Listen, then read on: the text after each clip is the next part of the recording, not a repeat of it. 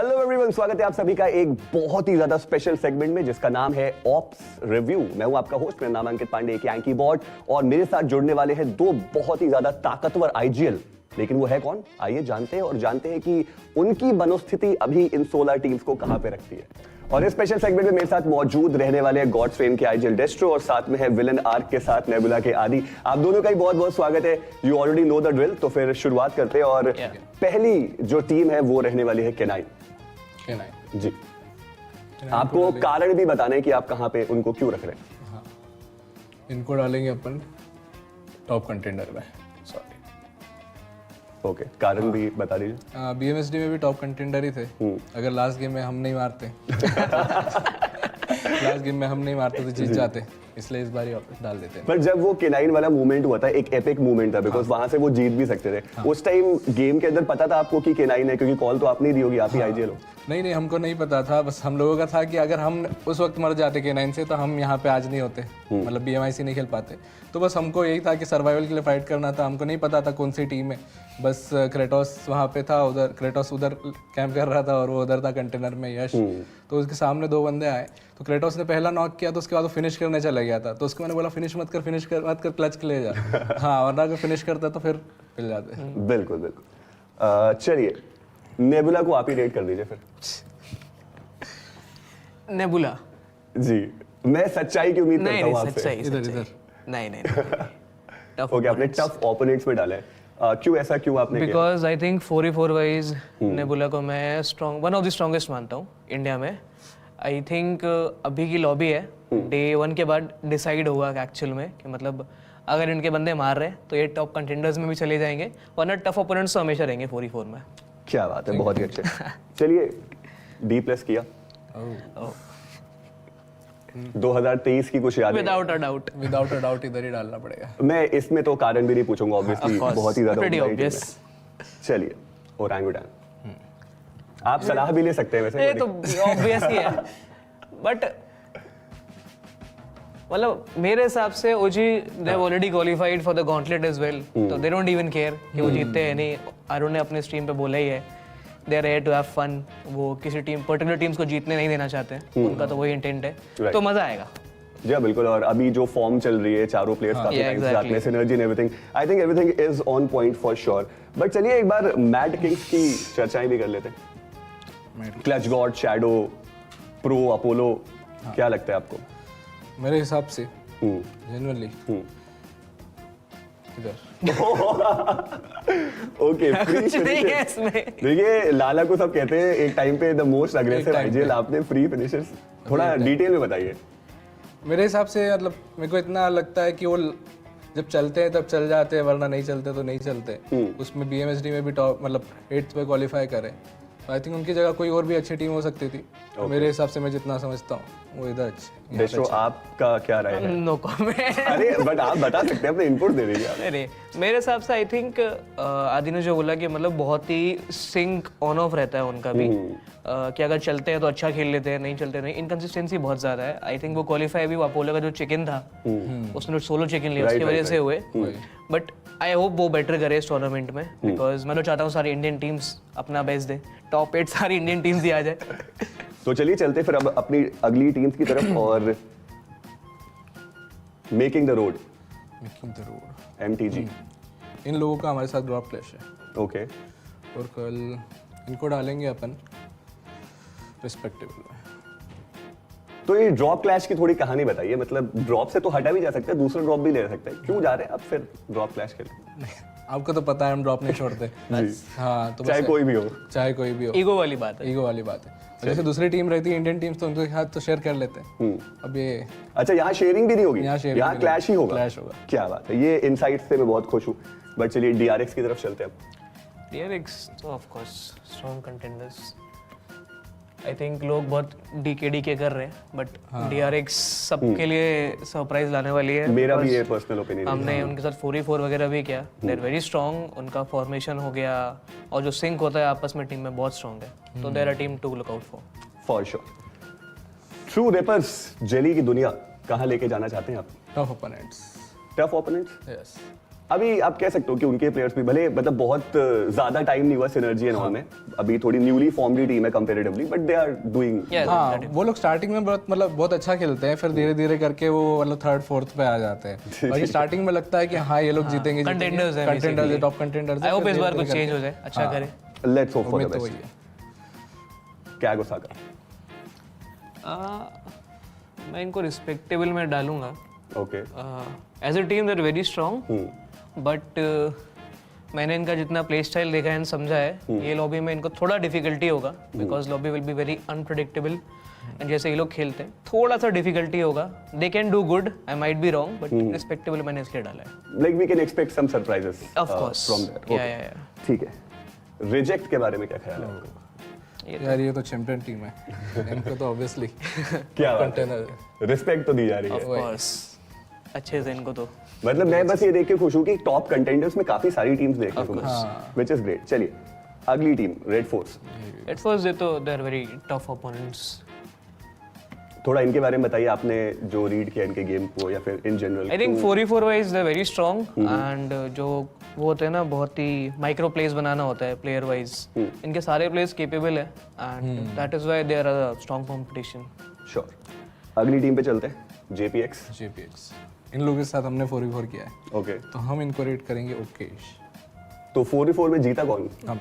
अच्छा जीत गए आप? क्या बात है, क्या बात है। तो क्या आपको खामी नजर आई इस टीम में या फिर क्या इनकी स्ट्रेंथ समझ आई आपको? हमने डीआरएक्स के साथ भी किया है और जेपीएक्स के साथ भी किया है। जेपीएक्स का ये था कि उनका होल्डिंग गेम बहुत ज्यादा था, वो लोग कभी आगे से इनिशिएट नहीं करते कि फाइट्स के लिए आगे आए वगैरह, ये बस होल्ड करते रहते। डीआरएक्स ऐसी टीम है जो घुस के मारती। Okay, perfect. अगली टीम की तरफ चलते हैं, रीइग्नाइट। They are tough. कोई कारण आप इसके पीछे देना चाहेंगे?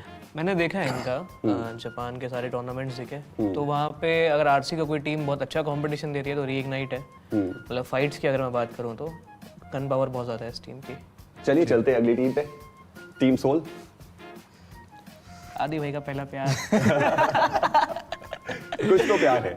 यहाँ पे भी ड्रॉप क्लैश होगा, इसमें तो नहीं हो रहा है। अब रोंडो में बचा ही नहीं है, सैनोक रहता तो हो जाता। इनको भी डालेंगे अपन टॉप ओपोनेंट्स में। क्या बात, ये टॉप 3 से आगे बढ़ेंगे तब बंद करेंगे इनको। ठीक है। मतलब अभी आप कह रहे हैं कि टॉप 3 में जब तक है तो आप टॉप इनको इधर टॉप ओपोनेंट्स, टफ ओपोनेंट समझ। चलिए अगली टीम मिस्टीरियस 4।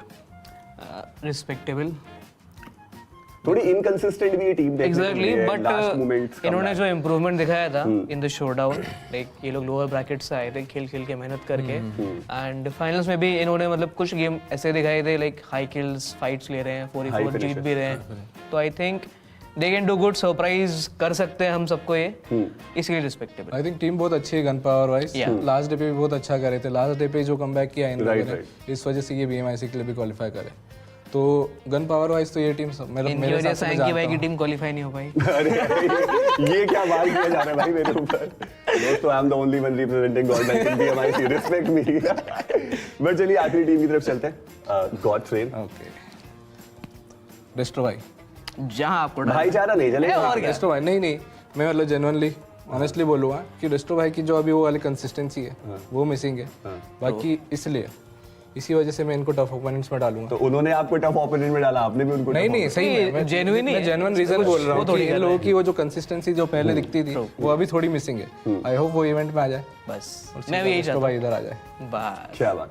तो दोस्तों ये था हमारा एक स्पेशल सेगमेंट, आई होप कि आप लोग को ये पसंद आया होगा। अभी के लिए चलते हैं सीधे एक्शन की तरफ। We saw legends being forged, historical moments being created, but now these historical legends, they're here for the crown. 18 matches and 3 days will decide who will be the champion for this BGMI International Cup. And I'm going to be your host, Crore, John, alongside with me on the panel. It's iSuper, Johnny, and Icy Baby 1-2. Guys, it's a long-awaited moment. We're finally over here. 18 matches separate the champion. Exactly, man. I'm super excited just to be here. It's one of the biggest moments for the BGMI scene in the country. Last time, I mean, just a few years ago, we had the teams from Korea show up. It was intense competition. Everyone enjoyed it. And now Japan added to the mix as well. I can't wait to see. This is going to be one of the most unpredictable tournaments we have ever had. Exactly. And arguably, this is by far one of the toughest lobby out there in BGMI history here. Yeah. This is the second time I've said it here. First time, it was during BMSD Showdown. In this case, the grand finals was arguably one of the best teams from all around India, but this time we have global contenders as well for the global title. We've got the best teams from 3 regions. One of them is also going to be Japan, the other one South Korea, and of course India itself. 8 teams competing from India, and guys, this time it seems like India's really put their best foot forward. Of course, man. I mean, we were talking about Showdown. IC just mentioned it. One of the most stacked lobbies in the Grand Finals for the Showdown. And from there, only 8 teams were able to make it through all the way over here. But they're also fighting for the money that's on the line. That's going to be 1 crore rupees. That's the prize pool for this International Cup. And of course, we all know it's going to be shared pretty well between these. And of course, the first placing team will get the majority of that chunk. 30 lakh rupees for them. The second placing team will get 15. The third one will get 10. And it's going to keep on descending downwards. But once again, it's not just about the prize pool. It's also about those 2 slots that are available towards the Global Championship. The first placing team, they will get a slot directly towards Gauntlet. The second one will head on towards the group stage. Yeah, that is going to be a very, very tricky situation as well, because when we talk about teams that are currently in the Gauntlet and group stages here, from these 16 teams, 3 teams has already secured those slots. In particular, OG pretty much guarantees a slot for the Gauntlet from BMSD, whereas for Dplus KIA and REIGNITE, they are having slots in towards the group stage. So their goal for BMIC is going to be very, very tricky, because if they take the #1 spot, they will advance directly into the Gauntlet and completely skip the group stage. Yeah, you would want to go there, right? You would want to make your journey once you make it to the GC a little bit easier, but that is going to happen if you are consistent with the amounts of points you get over here in the BMIC. And the point structure, as old as time itself, it's on our screens, we're used to it, but let's have a look at the new schedule. Yes, we've got the schedule on the screen too, and Rondo is going to be the first match that we're going to kick things off with. Once again, we saw the same schedule repeat even in Showdown in the past, but now the same schedules over here. 3-8 Wrangles back-to-back will be played, which will be match 2, 3, and 4, and then the final 2 games will be played on the map of Miramar. Now, this is going to be very, very tricky as well, because this map format has just recently been introduced here in BMSD Grand Finals. So technically, every single Indian teams that is going to be competing right now will have a little bit of a disadvantage in terms of Rondo. Whereas Miramar, Erangel, not that much of an issue, but Rondo is going to be something that I think the Koreans and the Japanese teams will have a very, very big advantage of. We've also got the participating teams on the screen. TrueRippers, K9 Esports representing India. Then we've also got MTR coming through from Japan. There's so many teams with so much potential. Honestly, I've got a lot of mystery and a lot of questions in my mind. Yeah, and there is going to be the toughest competition in the form of Dplus KIA, REIGNITE, being their Nongshim RedForce, another wildcard team, but we got to talk about the teams from our region as well. We talk about OG, there's K9 Esports in the mix. Absolute wildcards coming from India. Madkings. Everyone's been talking about everyone else. No one has spoken enough about Madkings. To be honest, Madkings, as you mentioned yourself, they're the wild card. Either they would go absolutely berserk, or they would be a complete flop. We all know. Let's be honest. That's how Madkings likes to play. But what about you guys? What do you guys think about Madkings? As of yet, when it comes to Madkings, well, Clutch God does have one of the most amount of experience out of every single India team thus far in terms of international experience. But in terms of consistency-wise, Apollo and also Shadow OG is the only 2 players in BGMI for 2025 that has attended every single official event. And even Mysterious4, newer bunch on the block, and I do feel like this is one of those teams that does have a lot of potential. Mysterious4 is probably one of the most consistent teams out there from our region. Hey man, and we're forgetting about Nebula Esports, one of your favorite teams in the recent days. They have been on fire in every single tournament they've played. At least for the last 4 months, they've been consistently making it to all the finals and doing extremely well for themselves. But this is a conversation that we are having about the teams from our region. Teams that we know everything about. But I see you've been mentioning again and again. Oh boy. The GC Trophy contenders are here. Yeah, it's DRX, D+. Yeah, based on the results as well, the Global Championships and also the World Cup recently that happened as well. We are talking about top contenders. Is going to be Dplus KIA, is going to be REIGNITE, and also DRX as well. These are 3 teams that has so much experience in the global circuit. And when I mean experience, they are the elite among the elite. They are in fact quite elite. And I just want to bring to the discussion Nongshim RedForce as well, NSR. Because since you mentioned the World Cup, was there commentating on the World Cup. NSR did not have a great start, man. First few matches, they got like 12 points, and the next day, they got more than 60 points. This team knows how to play under pressure, and they know how to bounce back as well. It's going to be very impressive to see how they adapt to the Indian lobbies. I feel like Nongshim RedForce is probably one of the most mysterious teams. There's Yeah, so much to pretty learn much. about them. There's so much you really want to get to know about them. And it's not just about them, right? There's so many teams even coming through from Japan, right? MTR, we've got a lot of questions from them. We saw their gameplay too. MTR is one of those teams that does not really like to take the fights early Yeah. on. No, see, that's the thing about MTR and also Reignite, right? Like, when we had this discussion with the Japanese talents as well here, they feel like they are a little bit more safe rather than aggressive as well. One of the most common things that the Koreans and also the Japanese teams that has been talking about the Indian region in particular here is that Indian teams are very, very aggressive though. MTR's worst nightmare is going to be Nebula Esports, and they're drop clashing on Nebula twice, and Nebula is not going to let go of them just like that. And yes, ladies and gentlemen, we are about to head inside of the opening ceremony, and not just that, even the host is waiting for us on the stage, and he's probably cooking something massive. So let's move on towards Rohit, and let's see what the man's up to.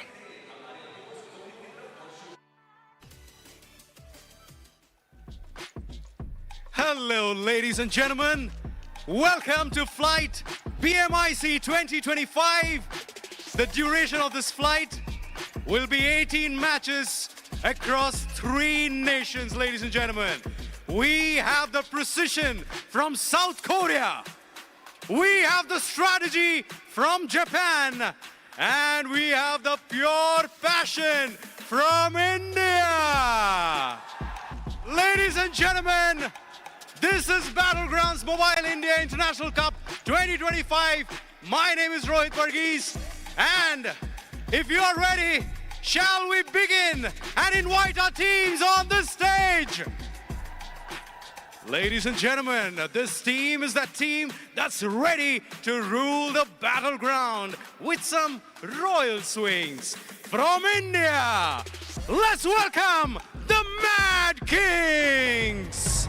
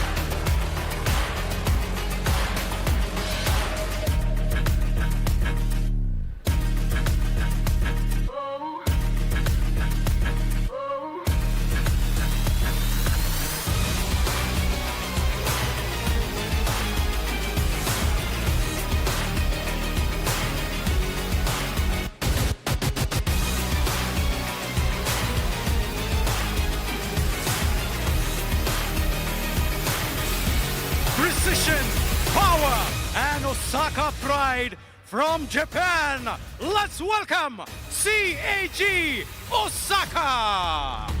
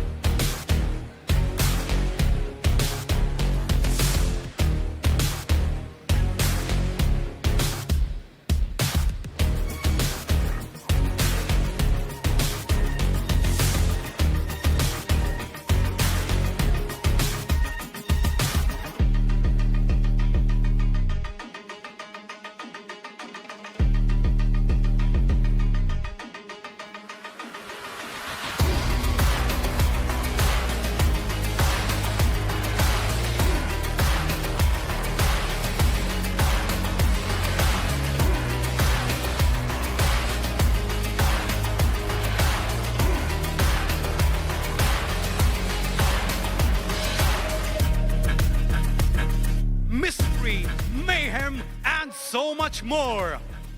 From India, it's Mysterious4.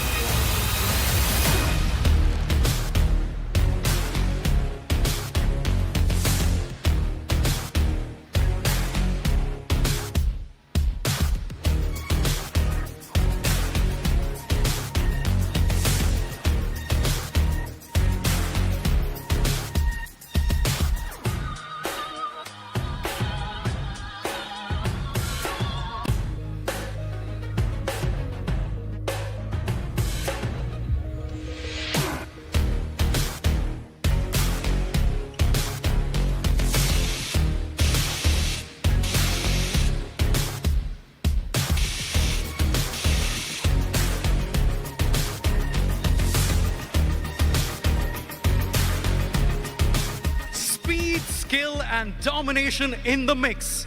It's South Korea's very own DRX.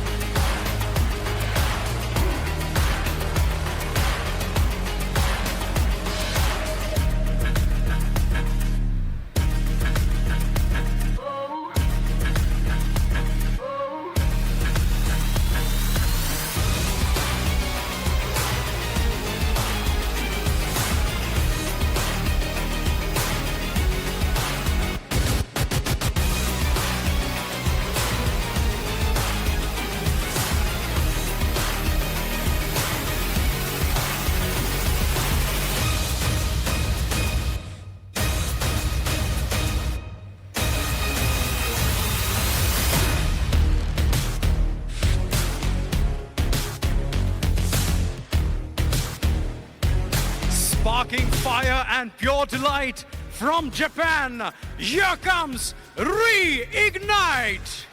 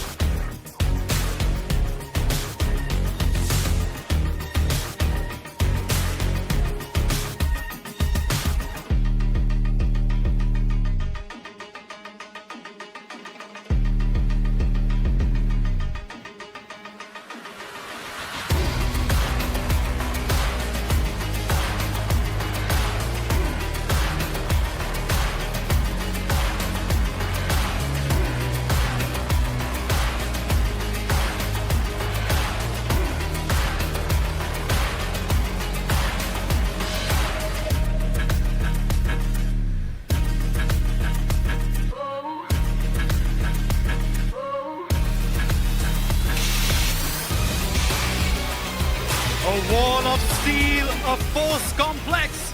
It's South Korea's Jecheon PhalanX.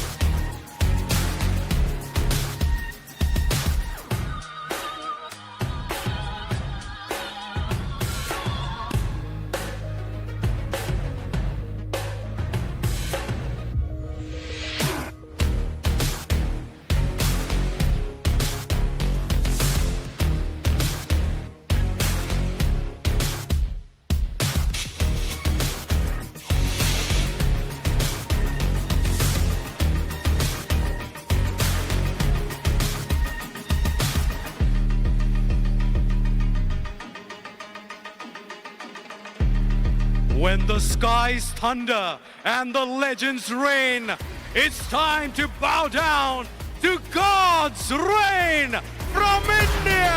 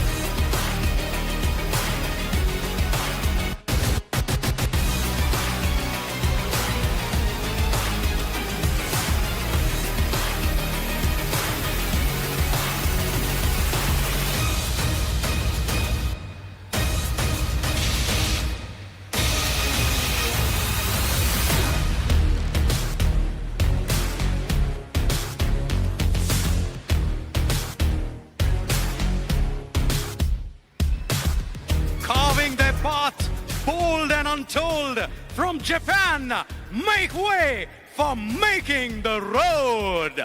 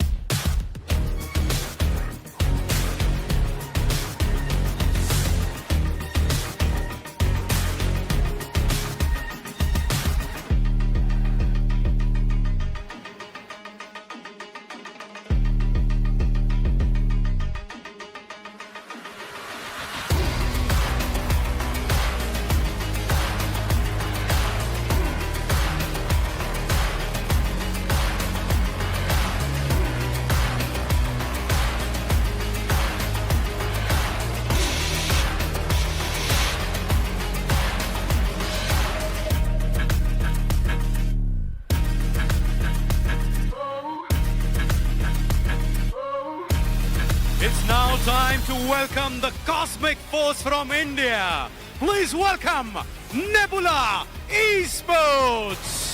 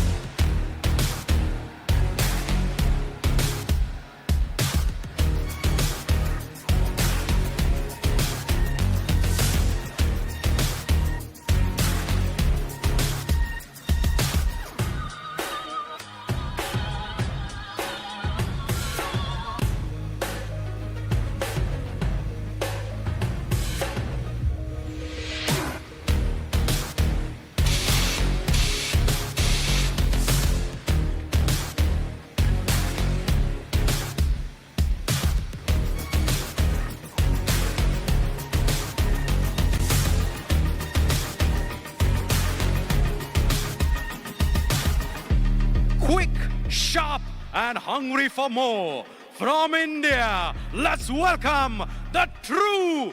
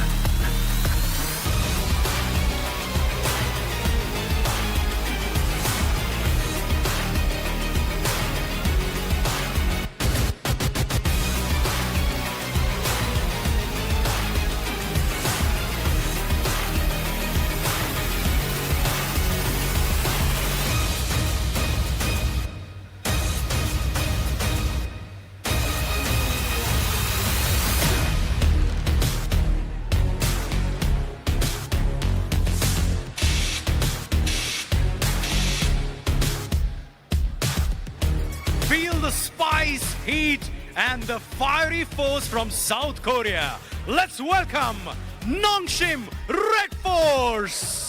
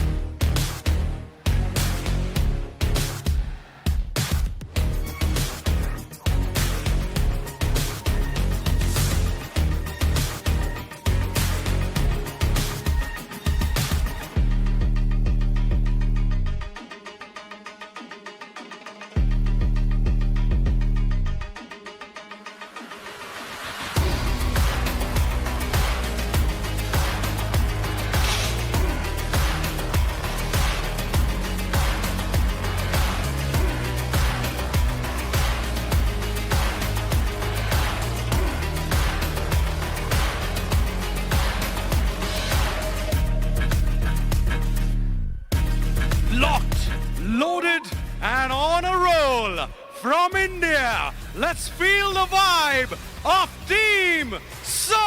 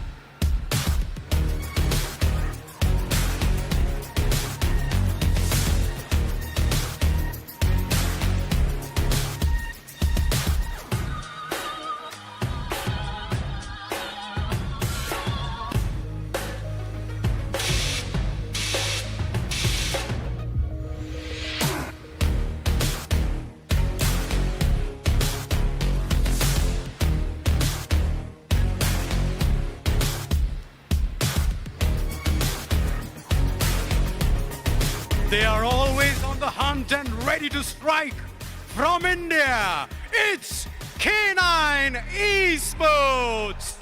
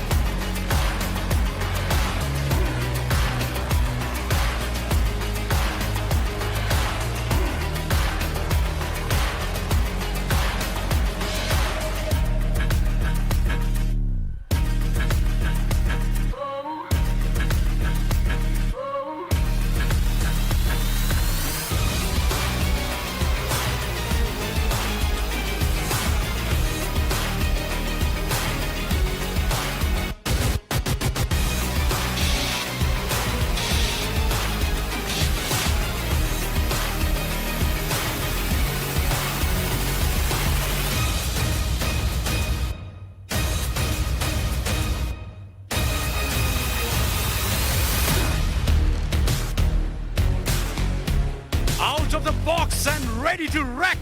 From Japan, it's Reject.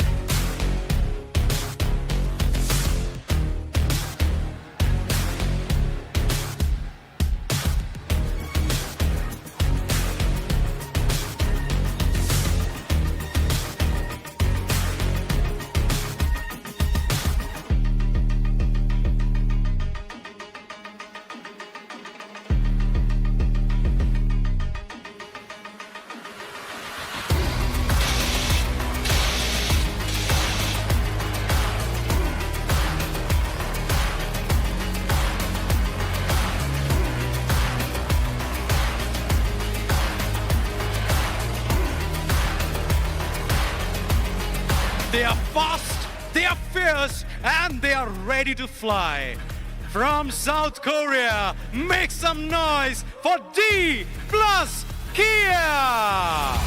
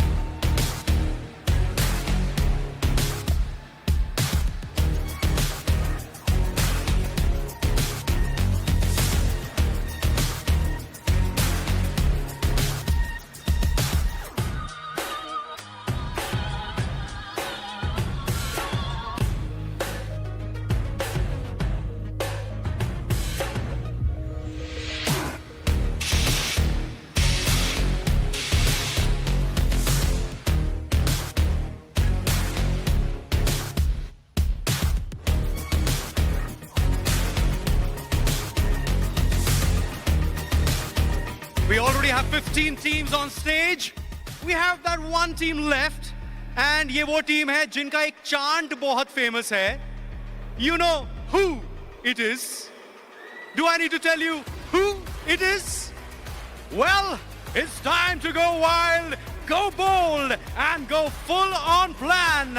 From India, it's Orangutan!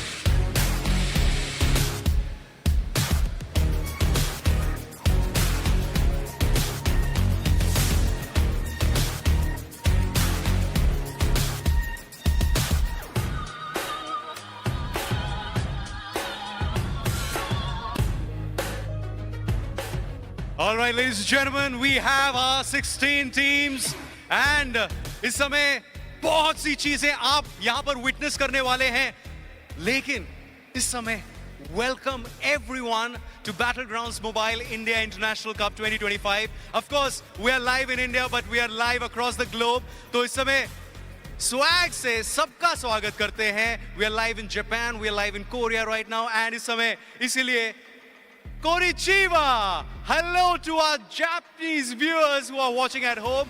A hello from India. एक बार, come on, Delhi, show us some love from India. एक बार दिल्ली वाला प्यार दिखा देते हैं. All right, that goes to all the Japanese fans out there. And annyeonghaseyo to all our Korean fans who are watching at home. And इस समय आप सबको बताना चाहूँगा कि दिल्ली में तो हैं. मैं ये भी बोल सकता हूँ कि नमस्ते इंडिया, लेकिन दिल्ली में है तो उसमें फील नहीं है. इसमें आपके स्टाइल में आपके लिए बोल देता हूँ कि हालचाल Delhi. All right, that's the vibe we are looking for. So without wasting any time, let's begin BMIC 2025. Let's take off.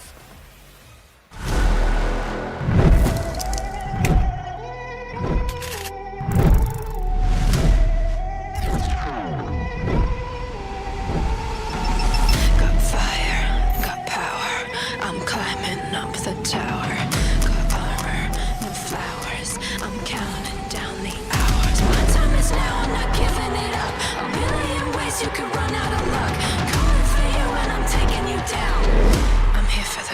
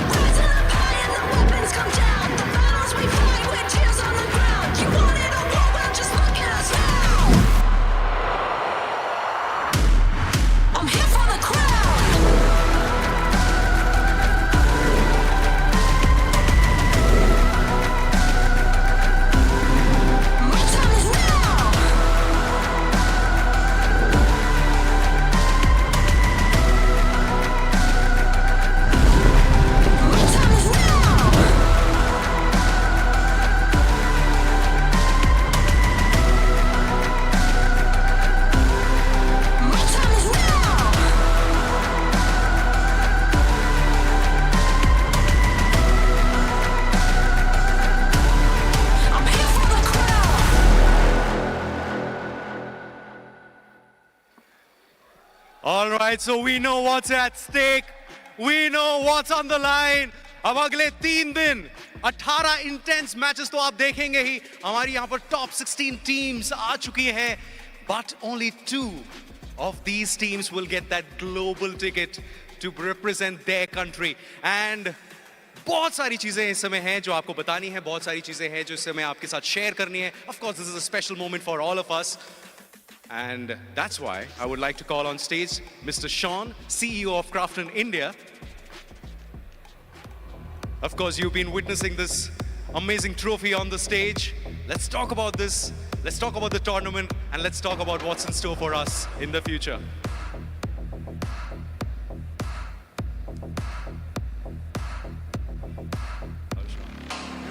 I'm good.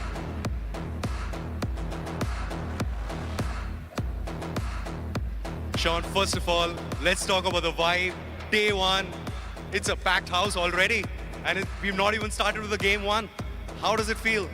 Feeling the vibe right now? I'm very happy to come back to Delhi with the BGMI Esports events, and I'm very humbled and flattered to have so much crowded audience today. Yeah. I would like to ask you one question, and I would want an honest answer from you, if possible. Which team are you supporting? I like the best performing team, as always. So in the last showdown, in BGMI showdown, I like the team with the animal name, with the sound of woo-woo. So that was my favorite team. We will find out today, I think, with the match. Yeah. But obviously we have the top teams from India, we have some amazing teams from South Korea and Japan also joining us. What's in store for us as a country like India, which loves the sport so much, which has given so much love to BGMI? How do you see the future unfolding in the coming years? Well, definitely, I think esports is now getting bigger and bigger in India. But I feel that we still lack international events like International Cup happening in India. Obviously, BGMI is the central piece of esports in India. So I can give you my words that we will work harder to make this kind of events more and more in the future. All right, so that's some good news for us. ऐसे और international events होंगे. That's what Sean has just said. And about Indian players, what's the future looking like for our Indian players after such an amazing initiative of the International Cup? Well, I think Indian players has now shown lots of potential to play, to excel in the international events. I think if we go slightly even further, I think lots of players and teams will go to the global scene and represent the country in a big way. All right, thank you so much, Sean, for letting this happen in India. And anything you would like to say to our amazing fans out here who, already, crowded the whole arena already? Yeah, I mean, you guys should enjoy the full from this event. Let's watch together. And there is something very interesting and peculiar about this trophy this time. We've been talking about, all of this is happening for the crown. It's happening for the crown. We've been hearing from our casters. I've told it a couple of times. What exactly are we expecting from this crown? Can you just tell us a little bit about this trophy? Well, I think this is newest design which I haven't seen before. Okay. I think there's some trick in the trophy. We will find out soon, I guess. You want to show us? All right.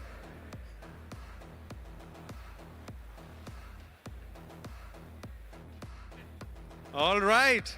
So this is the crown that we have been talking about. So Delhi, हमारी जो teams हैं, they'll be fighting for this particular crown. And I've been told that this crown will be only handed over to the winning team day after. Yes, it will be, I think it will be sitting in the stage safely. And then I think in the final day, we will find out who will claim this crown. All right, so that's going to be interesting. We'll have a crowning ceremony on day 3. But right now, we can keep the crown safely there. And Sean, before you leave, one last question. This is that question which has been running in my mind and a lot of minds out there. What's the roadmap? What's the plan for 2026, the coming year? Well, I cannot tell it right now. I think we will find out in the final day, the day after tomorrow. All right, so day after tomorrow, a lot to see and a lot to wait. So thank you so much, Sean. And let's start with the proceedings. Please, you can enjoy from the best seat possible. Thank you so much. Yes, please. Now the stage belongs to the player. All the best. All right, the stage is set, ladies and gentlemen. लेकिन दिल्ली, आप इतने शांत क्यों? मैंने सुना है कि दिल्ली में काफी पैशन है, काफी प्यार है बीजीएमआई को लेकर. बस इतना ही है. थोड़ा सा और प्यार सुना सकते हो. इस समय सिर्फ हिंदुस्तान नहीं, दुनिया भर के लोग आपको देख रहे हैं. तो एक बार दिल्ली स्टाइल में, एक बार अपने टशन में दिखा दो कि दिल्ली इस इंटरनेशनल कप के लिए कितनी एक्साइटेड है. कम ऑन जेले. All right, so let's start with some BGMI action. This is BMIC 2025. Let's head over to our amazing casters. I'm not gonna lie, that whole segment just gave me a lot of goosebumps. Yeah. And watching the house full like that on the day one itself, now that's something new for me. Exactly, man. As we started things off, this event, this BMIC, it's taking place on a whole another level, and every single detail about it is going to be so different from what we have experienced in the past, and that includes the matches themselves. Exactly as well. Speaking of the first match here, Rondo is going to be being played as well. This is where things get very, very tricky here, because officially all these 8 Indian teams has 3 games of Rondo experience, whereas the Korean teams and the Japanese teams have a lot of experience. The moment International Cup was announced, the moment everyone figured out the teams, everyone was talking about the drop clashes and Pretty the much. potential rivalries that might just happen. What are you guys' thoughts about that? I mean, it is going to be interesting to see which teams actually choose to fight early in day one itself. But we all know there are a few names that are not afraid of anyone. We mentioned this, Nebula Esports. They are going to be one of those names that might just go after those early fights. And why not? When you have the players that are good in early aggression, that are all about those 4v4s, all about getting those finish points, just get as many as you can in Rondo itself. I agree. But at the same time as well, I think the most important thing that I really want to talk about is the storylines that are going to be unfolding between all these teams. Obviously, when we talk about globals here, we have global contenders. We have the India's best A team here. But I want to bring it back a little bit in terms of history as well, because when we bring it back 2 years back in 2022, 2023, 2022, INKR actually happened, and guess what? Dplus KIA was the one that actually won it all, and the runner-up was actually none other than God's Reign. So this might be a little bit of a revenge match, small little stories here. Yeah, but the point is, the lineup was completely different back in the Exactly. day, Hey, right? Robin There was is still Ninja around, John, baby. Blaze. Yeah, I mean, Robin is still there, but still, the playing form was different, right? And that God's Reign had that spark in them, but we all know, right now, things are a little bit different for them. God's Reign, we all know, they barely scraped through the showdown, but yes, they're finally over here, and that's what matters. We all did see the teams walking in as well, and of course, the energy in the arena, it was absolutely electric. It was electric indeed, but I want to go back to the discussion about storylines. As I see you mentioned, it's not just about the INKR that took place. I mean, if you look at the regions and the teams competing from those regions individually, everyone has a lot on the line. Yep. I mean, if we talk about the champion contenders from South Korea and Japan themselves, they would want that gauntlet slot instead of going to the groups. Correct. Gauntlet means you are going to be, well, on the main event pretty much. But it is going to make their life a whole lot easier over there. Although, the teams that are chasing them, you talk about NSI, you talk about REIGNITE, missing out on the original GC slot in their region. They're going to want their hands on this one for sure. And then from our region as well, OG, they have done it. They have the slot in the gauntlet. But K9 Esports, if in the last game, by just missing one fight, when one fight it was, you miss out on the biggest opportunity of your lifetime, you're going to be upset. Exactly, I agree as well. And based on the storyline as well here, I think based on the favorites coming in towards BMIC in general as well, based on past achievement performance, obviously Dplus KIA, Reject is going to be a top name to actually talk about as well. OG as well, because they are the 3 champions from each respective region. Global championship experience as well coming from Dplus KIA and Reject. DRX also is going to be a team that you have to watch out for as well. So that's going to be something that I'm really, really excited to see for as well, because that is based on past performance achievements, right? Based on their results. But we know about the practice match of yesterday as well, is that a couple of surprising names actually popped up. And these two names actually represent India. It's God's Reign and Seoul. They did pretty well. Yeah, of course. I mean, look, God's Reign, to be honest, I had a talk with the man Destro himself, and the man was saying this time God's Reign will be aggressive. But let's be honest, God's Reign has been saying that same thing for the past 3 years, and we've never seen God's Reign actually be on the aggressive front. But this time, I've got a different feeling. Yeah, I agree with you. I mean, I have a different feeling, and I was talking to the other commentators over on the Hindi desk as well last night, and Fixes apparently did, in fact, go talk to God's Reign. Destro has been practicing a lot, but the only problem is that there's the other side to the story. Every time there's like one of these decorated players that has said that, oh, I have worked a lot just for this tournament, they end up bombing that particular tournament instantly. It's very, very unfortunate in that regards as well. But obviously, when we talk about this kind of things as well, here's a little bit of a side quest here in BMIC. We are talking about MVP contenders now. So when it comes to MVP contenders, the current standings that is going to be fighting for this here is going to be Osal coming from Dplus KIA. Of course. We have to talk about Reiji coming from Reject. We have to talk about Snowjot coming from Mysterious4. We have to talk about AKOP coming from Orangutan, and also Ninja Jot. Yeah. We have to talk about this. These are the 5 players that is going to be eyeing for the MVP. Without a doubt. Ninja Jot especially, we know this man's been in a red-hot form. Yeah. Speaking of Reggie as well, of course, Reject's one of the best teams out there in the world, and we know Rejects, at the end of the day, all it takes is that one massive game. The moment they find that footing, Reject will start to dominate once again. And speaking of Dplus KIA, what else do you really want to say? This team is like the burning torch consistency. In every tournament, they perform. So I had this conversation with the Korean talents as well. I asked them, what are your opinions on Dplus KIA? They told me this. Perfect. They're the perfect team. All-rounder, they're just perfect. I was like, well, considering the fact that, you know, every global championship champion, World Cup, they got first runner-up. They are truly an elite among the elites in the world. So, without a doubt. Yeah. Who am I to say they're not perfect, right? Generally speaking, I think they easily make it to the top 5 in the world. It's not even a question. But guys, we also got to talk about DRX. This is also one of those teams I feel like can pose a lot of threat to the lobby. I mean, they definitely can, because as IC was talking about Dplus KIA, yes, they have been phenomenal. DRX, absolute wildcards. And the difference between these two top contenders isn't much. It's the same thing that happened between OG and K9 Esports. You have one top-tier team, but the ones chasing them are equally good. It is going to be very intense today. Exactly. But hey, you know what else is going to be intense? This interview that's lined up on the screens. So let's move on to that.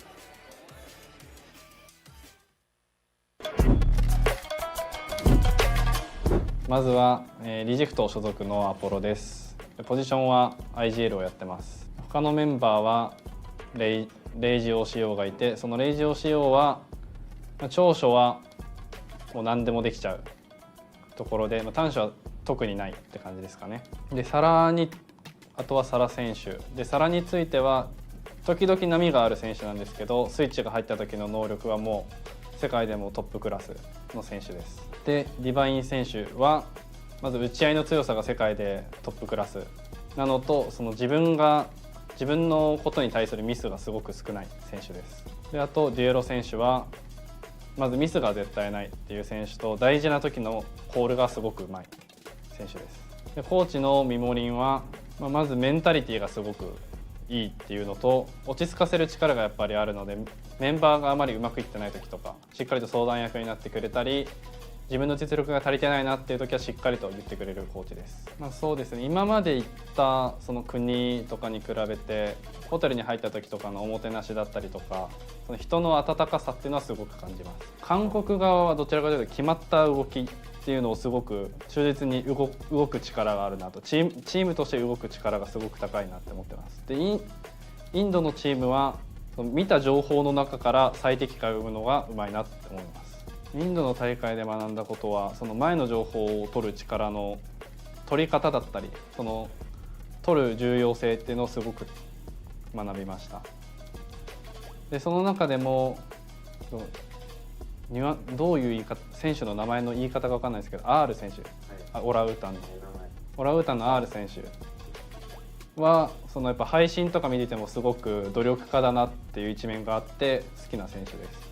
1位はリジェクトで、2位が Dplus KIAで、3位が DRX だと予想してます。DRX 別に、そこに関してあんまり有利不利とかはなんだかんだ大会が始まると関係ないのかなと思ってるのであんまり気にしてないです。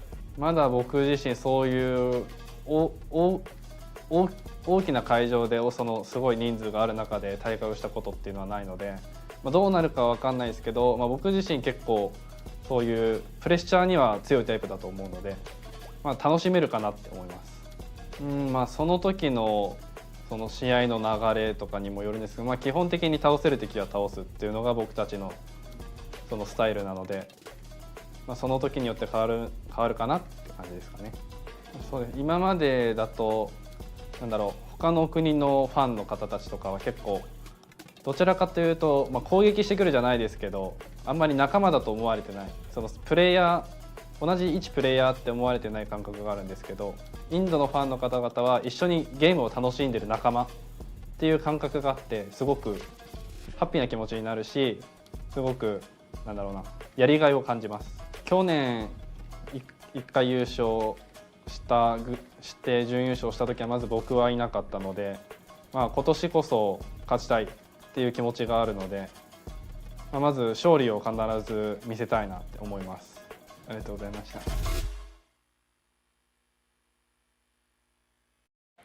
The man was quite confident in himself and his team. He said that he's not going to crack under that pressure, and he said the crowd will not overwhelm him. I mean, that can be the case for pro athletes sometimes. True. I've heard this from a lot of professional athletes that once you get used to it, yes, it doesn't impact you, but he also mentioned he has never played in front of a crowd this big before. You know, yeah, fair enough. But at the same time, I like that one line that he said as well about his teammate Reiji. That guy has no weaknesses. That is very, very scary as well because Reiji is a top contender for that MVP, and he is somebody that we have to be watching out for in his overall performance coming into the tournament itself.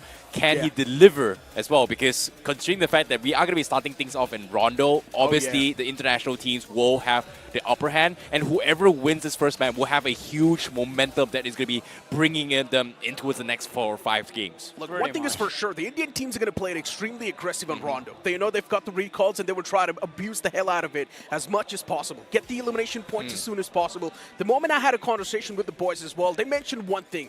If we try to play it passive and defensive, Dplus KIA will easily win the tournament. The only way we can catch them off guard is by aggression, and that's what everyone is keeping in their mind. That's the thing, right? When you are getting aggressive, there is a big possibility that you get to control the pace of the fight. You get to control the flow of things.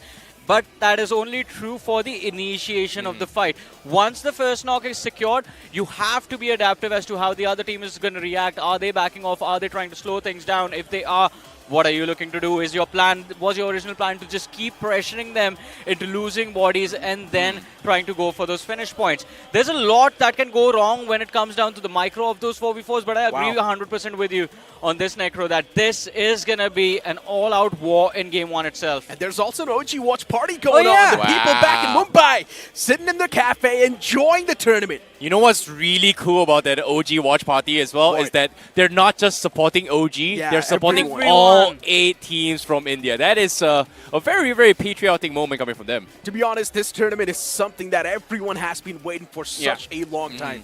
Years of grind, years of hard work, and now finally it's time to put it to test. And we all know there's only 2 slots, and the crazy part is there's so many big contenders. There's so many good teams, and maybe at the end of the tournament there's also a possibility that none of the Indian teams might be there in the top 3. Well, I'm just speaking of one of the possibilities. Hold up. What do you mean none?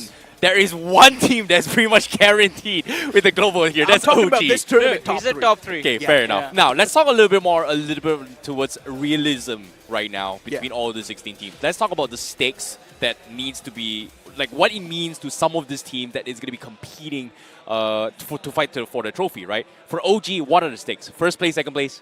Not really that much of a difference. They're already pretty much guaranteed it was a gauntlet slot. But for Dplus KIA and Reject, they were the champions. They already have a ticket for the Globals, so they have somewhat of a safety cushion. However, by lifting the trophy here in BMIC means they can skip an entire stage, which is the complete group stages. It's going to be completely ignored, and they will directly advance to the gauntlet. However, whereas the rest of the world, well, they are going to be eliminated here. Their journey for the circuit this year is over. Yeah, this year, that's the hard-hitting part. throughout the entire leftover year, they're not going to be able to do anything. That means November, December, just going to be sitting back and watching these teams grind it out, and of course, playing Duke it out inside of the global. It's only 2 months. Yeah, I was just about to say that. As an esports athlete, those 2 months, they're going to hit hard, man. What do you mean rest of the year? 2 months. It's only 60 days, man. But anyways, I mean, you do have a point, and especially considering that during those 60 days, there's going to be the GC happening. While everyone is going to be competing, especially a few players that you played against are going to be competing for the global title. You're going to be sitting at home watching their performance and thinking about what went wrong when you had the opportunity to strike. And of course, we are in India, we're in Delhi, so we're going to have some of the home crowd favorite teams on our screen. Seoul followed by K9 Esports. I was talking to Slug before the show began. Super relaxed, apparently. Yeah, I mean, Slug and Omega, they were just having their own banter as usual. Yeah. And Omega was literally beating Slug for some reason. I don't know. They were just having a lot of fun time. Yeah. All right, fair enough. But when we talk about international experience as well, God's Train does have a lot of experience when it comes to rotation here based on yesterday's performance in their practice match. Hopefully now with the full reset coming through here, day number 1 to kick things off at Rondo, things are going to be getting a little bit better here. However, let's feed what the fans actually want here. I know for a fact that Indian fans want to talk about this here. When we talk about legends to potentially represent on the international stage, Goblin and Jonathan are 2 names that always being brought up as well. And unfortunately for Jonathan, his run is over, but Goblin is here. Do you think Seoul stands a chance? Man, Seoul does stand a chance. I will start off with that. And the other thing is, there have been names that have done quite well on the international circuit. Majority of them aren't here. One of the names is still Ronak, I think, with OG has been helping the team in the backlines. But I also want to say this, I mean, it is going to be very interesting to see how now Goblin adapts to this, because as we keep talking about Goblin, you can't really ignore the fact that there are extremely gifted mechanical players on the other front as well. And this time, every comparison begins. I know, right? I mean, especially with you bringing up Goblin, I do understand. Recently, even inside of the showdown, it took a while for the man to actually wake up. But when he did woke up, we all did see the performance just instantly go up for the entirety of Seoul. They were constantly dominating, and even when we had the conversation back in, one thing was clear. Seoul's 4-4 fights, they're extremely strong. By the way, I have a hot take. I want to know your guys' opinion on this. I get the same feeling from watching TrueRippers that I get from watching Dplus KIA. Hold on for the break of the end game until there are like top 5, top 6 teams remaining, and then just grab as many eliminations as you can just to close out the match.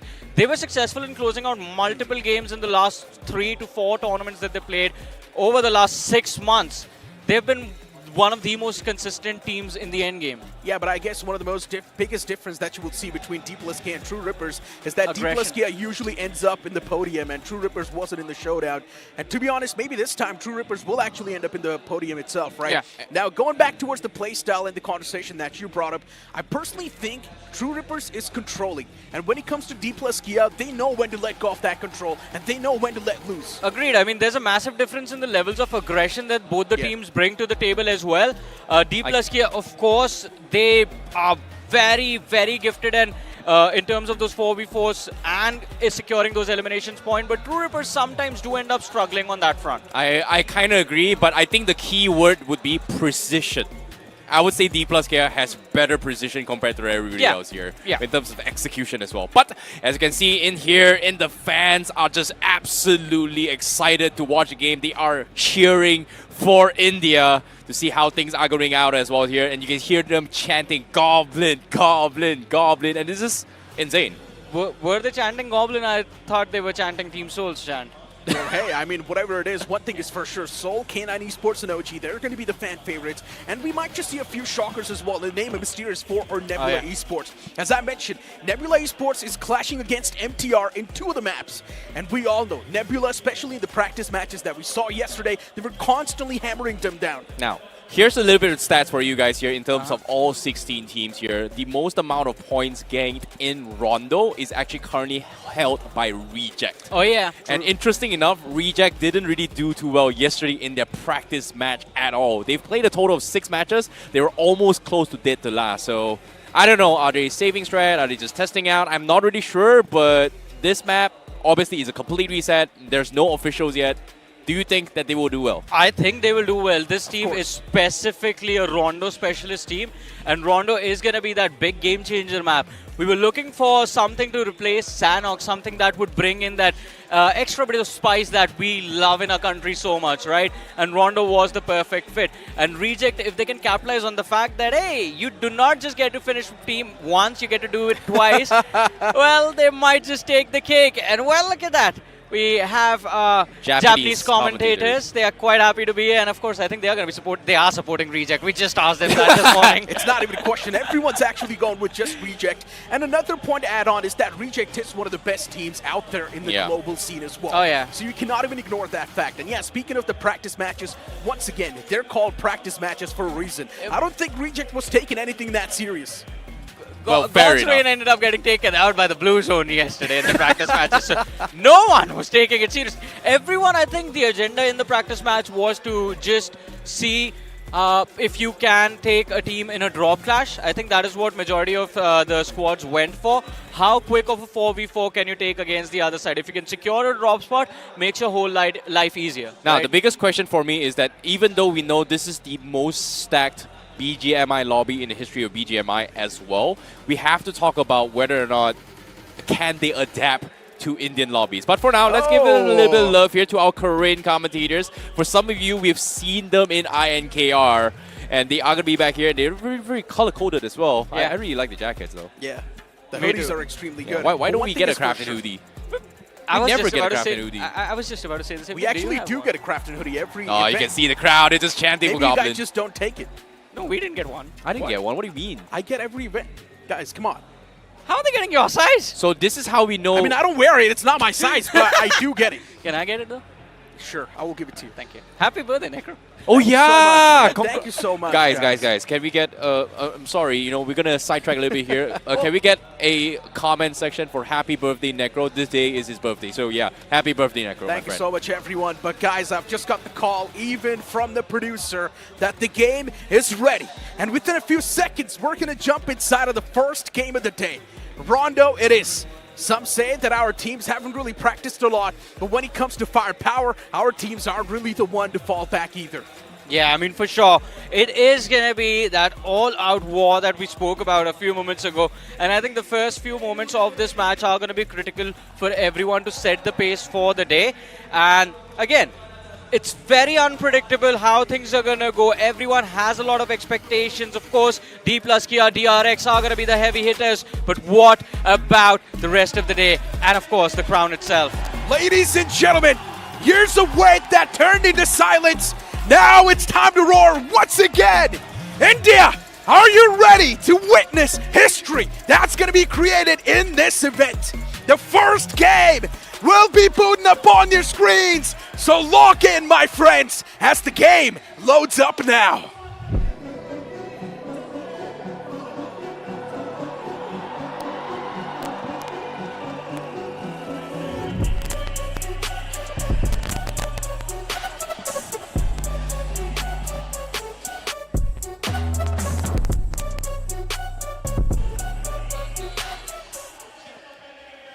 Ladies and gentlemen, welcome to the first match of the BMIC 2025 here. It is going to be the map of Rondo, and things are going to get a little bit spicy as well, because now, interesting enough, in BGMI history, despite the 3 matches that we have seen in BMSD, this is the first time we have a dual flight path. Hey man, and in classic Rondo fashion, right? As you mentioned, the first time we're witnessing that dual flight path. Welcome to India and welcome to Rondo, India as well. It is going to be interesting to see how these teams take up this challenge though, because both the flight paths, yes, there is intersection, but one, I think, has allowed NSR that extreme northern drop. They're going to be able to start off at their own pace, and look at that. Nice little control of the recall tower as well, but right off the bat, Dplus KIA taking on, making the road, and it's going to be punking things off as Ships is going to fall. This is a very interesting clash as well, because REIGNITE is going to be joining the fray here, and this 3 teams getting shut down means that this is opportunity for India to score some points. I mean, see, it's Rondo. You think about it this way. These teams are going to end up securing and distributing those finish points amongst each other. If anyone else who's not going to go for those fights early is missing out on those finish points. But Madkings going up against DRX. We see their name on the finish feeds. Trade coming in from either side. Apollo strikes. QZ, he's going to drop, hit the floor. And Madkings, at the new X Factory, we've seen it in the matches that took place in the showdown. They were actually dominating these fights. Okay, but you know what's really interesting as well? Because now Dplus KIA and DRX, the favorites coming into the game number one, has taken some casualties in this game. And even OSAKA is getting jabbed by REIGNITE. And what am I watching? The global champions are getting completely shut down on the finish feed. And one more thing that's happening. Dplus KIA, they're down to the last man. Yes, recalls are going to be there, but are they going to get an opportunity? But Clutch God, what was that? A trade comes through so easy, sprays him down, but the nade from Clutch God gets the knock. And the question is that the end? Madkings, they've secured 3 elimination points for themselves. Recall still available. Well, it seems like based on the performance right now, Madkings, they're holding on. They get the reset, but they do need to find some meds here on towards the X Factory. And at the same time, seems like they have scared off their opponents, and this is a major win for Madkings as of yet. Dplus KIA and DRX are completely in the gutter right now as they need to use those recalls. DRX was able to get the reset, to get those recalls, and they are back with 4 players left. And OG, they were able to farm a couple of finishes off JPX. And interesting enough, ooh, that's a confirmation here from OG. That's another point in the back. I mean, OG, they know how to handle this pressure as well. The winners of BGMI Showdown. Oh, look at this. I see. We spoke about this, making the road. They went after Dplus KIA.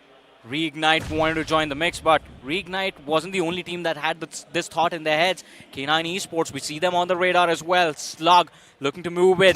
There is a recall tower just on the periphery of this city. It could make this fight extremely interesting. I'm just trying to see where that last man from Dplus KIA is. Fabian, he's gone all the way towards the eastern edge of the map. Yep, at the same time as well, this fight here has attracted a lot of attention as well. K9 Esports are circling in, and that's the first thing they do. Guard those recall towers coming out from this fight. And now REIGNITE, they open things up. MTR loses another player in the bag. Oh, MTR, they are going to be pinned in that building. It's going to be a difficult escape, and there it is. Pine knocked out as Taki wants to move in. Aibo, he's fighting for his life. Nagon knocked out, but miss. He finds the trade as Aibo falls. And well, MTR off to a great start, at least in terms of finding the initiation for the fight, but they just have 1 finish point to show for it. K9 Esports though, now that late entry, it can pay off. They can capitalize, get these 3 points to their name. Yeah, they have to wrap things up as well. No team has been eliminated yet. But what I do know, JPX, they still have recalls. Dplus KIA also still has a recall.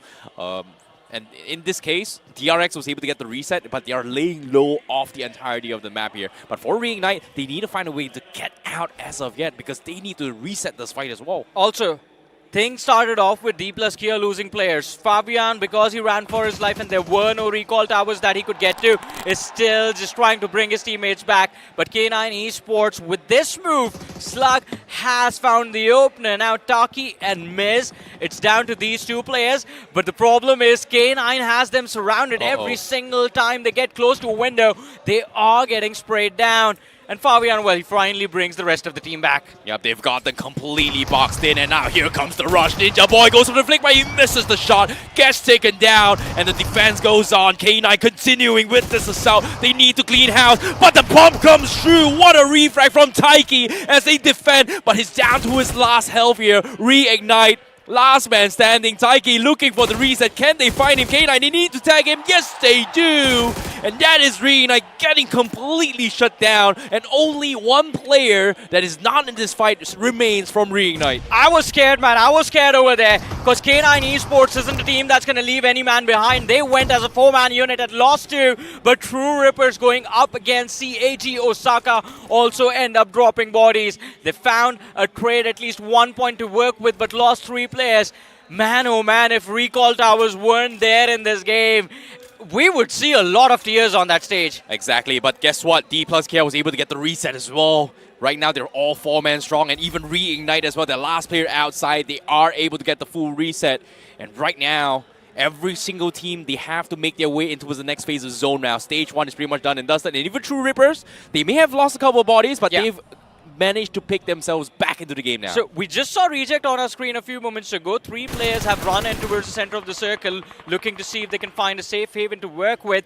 By the way, Sarah from Reject, he's still towards the northern edge, and he was quite close to the players of OG, who are caught in an EMP field right now. So OG is going to be, well, in this basically their own 7th circle of Dante's Inferno. Yep, it is going to be very, very tricky for them to actually get out, but what I do know is that despite all the chaos that is happening throughout the entirety of the map here in Rondo, is that REIGNITE is currently in the leaderboard with 7 finishes in the bag, despite being taken out just now. That was a massive win from Taiki, though. Yeah, Even though they have a safety net of recall, he played absolutely out of his mind. He was able to get a couple of points off K9. Exactly, man. Hey, points are points. Yeah. Doesn't matter how you get them, and that was a brilliant play as well. It's just that he was outnumbered. It was a 1v3 situation for him to deal with.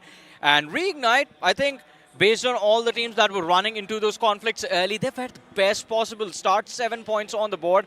The players are back in action as well. There 1 recall available. Not a big deal. Let's see how they use. Yeah, and as of yet, every single team, they're playing this very, very cautiously now. You know, recall's a little bit bled out so far, I would say.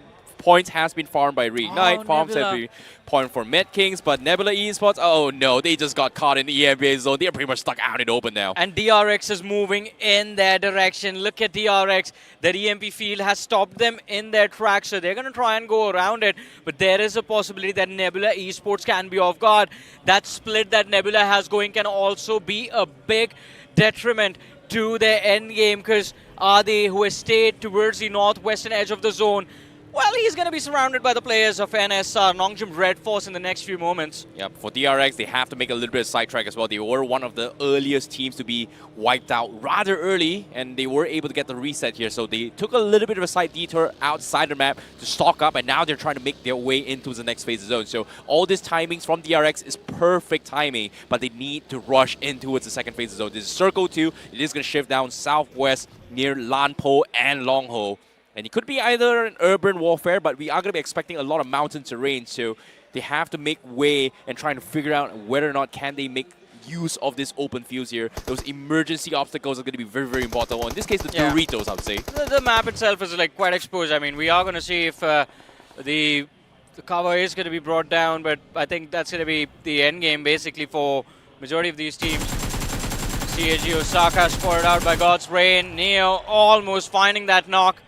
Could have been an easy finish for the squad, but unfortunately a few shots whiffed, and he's going to have to pay a heavy price for that. Or maybe, because, well, they don't have any cover to work with God's Rain for now. Yeah, it is going to be very, very tricky as well. But you can see God's Rain, they're trying to make their way inside the zone. They have to push into CAG and Delta. They're going to try to make a couple of jabs here, a couple of drive-bys, and CAG OSAKA take a little bit pit stop, but guess what? The vehicle exploded, takes out a player, and Delta goes down, and here comes Justin with the trade. Sheep does have the high grounds. He needs to go for the jump shot, and yes, he will connect. Neo could not react in time, and CAG OSAKA holds on, but the pressure continues. Neo from outside still pressuring and peppering their way through, and Sheep, he needs to try and clean this up. He needs to pick up his compadres. The nades comes in. Neo looking for those confirmation points, and yes, he will get some. They get the confirmations. Neo finds the knock as well, and CAG OSAKA, they're going to be down to their last man. They are going to try and run for their lives. CAG OSAKA, they only recall 1 player in this game. They still have 3 more remaining. But I have to say, there's God's Rain, specifically with Delta.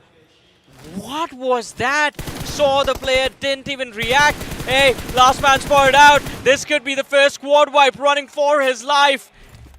That was scary.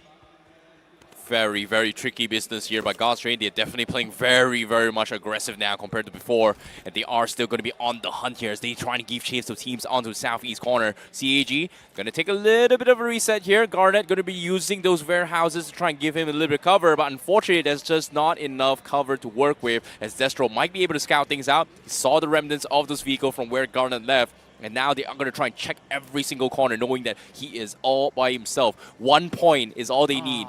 then this is what Yeah. exactly they're going to be hunting for as well. Destro going to be running out in the open here, trying to bait some sort of reaction. You're clearing all the angles, but Garnet, look at him. He's just being so quiet in God's Reign. They're checking every single corner. But this is the one corner they're not checking. They're going over to wrap around. Garnet finally fights for 1 versus 1, but he loses his match against Delta. And that is going to be the first team eliminated here in the first game of BMIC. Yeah, the first team to go out, CAG OSAKA, at the hands of God's Reign. And I have to say, that's a little bit of redemption for Delta as well, because as we were talking about it, Duel messed up a few moments ago. This time it was a pixel of HP, but hey, as long as you win, it's all okay. And CAG OSAKA, no matter what happened, they were always going to be in trouble, because you look at the map, MTR, TrueRippers are also present quite close to where the players of God's Reign are. And when you hear those shots go off, you are going to challenge in, and that is exactly what happens. As MTR moves in, they run into the players of God's Reign. God's Reign has found an opening, but the question is, can they keep going? They've just recovered from a very intense fight. Now, based on this circle as well, this is going to be a very tricky terrain to navigate as well, because if you pay attention to where Mysterious4 and also where Nongshim RedForce is, there are 2 mountains in between each other, and Nongshim RedForce does have the capabilities to try and gatekeep every single team, but that's the problem. Are they at the tippity top of those cliffs? It's going to be very tricky. But as of yet, it seems like they are going to be surrounding around them here, so nobody has some sort of an insane high ground advantage. Yeah. So that means if they are right underneath it, they might be exposed to off angles from outside that may punish teams in the middle. I mean, it is going to be tricky, as you mentioned, dealing with that situation. They're trying to play a blind spot, but Madkings, as they try to run away from the players of OG, they find themselves running into the arms of JP. And even though the trade has been found, he needs to make those big plays that we saw from him during the showdown. Sludgegot still there. JP moving in for those frags. Sludgegot, he has the shotgun, no HP to work with, finds the knock. I think it was the nade coming in from the outside that led a little bit of assistance, and it was Sludgegot's nade himself. But he's going to be the world of pain. Is he stuck in a 1v2? I believe he is. He's the last man left alive for the team. And, well, JP, they want to charge him right now with the S12. Can they find the frag? That's another team out of the way. And it's going to be Madkings eliminated on that 14th spot. Yep, they are going to be eliminated here with 5 points, but K9, they're still outside the zone trying to make way here. And guess what? They might run into TrueRippers. Also, something has happened. MTR has also been eliminated, so 3 teams have been taken out. K9 Esports running into TrueRippers, as you mentioned, losing bodies. But Hydro, he takes damage from the blue, and the third party comes through from the side of God's Reign. They're all stuck outside the zone. This is Circle Tree. It doesn't hurt really that much, but TrueRippers, they're gobbling up some points. And K9, they get completely shut down here. They've lost a couple of members, but they're not out yet completely. As TrueRippers, they're still gatekeeping their way through. They've done their homework. It is stage 3, but the moment stage 4 starts to begin here, this 2 first aid kits on Kill Lamau is not going to be enough here. As you can see on the southeast corner outside, right at the bottom right of the screen as well, there's still at least a kilometer away from the zone. Also, K9 is out of recalls. They don't have any left. They used all of them in the early action where they did try to secure a few extra points. They only got 3 from that though. But looking at the shift of the zone, Mysterious4 now in the prime spot to actually just keep their heads down, wait for the teams to start losing bodies, and towards the end, just straight up go for a chicken dinner. Oh no, they need to be quick right now here. K9 Esports, they need first aid kits. But in case you missed out on the action prior to this as well, this is God's Reign accidentally having a little bit of a small run in with CAG OSAKA, with Sheep with a massive lead from the off angle on top here, was able to get a jump on them and shut them down. But with Neo clutching things in here, it feels like, okay, God's Reign, they finally live up to their words of playing aggressive. Because this is the most aggressive we've seen God's Reign play all 2025. Robin was so happy. He was so happy. That's the happiest I've seen him in a long time, man. And seeing a smile on that face puts a smile on my face as well. But TrueRippers now. Oh no. It is NSR. They have found the opening. They have found the openers, and they are going to keep piling on this pressure on the players of TrueRippers. NSR, one of the few names that has completely avoided any early conflicts, now getting involved in the fight. They're going to be the most comfortable when it comes to the loot in terms of the utility that they have. Harsh, Oh, yeah, the wow. splash damage was going to get him at that distance. That's very, very unfortunate from Harsh. It's just a small little pixel, and Nongshim RedForce was able to claim them. But at the same time, they've got bigger objectives here. Nongshim RedForce, they don't really want to give up away control. They got the knock. They are going to try and reposition for inside the zone as well. They're currently in the southwest corner. They don't really have a good place to work with yet. As you can see, the entry point to the next phase of zone here, Soul's got them marked up, and they've made a couple of dips here to try and keep themselves up, but the random blind sprays from Nicole was able to find a knock on Beanie, and Nongshim RedForce has to sacrifice Beanie now. Yeah, they can't just take both the fights at the same time. First, TrueRippers is the team that got their attention, but now that distraction has benefited the players of Seoul. Joker messes up, spotted out by Doxy, and he finds the knock, but as we said, NSR surrounded. Seoul putting up the pressure. TrueRippers looking for revenge, and well, Reject can't get involved as well. You see that one isolated player towards the south of the radar. That's Sarah from Reject. Yeah, it is very, very unfortunate as well, but Nongshim, they're not making things easy here for Seoul to actually claim up this points, and Joker is still down, Knuckle as well, and currently Nongshim, they have set their eyes here. They've repositioned, they are going to gatekeep Seoul, and until Seoul has been taken out, they cannot do too much. However, legit, he's got an off angle, he sees TZ up close, the nade comes through, but oh, no connection here. Forced to back out, and now as soon as he makes a mad dash from the sides, guess what? Reject is there to intercept him as well. He's the last man for the team. What is he doing? Legit. I mean, Seoul still, I believe one recall was available to them. They did utilize the other three in the extreme early fights, but now he's outnumbered. It's 3-1. Yeah. Nay, let me correct myself. It's 6-1 because Reject has just walked in. There he goes. Gets picked up by Sarah.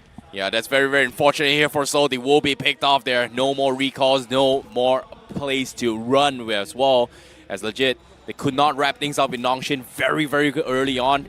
And it just got dragged down, and Reject was able to capitalize on this. And as soon as the zone shift as well, you can see Reject immediately reposition for the zone to try and get a little bit more space inside. And interesting enough, Johnny, there's 11 teams alive in Stage 5. And look at how much space is available inside the zone. Hey, there's just so much open fields. It's Rondo, baby. I mean, as long as the recalls were there, everyone was just, well, still there pretty much in the game. But now the recalls go away, and this is where things get extremely tricky for every single team that's just not left with enough bodies, because now you have to play it as a standard game, and one of those names is going to be God's Reign down to their last man. But on our screens, we have OG. Quite close to the players of Nebula. Fight might break out towards this northeastern edge of the circle. And if it does, they are going to draw attention of the players of Dplus KIA, who've been lying in wait after losing, well, almost losing their lives within the first few minutes. That drop clash against REIGNITE being there as well. Since then, Dplus KIA completely faded away. They protected their numbers. They have good control of the circle, finally visible on the radar.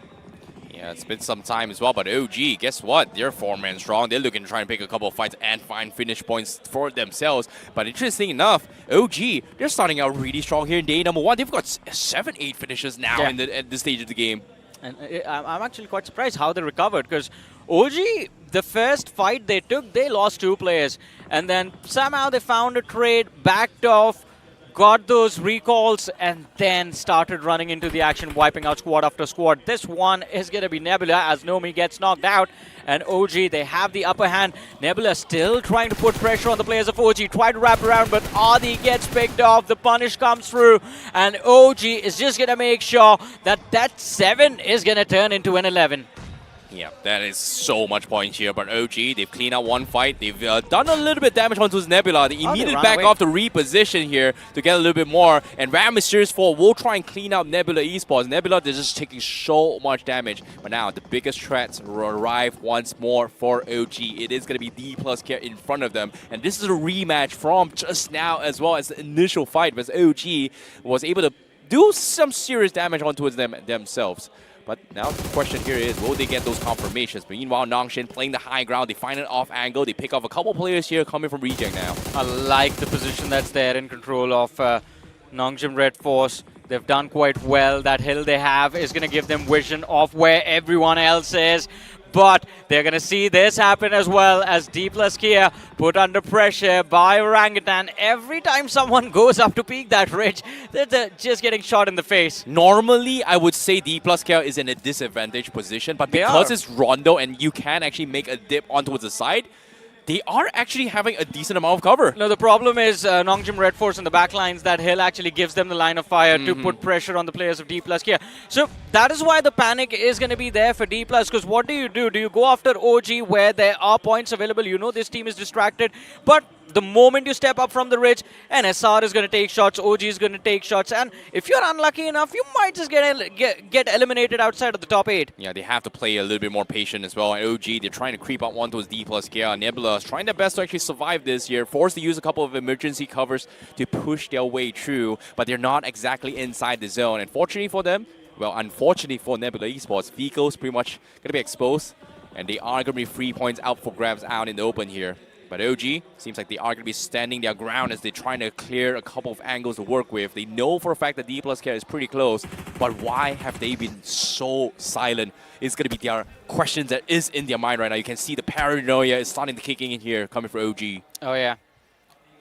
I mean, more than the paranoia, I want to see if they figure out that they have run out of a lot of util that they've committed to try and take out the players of Nebula Esports, to try and go after Dplus KIA.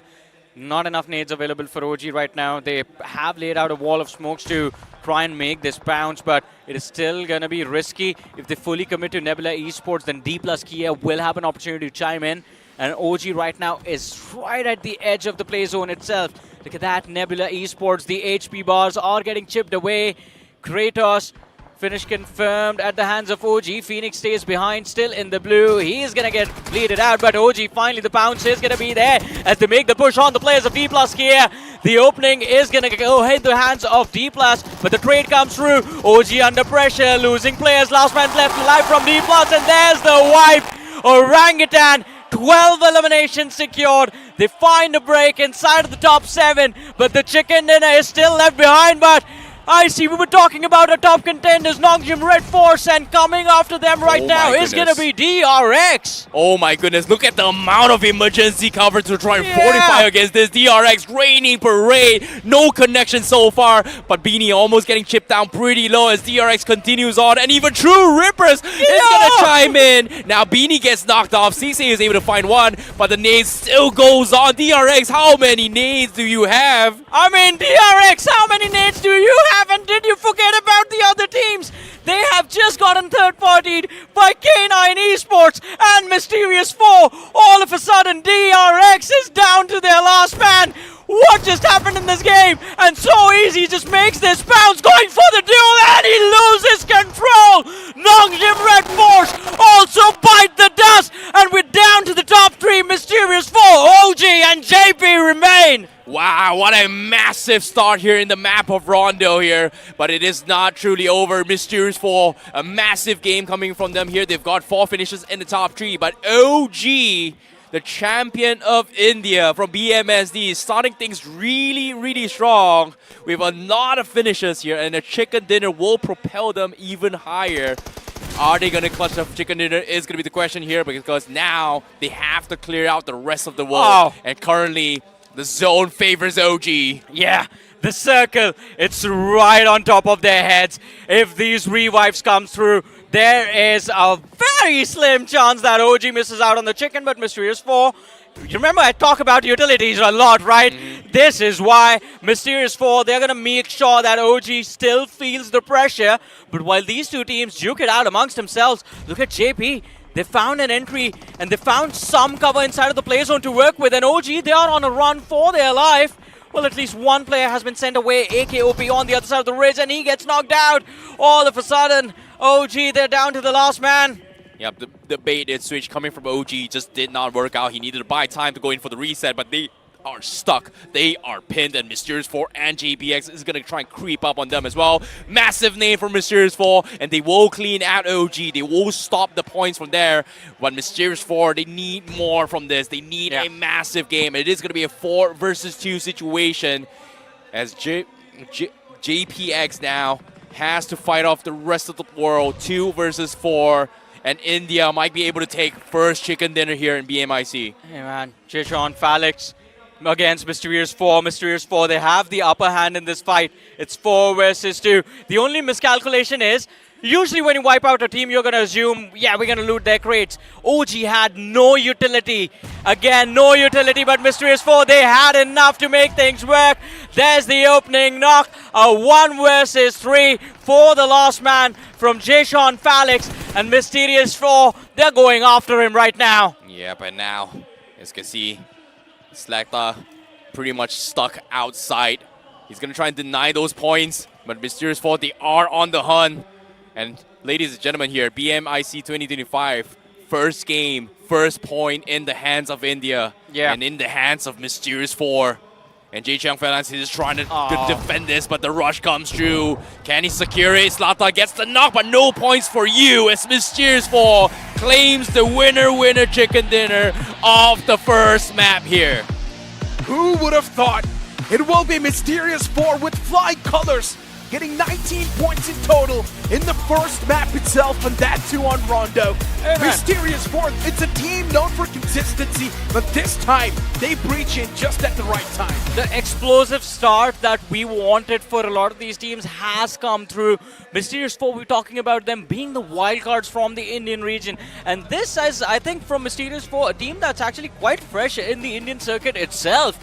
This is what gives you morale boost. This is what keeps your confidence high. But let's not talk about OG. They pretty much were on a destruction spree.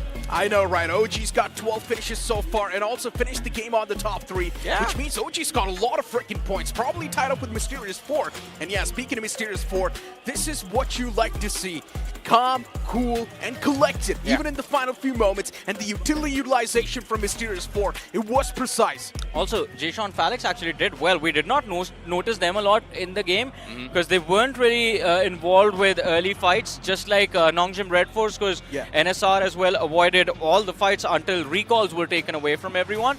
JP did the same thing, but they got 5 to 6, I think 5 eliminations and a top 2 finish. It's a decent start to the day as well. I think the 4 major players in that final zone here was actually controlled by DRX, Nongshim RedForce, TrueRippers, and also OG, especially from each individual corners, which resulted in this huge cluster of teams forced to play outside the zone. But Mysterious4 was one of the smartest ones, because when two major forces in terms of control went head-to-head against DRX, and also it was between DRX and also Nongshim RedForce, Mysterious4 was able to capitalize on that alongside with TrueRippers. That was the biggest change in terms of power dynamics on how the game could have gone for either of the teams here. I think, you know, there's this thing when top contenders are busy fighting each other, sometimes they just miss out on the fact that you have to be worried about the little guys as well. They're going to be the ones that are eyeing your throne, and that happened to Dplus KIA, OG, DRX, NSR. It happened to the players of Reject as well, because these Titans thought, we still have numbers, we're going to try and see if we can go for complete wipes. And while that started to happen, so many third parties kicked in. Mysterious4 ended up picking off DRX like it was nothing. KRAFTON got a few extra finishes for his name. Kind of saved the day for NSR just for a few extra seconds. Agreed. And as of yet here as well, based on this game, first game itself, you can see the hunger from each and every single region. The moment we realize that, hey, first place of whatever is not going to be region-based as well. So that means we can snatch a slot of a different region. So that means getting number 1 and number 2 right now, I'm going to the global. So probably that's you can see the hunger is coming in. Yeah, that's going to be the main priority for a lot of these teams. But we also had a conversation around the fact that a lot of these teams, especially in the game one itself, they will try to test the waters. Know exactly how the lobbies function. You know exactly what the game plan is going to look like. But since we know the game 2, it's going to be played on a completely different map, and that's going to be the map of Erangel. Classic grounds once again. Things need to be tested over there too. Before now, let's move on to a quick break. Do not go anywhere. On the other side of the break will be the stats.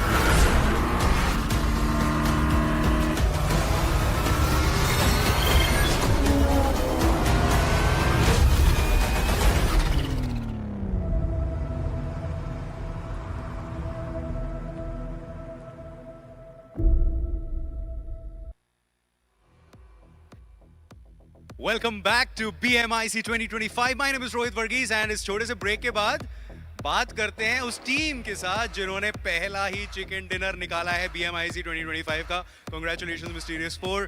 And इस समय omega आपसे जानना चाहेंगे कैसा लग रहा है BMIC 2025 पहला मैच रोंडो हुआ, पहला चिकन डिनर आपके नाम. How does it feel? मतलब बहुत अच्छा लग रहा है. पहले तो ऐसा कि हमारा सबसे पहला चिकन है रोंडो का. ऑफलाइन मैचेस में भी ऑनलाइन मैचेस में सबसे फर्स्ट चिकन है. बहुत अच्छा लग रहा है.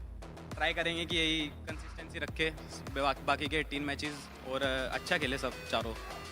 आखिरी क्लैश के बारे में बात करते हैं. ऑफ कोर्स कोरिया से एक टीम आपके एकदम सामने खड़ी थी एंड वो एक बहुत ही इंटेंस क्लैश चल रहा था. तो मैं हीरो आपसे उसके बारे में जानना चाहूँगा कि एग्जैक्टली वो जो क्लैश था उसको आपने कैसे बनाया एक चिकन डिनर आपकी टीम ने. हम लोग का नेचुरल स्टैंस एग्रेसिव है, तो मोस्टली ऐसा रहता है कि हम 3-1 का स्प्लिट कर लेते हैं. उसके बाद वही है, ये गए मार दिए, मैं भी इधर से मार दिया, खत्म. फिर और क्या, यही सीखे हम बस. बेसिकली इंजॉयमेंट हो रही है यहाँ पर Mysterious4 की. एंड इस समय आपसे जानना चाहेंगे कि बाकी बहुत कमाल की टीम्स आई हैं, जापान से भी, साउथ कोरिया से भी. सभी टीमों को कुछ कहना चाहेंगे? ऑल द बेस्ट ही है हमारी तरफ से. ऑल द बेस्ट बोला है. आप कुछ कहना चाहेंगे स्नोजॉट? इंडिया रेडी है ग्लोबल चैंपियन के लिए. इंडिया रेडी है इस समय, ये बोला है Mysterious4 ने. एंड इसके बारे में हमारे कास्टर्स क्या सोचते हैं, आइए जानते हैं. India is ready, and what a crackling start it has been, folks, into the International Cup 25 once again as we are live.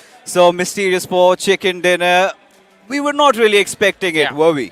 I mean, we expected a lot of aggression, to be honest, but not the chicken dinner right off the bat. And I'm glad that Snowjord was the man who said that India is ready. Right now, I think you were the one who mentioned this yesterday, that one of the most mechanically gifted players in the country right now, hailed to glory by all the other athletes that he competes against. And he was also the Grand Finals MVP in the showdown. So one thing is for sure, Snowjot is the guy to look out for. And the entirety of Mysterious4 just playing that way, I did not expect that. Especially getting a chicken dinner, maybe from Indian team somewhere down line, I expected it, but not from Mysterious4. Let's be honest, it was a major surprise. But again, gentlemen, when we are talking about pure statistical figures, right, heading on into Japan, we were discussing this yesterday, Johnny, Reject. They had a lot of nice numbers on board, especially in Rondo. What went wrong with them? I mean, hey, there's only so much pressure that you can deal with, especially in the early stages. Doesn't matter if it's Rondo or not. Yes, you might specialize on that map in your region, but hey, you're not home anymore, are you? You're way too far away from home. I feel like we're getting a bit too ahead of ourselves. I do understand we do want to celebrate the victory that our boys got, but let's not forget, it's just the game one. Everyone would want to test the waters on the game one, know exactly what the teams are thinking, know exactly what the playstyle is going to look like.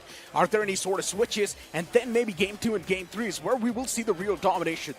Well, you know, come on. I'd like to beg to differ, but we'll get there. We've got a couple of stats and figures coming up in front of us. The MVP has to be Atanki, and OG again going way too explosive, gentlemen. 13 finishes, taking down the Titans of Korea, taking down Dplus KIA. I think that's a humongous start, not just for Atanki, but for OG as well. Not just for Atanki. The entirety of OG was just performing out of their minds. It felt like a well-knit unit. In total, they had 12 finishes racked up, and also the 3rd spot in that previous game, which means OG does have a lot of points in the overall standings. Even Hero from Mysterious4 was popping off, getting those 4 finishes. AKOP as well getting those 4. And of course, Ninja Boy once again on the board with 4 finishes too.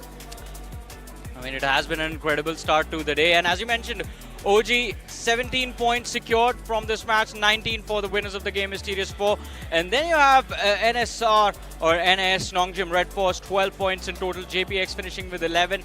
DRX, I mean, it was valiant effort running into a fight against Nongshim RedForce like that, but they still ended up getting taken out. But look at what happened to the top contenders. Dplus here, just 4 points. Reject finishing with 1. The crazy part is, 4 out of the 3 teams are actually in the top 5 for Korean side. And then if you look at Dplus KIA, they're all the way on the 12th spot. And to be honest, all of us thought that Dplus KIA is probably going to be around that 1st or the 2nd spot, but that's not the case as of now. You know, gentlemen, I really feel like this was an appetizer. Rondo, we saw teams going all out. We saw them showcasing their gun skills. This is where I will take the small victory for India over here, because we not just saw some nice tactical brilliance, but also the firepower coming out of from every one of them. So I think the usual notion that we had before entering, maybe Indians are a little too aggressive, less disciplined, I think thoughts will change after this. I mean, they can, but going back to something that Necro just said a few moments ago, this was just game number 1. So you have had a great start, but now is when the real question about consistency comes through. Yeah, that's what I'm saying, right? Game 1, a lot of these teams are going to try to test the battles out. I do understand I pointed out something that was not needed to be pointed out. But hey, it is what it is, man. I mean, look, 3 out of 4 teams are there from Korea in the top 5. Yeah. Dplus KIA, a team that we thought would dominate, they're currently on the 12th spot. Yeah, maybe the game 2, game 3, when we move on to the classic rounds, that's where the real battle will begin for them. You know, it seems like it's Diwali right now. It's almost been a week, it's gone away, but I think Delhi is celebrating. I'm pretty sure all the BGMI fans are also celebrating, so might as well take it over into BGMI. You got the Diwali spin, do check it out. But now coming back to the discussion once again, you know, that has been the strong suit for the Koreans, right? They love playing discipline. They love not making those errors. But this is where, you know, I have this feeling that in the first game we saw Indians really putting them in an uncomfortable position. True. I mean, yeah, there was a lot of discomfort because ideally how you would play, because of teams like K9 Esports being present, by the way, I'll be specific about it. Because ideally when you see teams playing Rondo, the usual strategy is 1-3. No one commits as a 4-man unit into an early fight. Not K9 Esports. They don't care. Recalls or not. If it's a team fight, team means team. Everyone pushes through. That's why I love K9 Esports, right? Just brute force, straight up ruthless aggression. And that's one of the main reasons why K9 Esports is also my favorite teams. And I feel like that's also one of the main reasons why K9 Esports is currently around the top of the tops right now. Of course they are, but you know, there was still some moments of slip-ups, you know, when Omega was trying to travel around. Johnny, I would love to know your take on that. Was he really expecting the members of TR? I don't think it's about expectations, man. It's just a classic K9 Esports. You shoot first, ask questions later, see someone, go after them. Doesn't matter who it is. I guess the main point for K9 Esports is just getting enough points every single game, right? The moment you manage to get those 7 to 8 points per game, K9 knows they're anyways touching the average. Pretty much, yeah. All right, gentlemen, we are done with game number 1. Rondo is over. We can keep it up for tomorrow, but now this is where we begin with the business end of things. I think Erangel. Let's talk about Erangel now. I'm pretty sure the Koreans, Dplus KIA especially, they are wounded. DRX did not have a great game either. Are we expecting a bounce back from them in Erangel, Necro? Without a doubt, I think Dplus KIA is going to be extremely good when it comes to Erangel. We all know it's one of the classic maps out there. Everyone is quite familiar on this map. Maybe if Dplus KIA is trying to test things out, they still want to know what exactly the teams are wanting to bring on the board. We will see a bit of those hiccups from Dplus KIA, but I still doubt, even with those hiccups, this is one of those teams that knows how to perform. But if you start speculating, then you go back in time and start wondering, is this going to be a repeat of what happened in the INKR tournament? Because over there as well, day number 1 was extremely good for the Indian teams. They had a great start. True. And, well, the South Korean teams, they took things through. They were consistent. They made sure that the gap was never too big to overcome. But the main goal was just to try and figure out what the pace of play is over here. Might be the case in the first few games as well. Still trying to figure out, all right, which are going to be the teams that we can take a fight early against, not really ones who like to commit into those drop clash situations, and then just go after them. You never know what is going through their heads right now. All right, now this has got me concerned, gentlemen, because what we've noticed is Team iQOO. Now, before this tournament began, we had heard the whispers. The hullabaloo was that Team iQOO decided to change their drop location to Pochinki. Then they eventually had a drop collision also. Then they decided to maybe switch towards Yasnaya. And especially with not having a great start in Rondo, where do we look at iQOO in Erangel? What's the mentality? My point is that if you're just going to keep on switching drop locations just because of a team is clashing onto you, that's not the good mindset to have. That's what I personally think. You should be much more confident in your own skills, and you should be confident enough that you know you will take them down because it's your home ground at the end of the day. All of that, plus it's just game 1 again. So if you just, if your morale or if your confidence is shaken just off of one game, then, well, I don't think they would have made it this far, to be honest. But they are, they're playing. It is one of the best teams in the country. We believe in them. So I think this goes on for all the 16 teams, but all 3 of them, all 3 regions, Indian teams, South Korean teams and the Japanese teams, that game number 1, everyone's going to take like a fresh breath of air again. Just try and calm yourselves down, because now you go back to the home ground. You're going to have those Erangels coming up. You're going to wait for those maps of Miramar as well, where you have the breathing room to work with and try and understand exactly where you want to position yourself in the map and in the circle. and then you have all the crowd, everybody's riled up. So we've got Salty waiting on the sidelines with some special interview.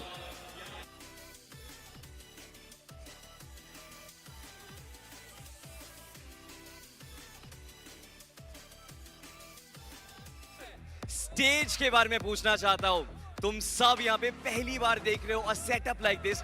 Are you enjoying this? बहुत enjoy कर रहे हैं ये वाला और ये stage आज इतना ओपी लग रहा है यहाँ से जो व्यू मिल रहा है सारी टीम्स का और जिस हिसाब से इसको बनाया गया है हर टीम के बारे में डिटेल्ड इंफॉर्मेशन मिल रही है मतलब ऑसम बिल्कुल ऑसम फीलिंग है ये I love the excitement. All right, fine. Next question. अगला मैच कौन जीतने वाला है क्या लग रहा है प्रेडिक्शन बताओ क्या बात है क्या बात है क्या बात है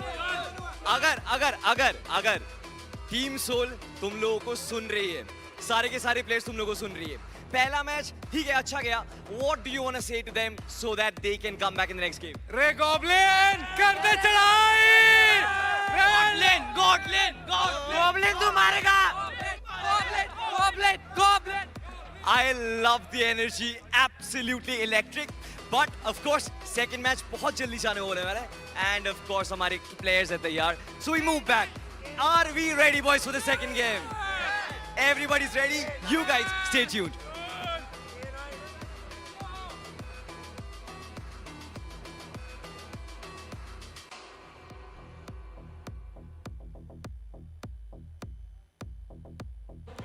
All right, so many call-outs to Goblin. Everybody is hoping that this young man performs, and surely he's finally feeling the heat.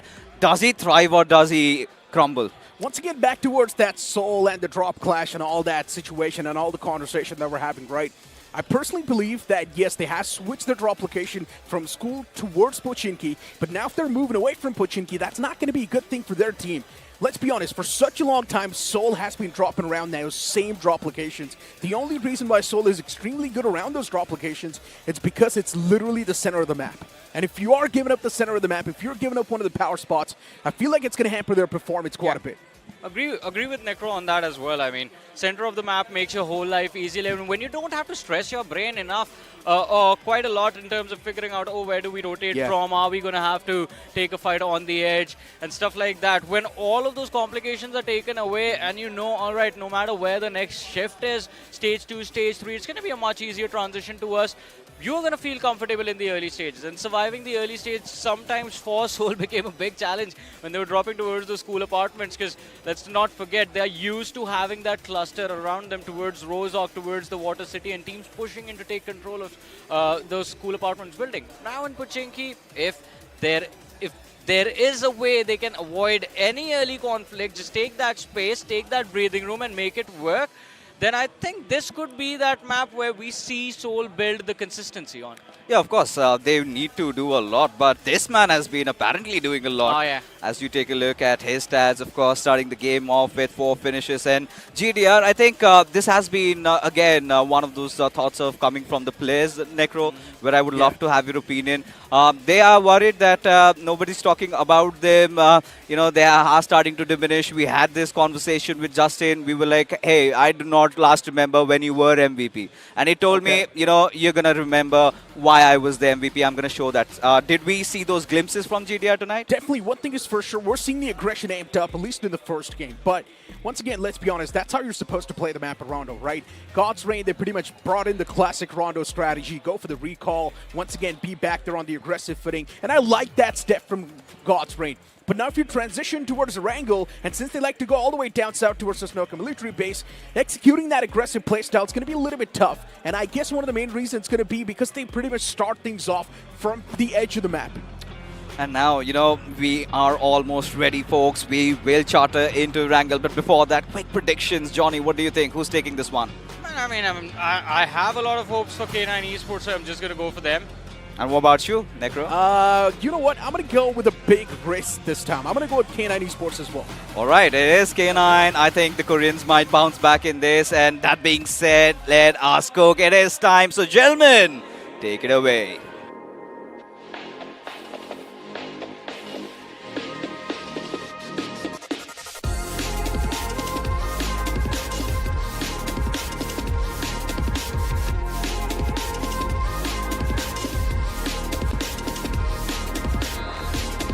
we switch the maps, but not the teams. This time the plane has started all the way from Georgiapol towards the opposite side, which is going to be Milton Power.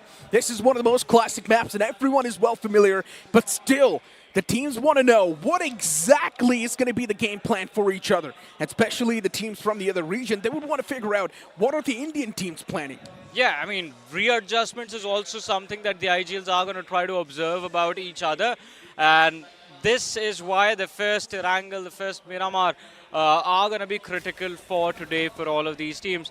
Mysterious4, that momentum that they built up on Rondo, I want to see what sort of change does that bring into their playstyle. Are we just going to see Mysterious4 be ham? But hey, it seems like, well, Madkings, they have gone a little bit wide than they usually do. They do drop towards those Georgiapol containers area, but look at where Clutchgod is, quite close to the players of God's Reign, who have dropped up north, and Apollo present on Everest. Well, he does spot the players of DRX, but the question is, what is your next piece of action? Look at Outthink extremely close to the K9 boys.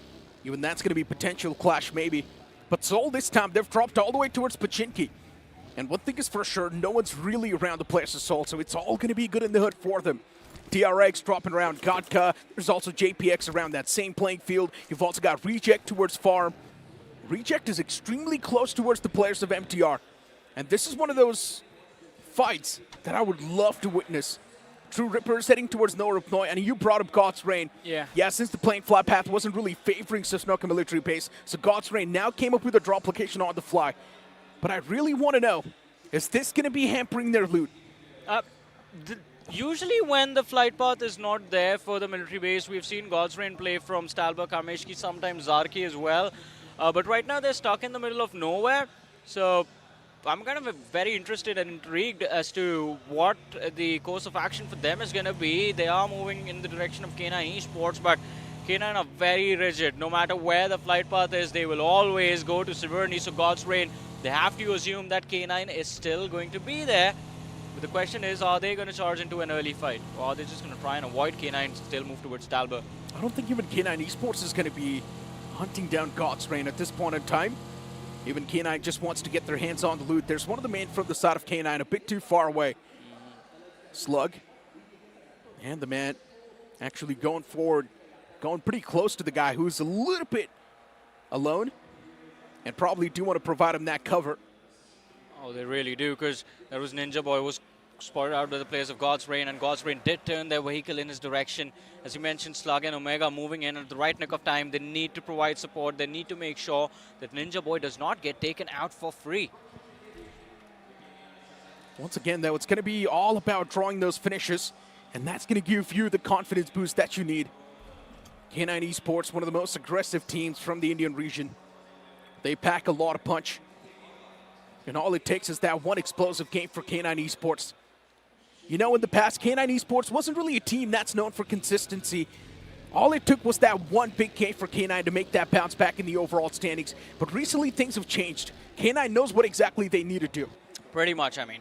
We've seen this team grow. We've seen them. Their biggest deterrent was their over-aggression. And I think over the last few months, that's the one big shift in pace that has happened for K9 Esports. That don't run into fights willy-nilly. They take their time before they find a break and before they try and find space to enter any sort of third party or maybe into a 4v4 as well.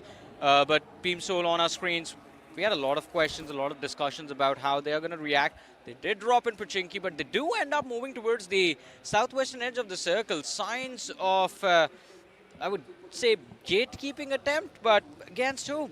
There's just JP present playing towards Ferrypia. JP has a lot of moving space available present towards that western edge. DK, there's a team right next to him too. So DK needs to be a bit careful as well. Fabian and the boys, it's one of those teams that you know possesses so much power. And they are probably the most consistent team right now in this lobby. In every single tournament that you remember this team playing, you will see them in the podium.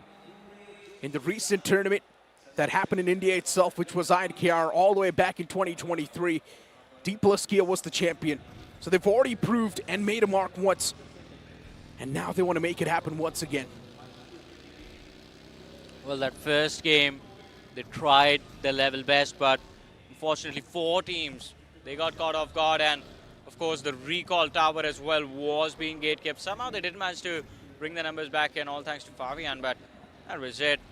DRX on our screens right now. Look at the radar. They could be spotted out by a few interesting names around them. One is OG present towards Rozok and Seoul, who are just moving back from that western edge.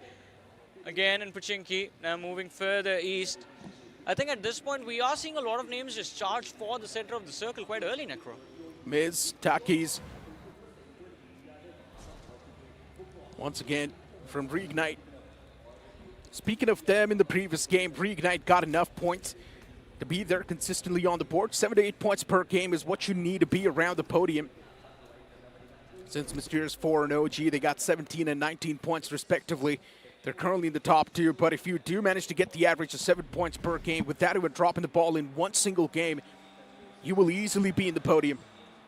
And then you need that one big game that's going to propel you on the first spot. Nebula Esports, pretty interesting start to the day with how things turned out on that map of Rondo. Just 2 points, 4 finishes secured, and then all of a sudden just completely wiped out. Picked apart by the players of OG. This time again, they find themselves quite close to the center of this stage 1 circle, but it's very early inside of the game, and well, that's going to be the first finish of the match. Mysterious4 kicking things off as they pick off one of the players from the side of Nongshim RedForce. Nongshim off to a bad start already. And yeah, of course, he cannot even go for recalls in this map. So that's unfortunate. Nongshim, no second chance to life this time. Oh, and things might just get worse, Necro. I mean, their players are in a split, and they are getting surrounded as well. Mysterious4 just picked up one, but they aren't the only team around them. There's OG present, Benny.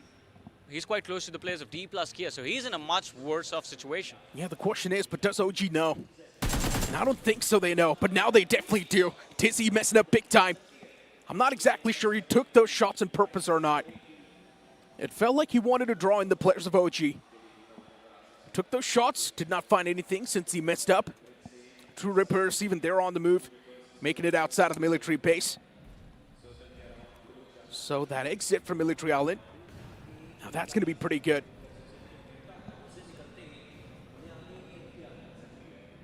TrueRippers, it's hardly you see them left all alone towards the southern half of the map. Their slow pace of play, I think they're going to find that this game is going to be their ideal situation up until stage 3. Jelly has been one of those IGLs that does not want to take those fights. If he can avoid them, he's going to try his level best to avoid them. And there's a lot of open space towards the eastern half of the map as well, especially where the players of TrueRippers were. So they are not going to be forced into a fight as well. Look at that. No one up until you reach prison. And even after you reach prison, I think that's a conflict against MTR. If you can deal with that, you do it. Otherwise, you move towards the fields of farm, or maybe towards the Milta roadway and just display from there a few compounds you can use for cover. But now, Necro, look at this. It's a central shift, but there's a massive wave of teams moving in from that western edge. And that's, again, open space, open terrain. You are going to be forced into fights. Yeah, the next zone popping up right on top of Nebula Esports. And now they seem extremely good. In the smack center, right next to REIGNITE. There's also Reject in the closer proximity. But Dplus KIA might just be wrapping around the players of Nebula Esports. The moment a fight happens in the smack center, there will be a lot of third parties. And OG, at least as of now, since they're doing so good in the overall standings, one thing is for sure, for OG, the game plan's going to be simple. Now just keep on getting those average points. They're not going to try to bring in those flashy plays. Well, they might not be bringing in the flashy plays, but as long as they can be consistent, that's all that matters. Reject on our screens, and as you mentioned, all of that commotion is going to be heard. DRX spotted in the distance as well. There is REIGNITE on that eastern flank. Reject. I mean, the one thing I like where they are is they're quite close to the center, just a little bit off towards the west. But there is so many bodies that a single mistake means you could end up losing this building. Oh no, Madkings, Claus got knocked out and finished off by DRX. It's not a good start. Yeah. And that too by the hands of Hyunbin. DRX is not a team you would want to mess with. To be honest, just stay away from them. And that's what Madkings is doing. The moment they found out it's DRX that got the piece of the pie, instantly Madkings just backed away. I mean, but Necro, what if you are trying to avoid them and they just want to be with you? Well, you've got no other option. Just take the fight. It's a toxic relationship, man. Yeah, well, at that point, just take the fight, you know? Yeah. Just come to a conclusion who's the best, and then let things move on. Oh, but JP, are they going to let Goblin move on from this? He tried to commit a spray, tried to see if he could find the opener for his team, but now has drawn the attention of JP, although I think JP just, they take control of the center and stay there. They've sent one man to try and scout out as to exactly how many players are present on the other side, but I don't think they would want to commit. There's still 62 players left in this game. It's 2 casualties, one from NSR and the other from the side of Madkings. K9 Esports, we were talking about them. Now having rotated all the way from Severny to, well, the east of Mansion, moving through Prison. They are going for a very long rotation, Necro. But look at this, where the players of K9 Esports are, all the edges are under the control of different teams. There's TrueRippers, there's MTR, there's God's Reign. If you move down further south, there's Soul, there's JP. K9 Esports have no way to find a break inside the play zone. But this also means K9 Esports can fall prey to multiple teams. Exactly. And taking too many fights at the same time is not exactly something you would want to do. Dealing with that many amount of players, that's going to be tough for K9 Esports. Not just K9 Esports, any team, be it Dplus KIA. Yeah. So as of now for K9, they just want to find a clean breaching point. And that's what Omega's searching constantly. I mean, if they can get to that high ground of that Prison Hill, that's going to be a dream situation. And I think that was the intention, but they found themselves quite close to the players of TrueRippers. On the other front, DRX playing from the southwestern edge of the circle. An open field, have a nice little dip to work with, have avoided line of fire to the players of OG. DRX, not a lot of options for them. They just have to keep their heads down and be patient for now. Mysterious4, after winning that previous game, it did feel like the confidence is all-time high, but K9 Esports on the receiving side of the spectrum. Slug knocked out and confirmed by TrueRippers, and K9 off to a bad start. The big man Slug not in the game, and K9 now, that's going to be a stinger. Yeah. Salt on top of the wounds, now need to work with just a 3-man squad, but we know K9 Esports does even better with only 3 players. But I think this is not going to be their game, based on where they are and what the rotation strategy was. I think we might just see K9 lose a few more players. Look at this. After losing Slug at the hands of TrueRippers, they are about to run into the arms of Soul, and there you have it. I'm not exactly sure why Goblin backed away in such an awkward way, because Goblin definitely stood a chance to shut down at least one player, but things were out of control. Since Joker, the man was set up to perfection, the crossfire, it finds a lot of value.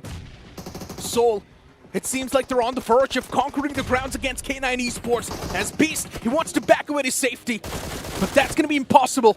K9 now with just a 2-man squad, and Soul knows they've got the best piece of the pie. The final 2 players just want to back away and play for survival.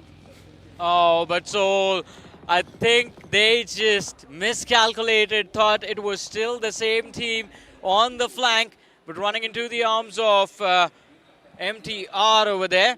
And K9 Esports, Omega and Ninja Boy run for their lives. Could have almost ran into the arms of TrueRippers again, but somehow do end up avoiding that entire fight, a 2v4, and keep moving back to the northern side they go. That long rotation, a miscalculation in terms of where there is going to be breathing room. I think an assumption was made that everyone would have pushed for the central compounds and no one's going to be sticking around that prison area. Or maybe they just went there looking for fights. But whatever it was, K9 Esports, they messed up this match. On the other side, Soul, Necro, they are picking up loose stragglers, but they are kind of building up a start of what could be a big game for them. They have 2 finishes on the board. Yeah, but the main concern is Soul's only got 3 players standing, so that's where that big can really go down the drain. Yeah. They don't have enough manpower, but at least they've got 2 finish points. And that's going to be a massive ray of hope in the overall standings. They're collecting those loose stragglers, but as a team, Soul needs to be solid. they're taking their time with the fights. They're not just fully committing into any situation that they have had.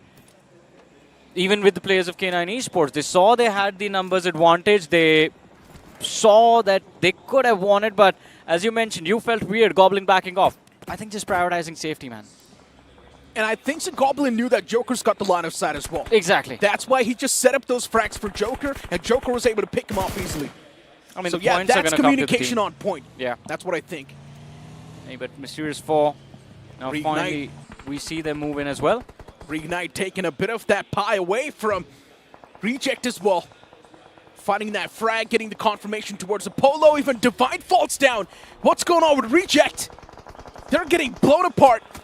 Even Apollo is able to get that man down. OG constantly just taking those shots away, but Mysterious4, now they start to find the best of OG.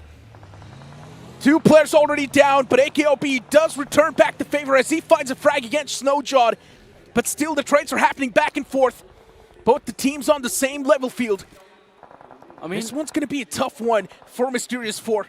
AKOP is the only person standing for OG, but this one man, he can really be the one to put the spanner in the works. I have no idea what's happening between Mysterious4 and OG, to be honest. First on Rondo and now on Erangel. OG is down to the last man. Mysterious4 has picked up 3. They picked up 3 last game. They pick up 3 this game as well. AKOP is going to try and make a run for his life as a saving grace is going to be there in the form of NS, who have come in for a third party, a run-over attempt, and he misses it. Omega against AK!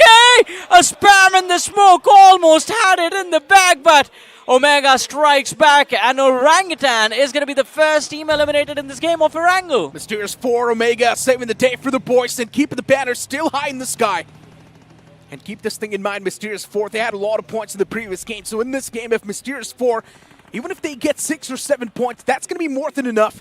That's going to keep their spot pinned down in the first spot. Unless NS is going to be the winner of this game, then that's going to be a different story. I mean, if they can, as you mentioned, if they can get 6 or 7 points, it's good, but I would still want to see double digits. 10 points per game, because you never know when DRX, when teams like Reignite, when teams like Dplus KIA are just going to start making that bounce. Reject as well, still included in this list, although Reject in this game are going to have a tough time. We see on the radar, there it is, Sarah and Reggie. They try to find a way inside the play zone, but DRX come hunting.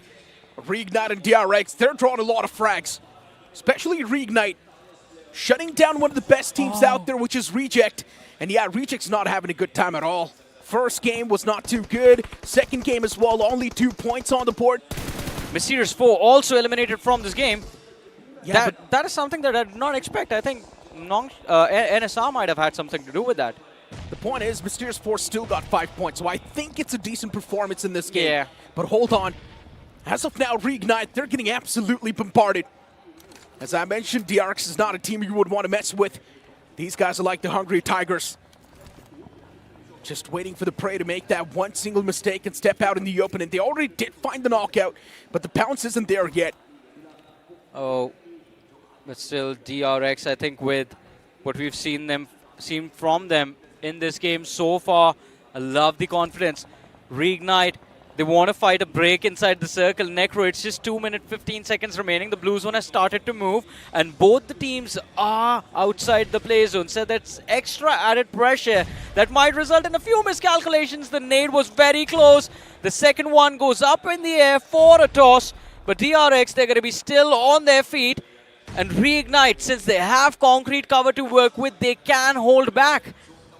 Yunbin is taking a lot of damage from the blue, but now DRX, they need to be on the move. Reignite, they've really been a big pain in the back, even for the side of DRX. To be honest, the position that Reignite had, they've made the best possible outcome. Getting so many frags, and now also being an absolute pain for the players of DRX, as DRX is now going to place themselves out in the open, but even Nebula, they're getting a bit of that share. DRX, they're in shambles. One player knocked out. The second man as well follows up that fray. The confirmations follow up as well. And oh no, DRX, they're down to just that one last glimmer of hope, but even he's about to fade away soon. Yeah, it's completely out into the open. They're surrounded, getting shot at from everywhere. And as you mentioned, DRX, they might have just dragged the players of REIGNITE along with them. Because REIGNITE saw the players of DRX move out into the open. They thought it was going to be easy finishes, but they became the easy frags. Now, REIGNITE has lost a few players, still waiting to be confirmed, but Soul, and what amazing nades coming in from Joker, does manage to help his team clean up, relieve some of the pressure as they take a fight against MTR. 4 frags from Soul.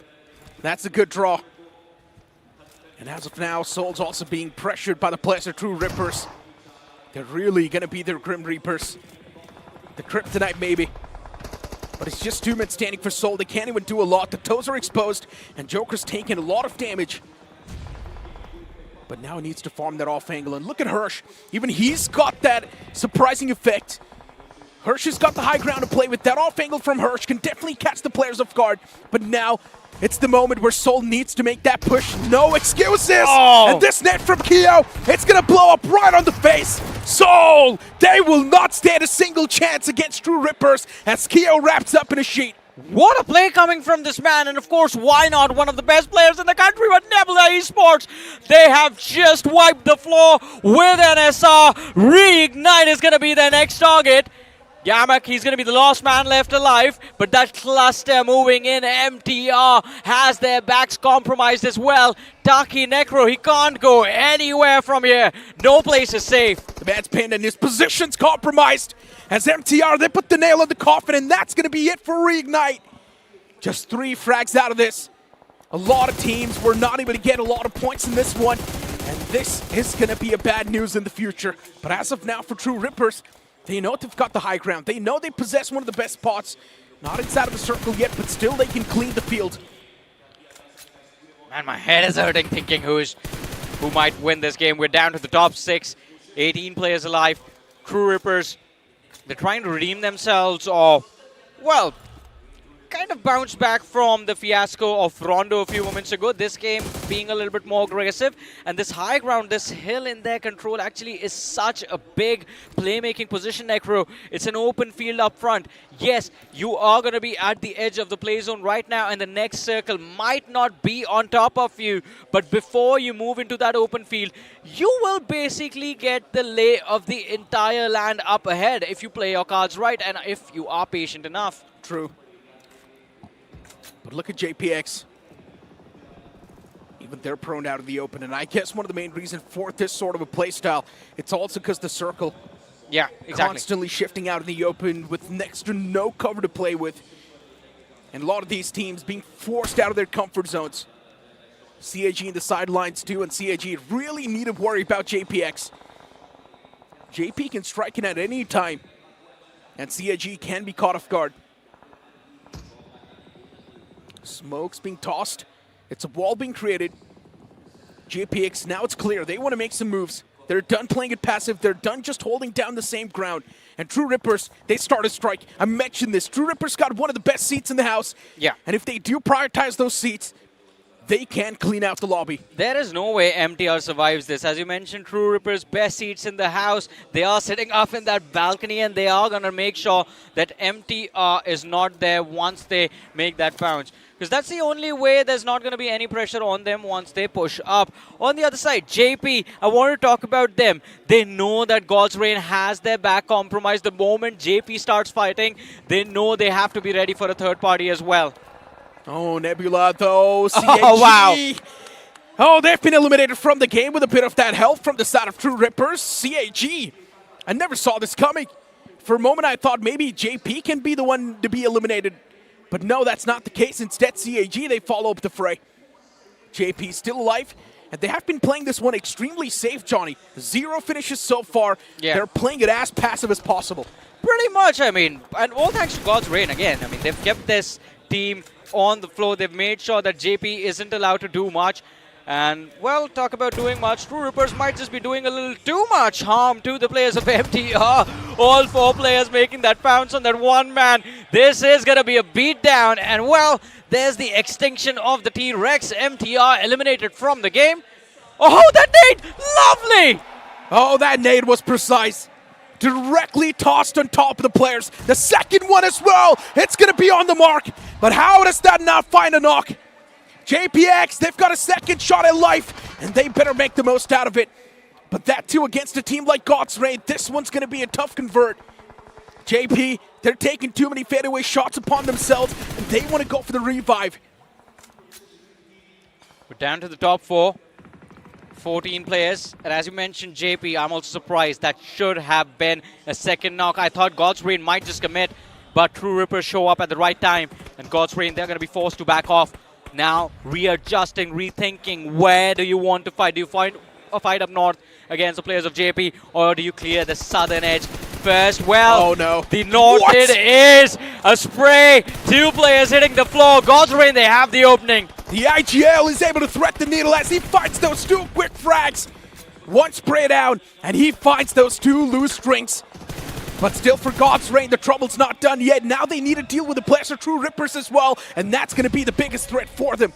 JP's being manhandled by Nebula, but God's Rain, even for them, it's a tough time against the players of TrueRippers. They've got 3 men standing in God's Rain. Even for them, they've got 3 players. But God's Rain, they're in a big pickle situation.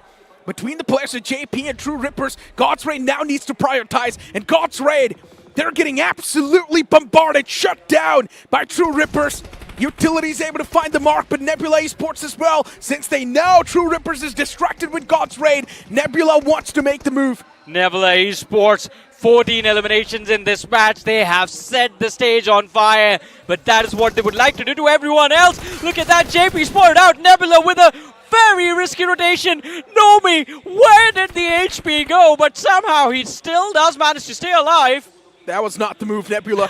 He's Luckily so enough, lucky. Nomi's still alive. Yeah. Barely on a pixel of HP. You cannot even see his HP bar, by the way. That's how low the guy is. Even 1 single swing in the air can actually take him down. But TrueRippers, the way they've been playing, as I mentioned, TrueRippers, they like to play for control. And once again, they're showcasing the utmost control in the game. But the main concern for all these teams on the edges is now going to be that Nebula controls the circle. They've got the advantage, and Nebula is just going to wait for TrueRippers to be done with the players of JPX. By the way, JP has been quite consistent. They did decent in that previous game of Rondo as well, and still find themselves in the top 3 of Rangle. Yeah, but the point is, JP does not have a lot of finish points in this game. So JP is not going to get away with a lot of points. They're playing like TrueRippers normally plays. No, they're playing like God's Rain normally plays. God's Rain, they don't really prioritize finish points till the final few moments, but then they start prioritizing it. But recently, God's Rain have changed, and I'm liking that. True. I was going to say, it's ironic you say that in the one tournament where God's Rain is fighting. Oh, man, but Nebula Esports, I mean, very impressive in this match. 14 eliminations and going up into this 4v3 against TrueRippers. Yeah. I think this has to be Nebula's game. For Nebula, TrueRippers is going to be the only threat. And I think Nebula Esports should put their manpower against the players of TrueRippers more. But Nebula, they already do thread the needle. And what are these knocks they're finding? Crisp, clean, and precise. Even Kratos finds the opener against TrueRippers. With not a lot of playing options available now, TrueRippers, they will be suppressed. As even the Blues on the move. TrueRippers, they're going to be forced out of their comfort zone soon. Hirsch, he needs to leave this cover and move out in the open, and that's where Nebula is going to find the advantage. Hirsch is proning out in the open as Ozzy's going to be the one to make the pounds. And Nebula, they close out the second game. What a way to make your entrance in the top 5 of the overall standings, Nebula Esports. I love it. From being the national villain to becoming an international hero, seems like Adi has really bought in all that hype. And Nebula Esports, what a crackling chicken dinner that was. They went all out and seems like they made up for all those lost points in Rondo. No. Oh no, you see Mysterious4, oh no, that's Nebula. I mean, they're still happy. I thought M4 was still wondering as to, all right, what could we have done better in this game? But Nebula Esports, what a game, man, what a game. The only team that could have stopped them in their tracks was TrueRippers, but without a doubt, well, Nebula truly ripped them apart. And it all came from how they captured the circle pretty early on, right? Hey, look at that. They dropped down, they had the circle, and yes, the audience is elated.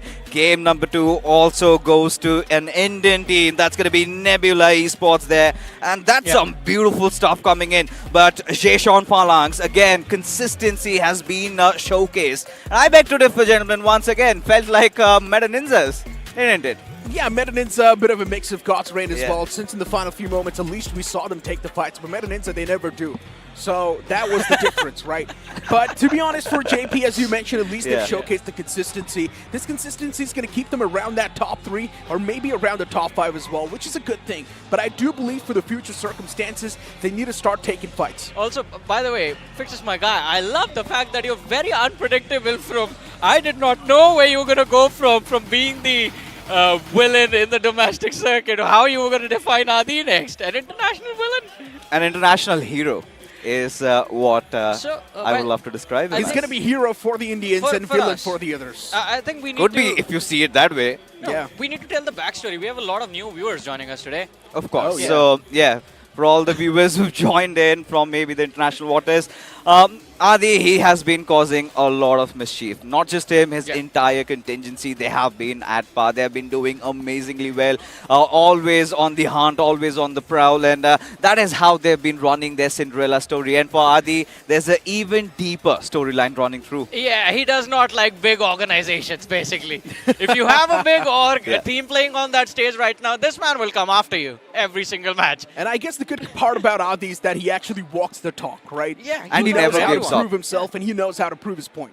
Yeah, and he never gives up. I think Yeah. that is what Adi has always been about, right? Always comes in with new set of players and suddenly makes them stars. So many players. You're looking at the likes of Goblin, everybody we've seen in the past also having played under Adi, even the likes of TrueRippers, we've seen Arshkips also. We've seen all these players have been mentored under Adi. They left him and now look at Adi, came in, back again, won a recent tournament and then headed on to another, and now they've qualified and now they're here. So that has been the story for Nebula Esports. We're going to talk more about that, but what a game it was. A second game of Wrangle where everybody was worried maybe the Koreans could have taken it, maybe the Japanese. It was the Indians once again. So much more to talk, but after this short little break.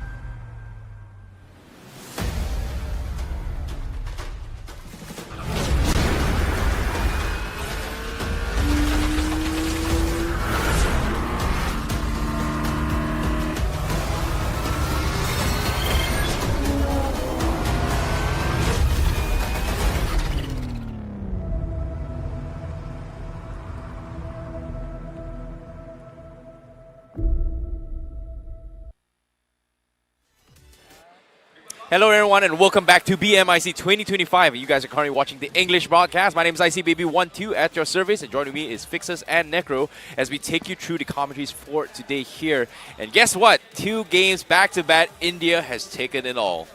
I know, right? I mean, especially with the expectations coming through from the Korean side. Indians are actually dominating the lobby in quite the great fashion, right? Nebula Esports this time just proving the point, and in the previous game, we did see Mysterious4 do extremely good. I had a lot of personal expectations from DRX, and considering the sort of position they had, but the moment the zone shifted away from them, yeah, somewhere down line, we all knew DRX could not really do a lot in that situation. You know, it's interesting to see that after 2 games, the confidence level of all the Indian teams are just oozing out of control, except for the exception of Seoul, of course. I'm sorry, Seoul just have no clue what happened to them in game 1 and game number 2 here. But for all things considered here, what is going up with the Korean and the Japanese teams here? Because I was very surprised on how passive they've gotten despite a very, very aggressive start in Rondo. Let's be honest, first things first, we've got 8 Indian teams and there are just 4 Koreans and 4 Japanese. That is a mathematical advantage. You've got a lot of Indian teams, so the probabilities also do increase along with that. And then they have been scrimming a lot. They have been playing together since the past 8 days. They have been constantly doing that. So the fear has gotten away. And that is where the Indians are really rising up. They are actually putting the Koreans and the Japanese teams in really uncomfortable situations. We can see that time and again happening. Yeah. You know, I didn't expect Fixes to be a Mads guy, but he has a point. 8 Indian teams versus 4 versus Always 4. been a Mads But guy. for all things considered here, let's talk about the MVP of the match, because that was a massive game coming from Nebula Esports with a total of 19 finishes, but there will be one MVP, and that is going to be coming in from Phoenix with a total of 7 finishes here coming from Nebula Esports, and he played absolutely phenomenal here. Were we expecting this coming from Nebula, who, again, a team that almost not qualify into a BMIC on the one final game of BMSD, sneaks their way in as part of the top 8 of India. Oh, and wow. now, guess what? 4 of them are in the top 5 in game 2. 4 out of 5 are actually from the side of Nebula Esports. Actually, the entirety of Nebula Esports is right over here. And this just showcases the amount of sheer dominance this team can bring on the board. Now, if you move on towards the point standings, you will also see TrueRippers right there with 14 points. Even JPX, they were playing this one extremely passive, and that's the only reason why they've only got 6 points in total. God's Reign as well with 6. MTR coming through with only 5. CAG with 5 too. You know, what really got my eyes glued was Mysterious4 and Orangutan engaging early on whilst they were trying to enter inside the circle, somehow sabotaging both their chances, because before this game, they were at the tippity top. Mysterious4 somehow holding on, OG not too far behind, but TrueRippers, God's Reign, they have also been quite consistent, especially God's Reign. I really want to touch upon them. You saw Destro, right? Yep. That spray on the players of JPX felt like it came straight from the heavens. Yeah, that was just insane here. But what's really surprising for me is that after 2 games here, the Japanese champions, REIGNITE, who's currently in the bottom here, what went wrong? Because this is a global contender.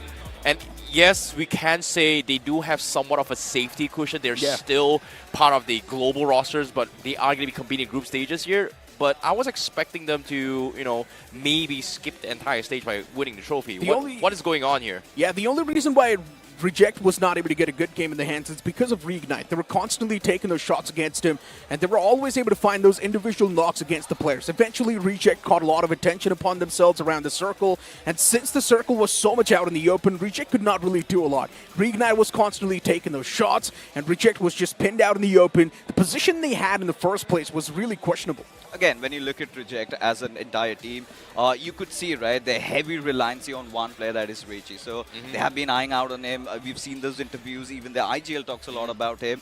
He has been collecting a lot of those individual accolades. For Reject to really succeed over here, again, they'll have to bestow their faith on him and maybe just hope that he plays really well. Well, speaking of playing really well as here, I have an insider information as well. Nongshim RedForce did give me a little bit of insights before coming to day number 1. They realized, and they've made a very, very strong comment on the Indian teams in particular when they're screaming, is that they've noticed that the Indian teams extremely aggressive. And so far, based on that game itself, was this aggression called for? Was it a right thing or was it a wrong thing?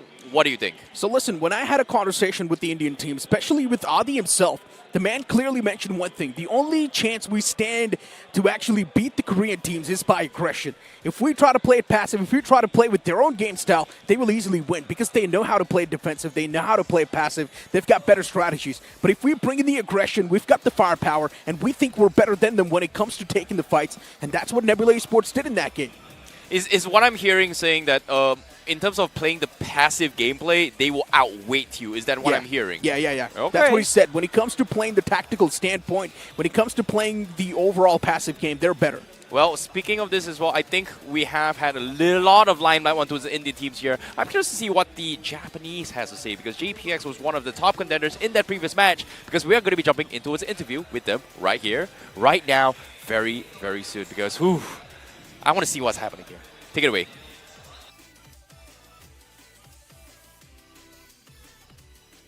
Thank you so much casters and इस समय मैं शेजॉन जे team के साथ हूं जिन्होंने मतलब chicken dinner के पास पहुंचे लेकिन वो हाथ नहीं लगा एंड इस समय of course I have an interpreter with me जो मेरे हिंदी के सवालों को इनकी भाषा में कन्वर्ट करेंगे, फिर इनका जो जवाब है वो वापस हमें सुनाएंगे। तो सबसे पहले मैं आईजीएल से ये जानना चाहूँगा, स्पॉटा नाम है इनका, तो 2 गेम्स बहुत ही क्लोज रहा, चिकन डिनर के काफ़ी नज़दीक, लेकिन चिकन डिनर हाथ में नहीं आया।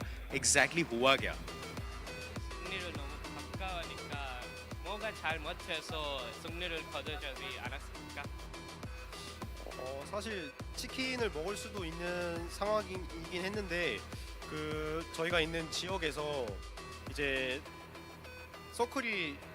인서클이 아닌 상태였거든요. 그래서 그 상황 때 빨리 교전을 그러니까 한 지역을 밀러 가는 판단을 했어야 되는데 그 판단이 좀 늦어가지고 치킨을 먹을 수 없었던 것 같습니다, 이번 판에는. ये बोल रहे हैं कि जीत के तो हम काफ़ी नज़दीक थे, लेकिन हम जिस एरिया में थे उस एरिया में काफ़ी ज़्यादा और टीम्स थी और उस एरिया में कहाँ पे हमें रहना था हम सही जगह डिसाइड नहीं कर पाए, इस वजह से हमें हार का सामना करना पड़ा। ऑलराइट, अब हार का सामना तो करना पड़ा, लेकिन जिस तरह से इनकी क्लैरिटी है, क्लियरली पता चल रहा है कि इनको पता है कि कहाँ गलती हुई है, तो इन गलतियों को सुधार के क्या अगले गेम में चिकन डिनर एक्सपेक्ट कर रहे हैं? 이유가 알고 있잖아요. 그래서 다음 게임에서 승리를 기대하고 있습니까? 매판 치킨을 먹을 마음으로 플레이하고 있습니다, 다 같이. बोल रहे हैं कि मेरा मन है आज तो चिकन खाने का, तो मैं तो आज जीत के ही रहूँगा। ऑलराइट, एंड इस समय देखिए डे 1 है, तीसरा गेम अभी बस शुरू होने वाला है। ऑलरेडी बहुत सपोर्ट है एंड हमने टीम एंट्रीज में भी देखा कि हर एक टीम को काफ़ी ज़्यादा सपोर्ट मिला। तो इस समय वाइब के बारे में क्या कहना चाहेंगे of BMIC 2025? 지금 팬들이도 많아요. 여기 분위기에 관한 생각이 어떻습니까?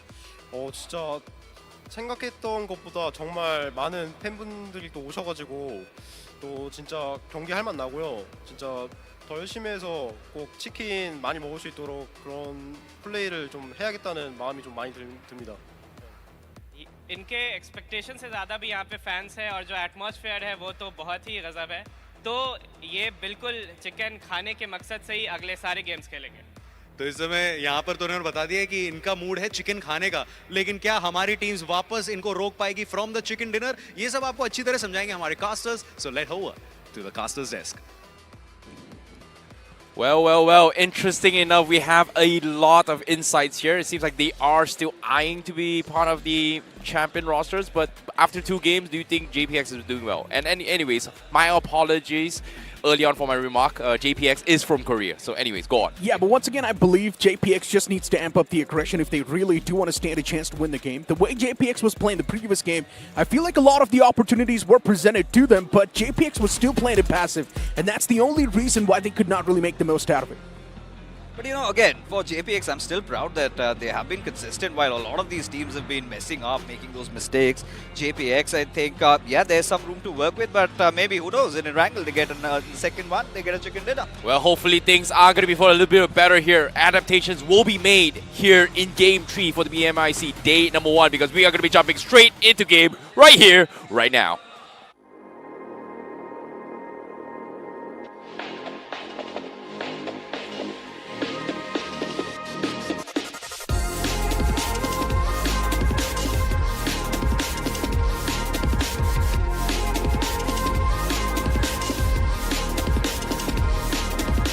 For the 3rd time in the day, we head on towards the map of Erangel, as this time the plane's going to be starting all the way from Gotka towards Norupnoi. Now this plane flight path heavily tilted towards the bottom left, and if the teams do want to head on towards Savarni, Stalber, Kamishki, or even Lipovka, that's going to be a bit of a tough stretch. Indeed, it shall be. but my eyes fixated on where the circle shall form.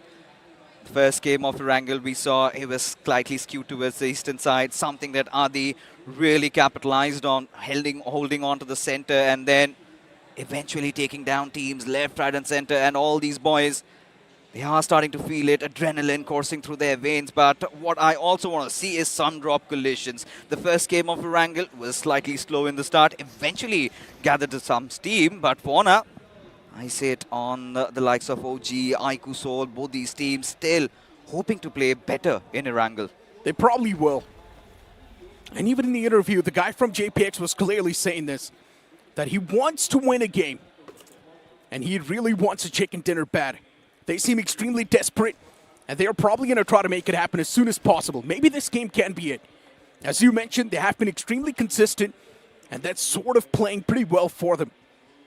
Hollywood, crazy. As of now, dropping around that Fair Pier side, but there's REIGNITE right next to him, and the circle once again panning out towards the right side. This is really interesting. This is one of the circles where Reject can make a lot out of the situation. We have seen their masterclass in terms of holding circles, and now having that farm split in play, even for Nebula. They must be pretty pleased with how the circle has favored them once again, but this time, there's a slight possibility, Necro, that maybe the zone goes south. MITR, they've been quite aggressive. They've been going all out. But position points is something that they can really work on. Without a doubt. They definitely can work on those. Nebula Esports, well, this is one of those teams that's doing good in all the compartments. Beat the placement points, beat the elimination points. That previous game, they had 19 elimination points, which is mind-boggling. And that too in a stage like this. Adi and the boys, they really had a game plan cooking. But I do feel like we're a bit too early to judge anything. It's just the game 3, and probably all these other teams, they're just trying to test the waters, know exactly what the game plan and the game strategy are going to look like, and then maybe in the final few games they will start a strike. Absolutely. I mean, surely Japanese and the Koreans will stage their comebacks. We might get to see a couple of teams getting the chicken dinners also in the games to come. But Jecheon PhalanX, see iQOO Seoul just nearby, drilling around as Potter has no rooms of escape as Knuckle this time's open things up.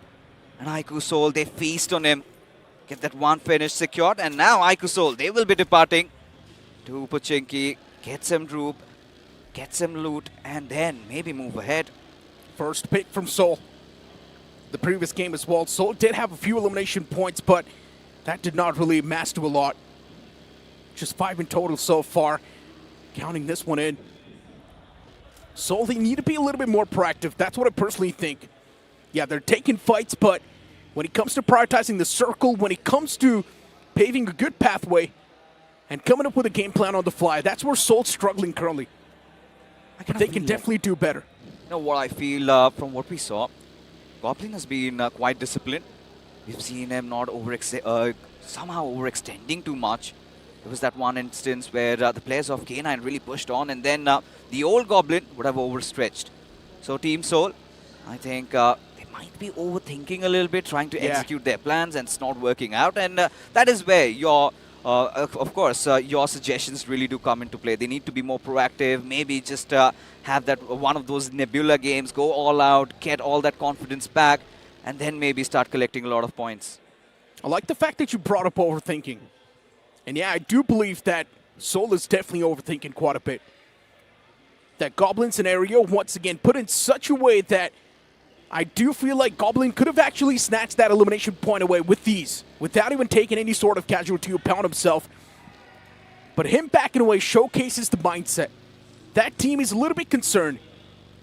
No, but that was the biggest issue with Goblin, right? We know that he's an amazing fragger, let's be honest, but there have been situations where he tends to overextend. So he's not leaving that to chance, because when you again look at that particular fight against K9, Team Seoul still did have a lot of finishes there. So, I mean, for Goblin, it has been an improvement in my opinion, but I get it where you're coming from, that mindset.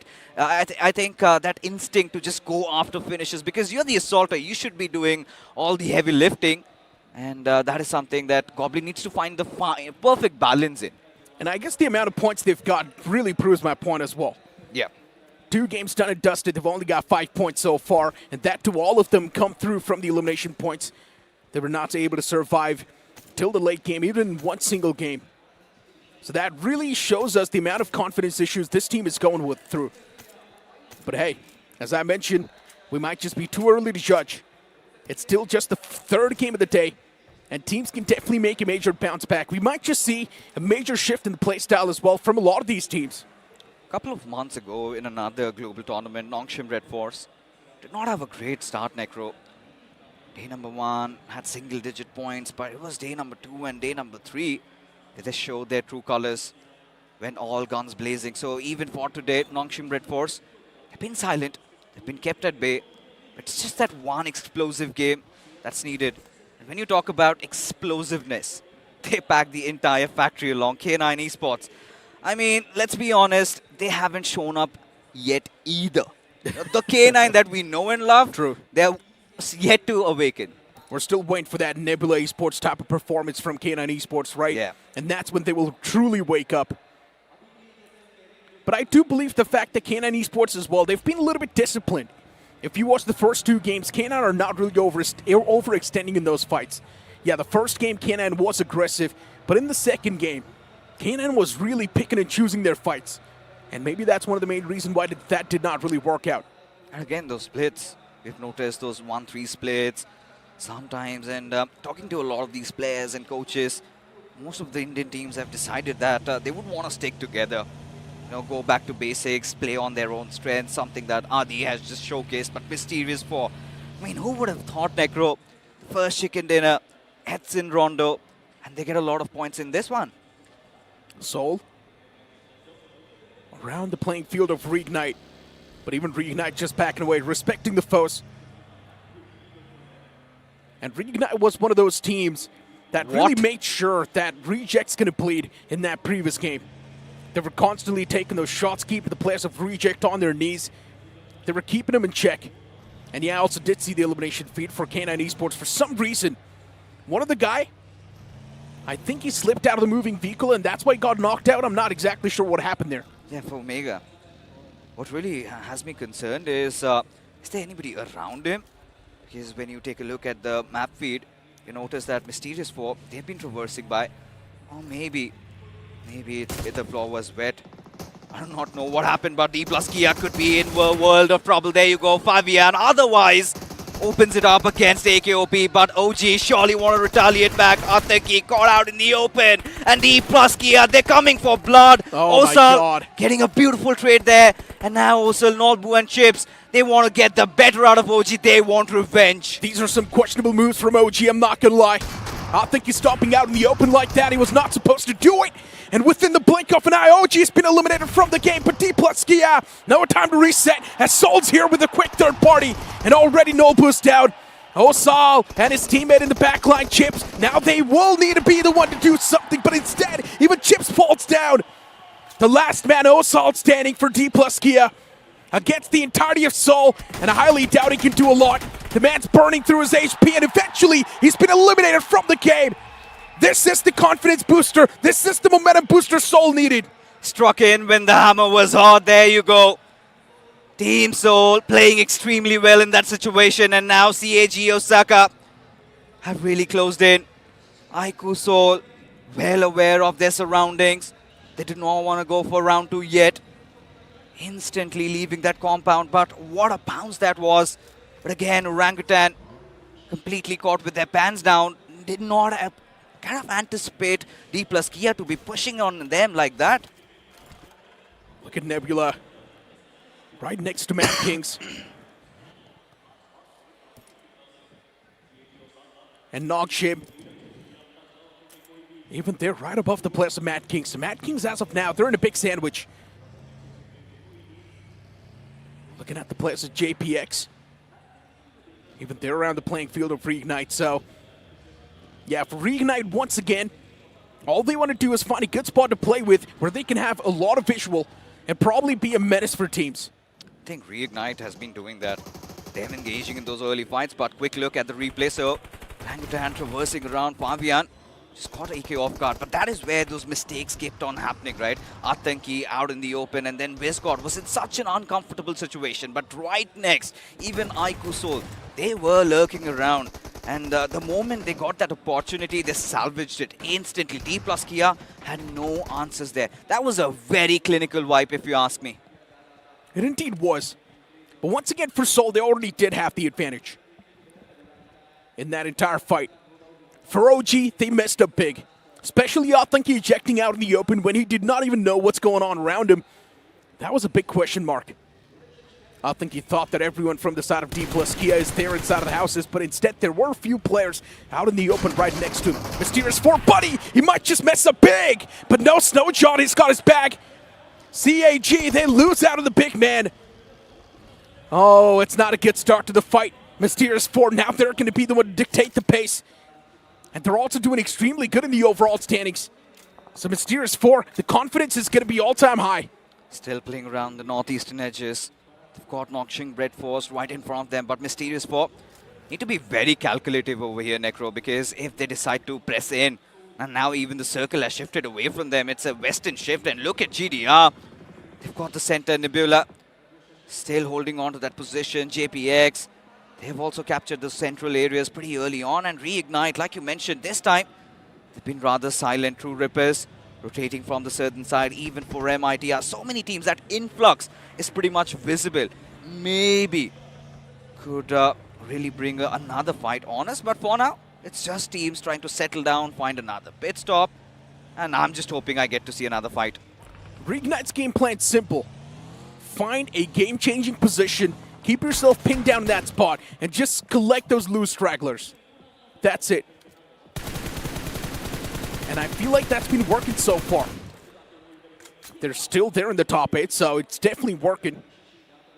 God's Reign, bit of that chip damage against the player's assault, but it's not going to be enough to do anything, so that's not going to hold a lot of value. MTR around the playing fields and the turf of K9 Esports, and MTR, these shots, they're definitely deadly. Pine, who was not able to find that sweet spot yet, but this nade might just do it. It's probably tossed to perfection as well, but luckily enough, Ninja Boy moves away at the nick of time. So MTR, they do not get anything in their hands. I think it's the lack of information. K9 Esports, ideally, they engage in these fights, and they go heads first. But right now, another fight breaking out. Mysterious4 going up against Nongshim RedForce. Bunny wanted to go for the swing, but it's going to be Vinny who gets the better out of him, as Omega still eyeing out for a trade. Oh, no. Trying to climb the stairs, and now even Mysterious4 doubling down on the aggression. Snowjaw pushing through. He gets the knock. Vinny has no answers. As Mysterious4, they're starting to take over. Doxy, the last man surviving, does not have a lot to work with. His position's absolutely compromised, and Mysterious4 prioritizing on the revives and the Far of Fray. You still have iQOO, eyes pinned in. That's some mind-blowing stuff from Snowjaw. That's the MVP confidence right there. Did not even flinch before making that move. Straight up rushed in through the stairs and got the knock. Snowjaw. That's what you like to see. Dominating these fights, and now Nongshim RedForce. They probably never saw this coming. Completely caught off guard. Doxy. He knows what Mysterious4 is doing. Spreading themselves out, but Hero knows exactly where Doxy is. And this nade, it's going to be the deep sealer, as that's going to be on the point. Solid stuff from Mysterious4, eliminating even the likes of Nongshim. And then you have K9 once again back to this fight, but what a beautiful display of valor coming in from Mysterious4. Instantly got back after the players of Nongshim RedForce, but now seems like the dust has settled. Or has it? Because even once again the circle has shifted away, Necro. And GDR still holding on to the central areas with Madkings around them. iQOO around the northwestern side, and Beast, he readies up that grenade. Aibo could be the victim, but for Reject, they've also decided to rotate. They've got REIGNITE right in front of them. Reject Apollo and Sarah right next to each other. The first two games, not exactly the Reject way, but this time, they're trying to bring in that controlling pace. They're playing it passive, defensive. God's Reign now being charged up by the players of Madkings. It's not a good position to be trapped in for God's Reign, but they need to work with this. Neo, the man's trapped all by himself in the upper floor, tossing the utilities to try and stop that aggression coming through from Madkings, but it's really not making a difference. Nebula from the back, finding that knock on Neo, and God's Reign, they're in a big world of trouble as Clutch God's Reign gonna make that push, and even the second man of God's Reign goes down. Nebula just gifting the frags to Madkings and the fight as well. Yeah, God's Reign not really pleased with what just happened. Playing around a 2-2 split, and suddenly Madkings, they just go all in. But indeed, it was Nebula that gave them that initial nudge. And Madkings just caught the heads and ripped it off. As for GDR, now Destro, Justin, previous game Erangel, we saw GDR showing that string of consistency. But this time, the odds are stacked against them, with Madkings still having those numbers. And again, now they have to make a very heavy call. Do they go in for the push, which eventually would expose them to threats from elsewhere? Or are they going to hold on to this compound? That's the question. In my opinion, God's Reign, if they really wanted, they could have actually provided the cover fire as well. Maybe the players could have tossed out the smokes and reunite once again. Yeah, that's what I'm saying. They could have laid out a smoke pathway and close on up towards the compound. Or towards that house. That's where their visions were blocked, right? Everything happened so fast. Nobody expected Nebula to find that opener, and then Clutch got suddenly took that moment of surprise in his favor and got that knock. And till then, once those two plays were done, I think there was no respite. And GDR decided to rather play it safe. But Mysterious4, they've been causing a lot of ruckus. This time going after the players of iQOO Seoul. And now it's all about who has the center reject. Out in the open a little bit. It's extremely dangerous there. Everybody eyeing out. Where does the next hard shift go? And in the next couple of moments, maybe we might find an answer. I'm not really liking what's happening with K9 Esports. It's like they're an open feast waiting to be devoured. Even CAG from the back were taking those constant shots. They were proven to be a major threat. But as of now, CAG is going to back away. Respect the players of K9 Esports and see what their game plan's going to be. Madkings, that separation not working out, as Shadow is going to be the first man to fall down. And CAG, now they start to spread their wings once again. This is typical Shadow, right? Yeah. That spread not working out, and within the blink of an eye, the entirety of K9 Esports, they've been eliminated from the game, with a bit of that contribution even coming through from Nebula Esports. It was Dplus KIA. Oh no, it was not Dplus, it was actually DRX who puts him to sleep. Yeah, oh my god, I mean, that's unbelievable. For K9, this is as worse as it can get. Just 9 points collected and still parting away from the lobby. iQOO Seoul finding some solidity there. Mysterious4 having that high ground. They're yet to enter inside the zone now. It seems like they want to pick a bone against the likes of iQOO Seoul. Legit, Coplin, Knuckle. Three of these players playing together. Even for iQOO Seoul, they also need to address the issues at hand. The next circle shift will go away from them. And given the fact, Necro, that reject, they're also on the edges. Seems like we could see a fight between these two teams. Maybe for the contention around the center, still held on by Madkings as MITR losing in. But Adi, he's got his eyes fixated. MTR coming in. It's going to be Pine. And there you go. He goes home. Nomi getting that elimination, and MTR, they're eliminated. Could not really do a lot in that given situation, but now for Seoul, it's going to be Mysterious4 knocking on the doors as Legit. He welcomes them with open arms. That DBS burst to the face, that's going to stop him in tracks. And Seoul, they can continue their wrath as Mysterious4, they're being manhandled. Another nade tossed out, and that's going to do a lot of damage. Legit. He's all by himself around this playing field as Knuckle is away from Legit, but still the utilities from Legit. They find some crucial knocks. Beautiful connections, precision on point, and Legit is really dictating this fight. Absolutely loving how they are trading against each other there. Oh my god, Once again, Legit, he goes big, and this time he's got a big shark there. Snowjawed out of commission. Legit still has that one grenade to play around. He's got Knuckle for assistance, but the IGL He's feeling Oh my all that God. heat. Somehow did manage to dodge it out. Bunny's still alive, and Knuckle and Legit, this time in tandem, pushing together. And Legit is taking quite a hefty blow. Surely Knuckle has to go for the trade. Just on the back of the utilities, Legit's making a lot of moves, but now Knuckle, he turns around and slaps him down. Mysterious4 eliminated from the game with 7 finishes. They've done the job. They've got the average points. But for Seoul, this is one of those big games that we're searching for. 10 finishes already on the block, and they're not done yet. They certainly aren't, but still, man losses, chicken dinner would be quite difficult, but for TrueRippers, Jelly, the last surviving member, he's got a lot on his plate right now, needs to get KIA back to life, and also at the same time, deal with the threat for JP. We've got Hollywood, he's getting that revive, Sixter somehow keeping things at bay, trying to keep their heads above the water as Nebula quickly rotating. Madkings still playing around the center. As for Jelly and Kyolamau, now it's going to be a 2-on-2 fight. Hollywood not having the best of HPs. I feel like he's out of meds now. TrueRippers. Oh no, Jelly getting caught off guard. Showed his back at the wrong time and REIGNITE. They once again start to reignite the flame of hope. That's TrueRippers. There's a big chance they will be eliminated without getting anything in the hand. And KIA whiffing all those shots. How often do you see KIA whiff a shot like that? Yeah, that's what pressure does to you. Really feeling the heat, and TrueRippers succumbing to that. But for Nebula, all good in the hood. GDR survived with just 2 players. Madkings still have their numbers up, but DRX, this is where the Korean excellency really comes in.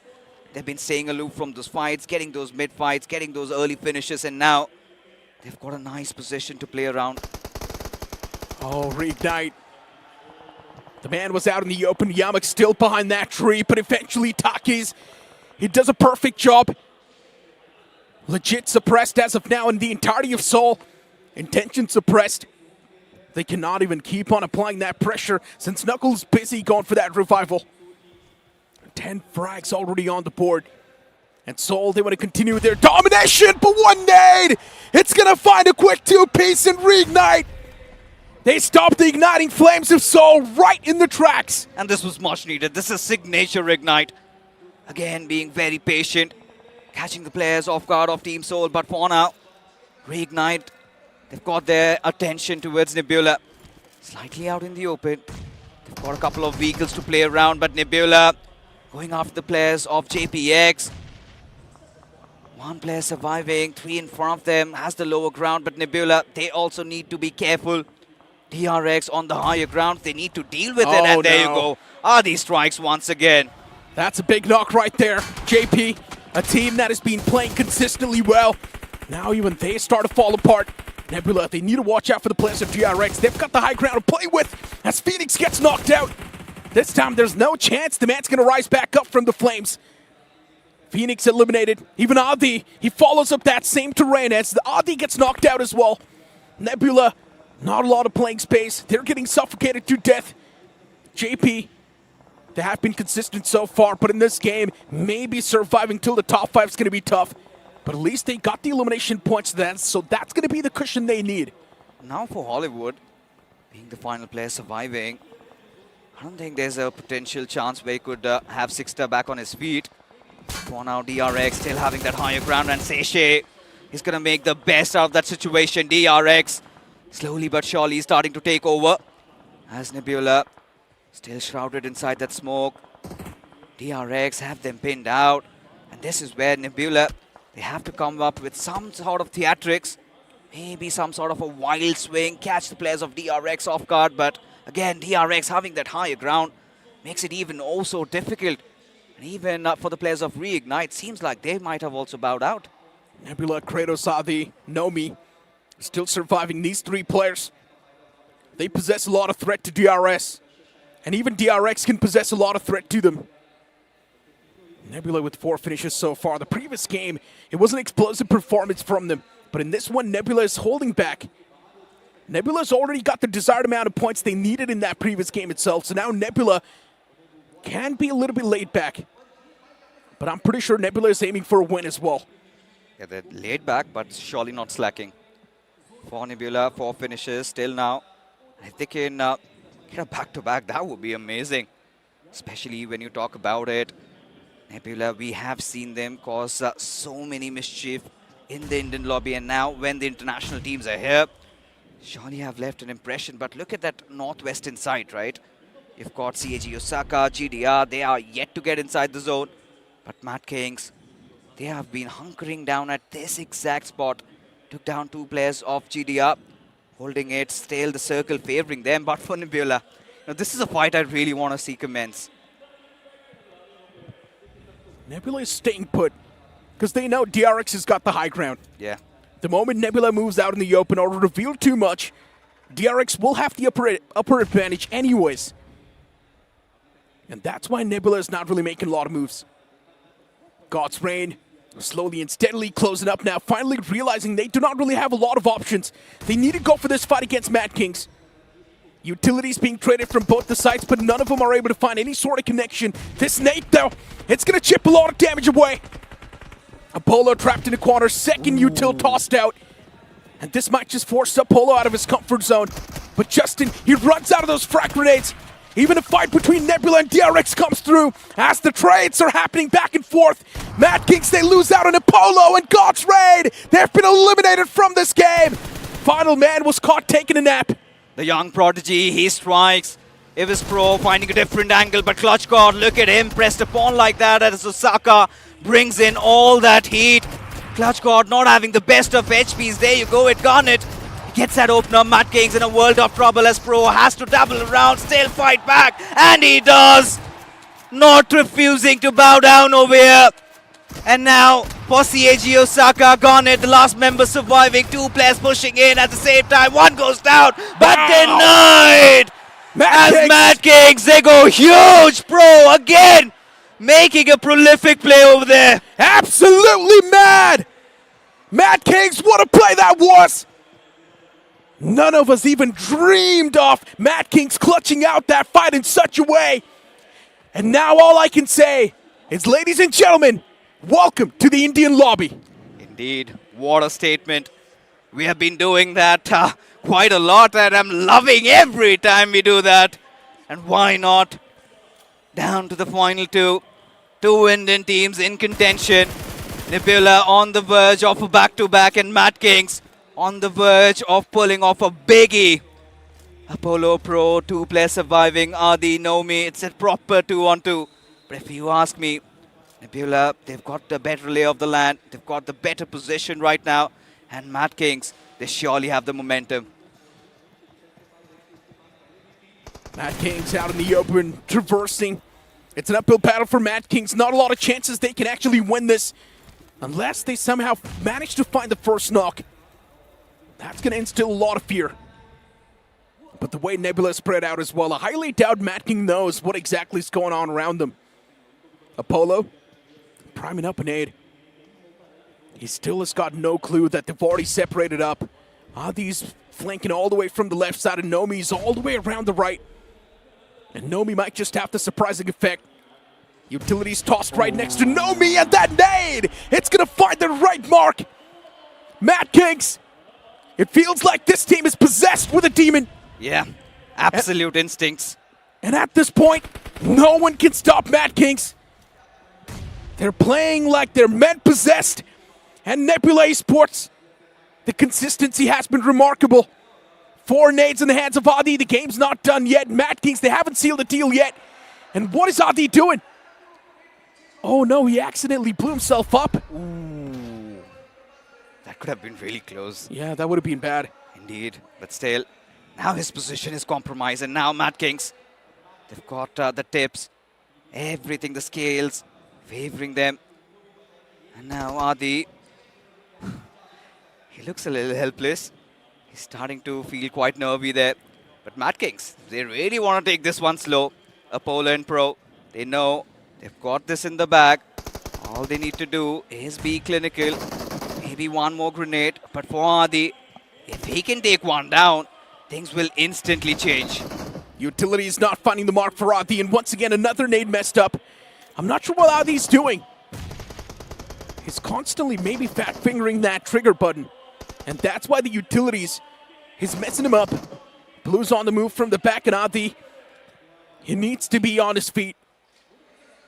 That tree's not going to be with him for too long, and soon the man's going to be exposed, but Adi knows.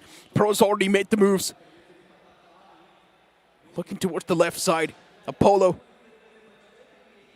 Still waiting for Adi to just step out in the open, and yeah, he's going to accept the fate. Adi knows he can't do anything. He knows he cannot really clutch it out, so he just Molotovs himself to death.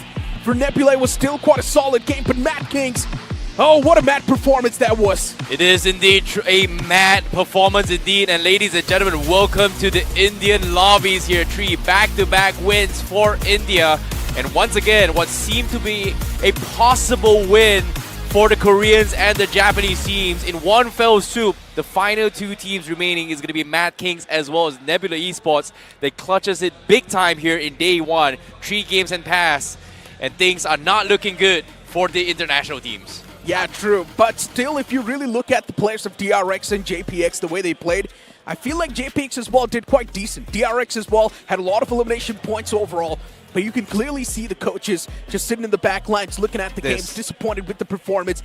But this clutch from Madkings, oh man, it was insane. First eliminating God's Reign, then instantly shifting their focus towards CAG and eliminating them too from the game. It was insane. I loved how Madkings really played the entire game through and through about. You saw them initially, they went for the center, took down 2 players of GDR, and they hunkered down to that spot for a long time. They had a push coming on, they defended that. Out of nowhere, CAG OSAKA then decides to press in. And then you could see that pro brilliance really coming into play. This young lad, he has been drawing a lot of eyeballs towards him. You know, one thing I really realized in that final moments was that obviously Pro, big, insane clutch here to actually allow Madkings to head into the final fight. But you have to give credit to what Adi was doing, right? People were asking, oh, even if you guys as well, what was he doing with the nades as well? He was actually faking out with the intention of baiting, in a sense where, oh, they think there's someone here. There's a nade on this spot. So most likely from Madkings' perspective is that he is going to be tossing the nade from a different direction. And you can see multiple instances where Madkings was actually turning their attention somewhere else to try and find him. But eventually Adi tried his best, had no more space, and had no choice but to deny his points. Yeah, but then there was also one of the points where Adi's position was already revealed and he still tossed it right on his feet. Which is weird, right? Madkings actually doubted themselves. If you think about it. You know, to be honest, really, it was Madkings' game to lose. Also, in fact, Nebula's game. Yeah, true. They had the high ground. They had the high ground. Yeah. And that was where we saw Nomi. I think Madkings relied on their hunch. They had this feeling that maybe there could be somebody behind that car, and they threw that grenade. And somehow at the right spot, and then we saw tables turning. Well, for all things considered here, the momentum is swinging in India's favor here for past 3 games here. And Nebula Esports is at the tippity top. Will they be able to continue that momentum is going to be the question, but we will have to see right after this break.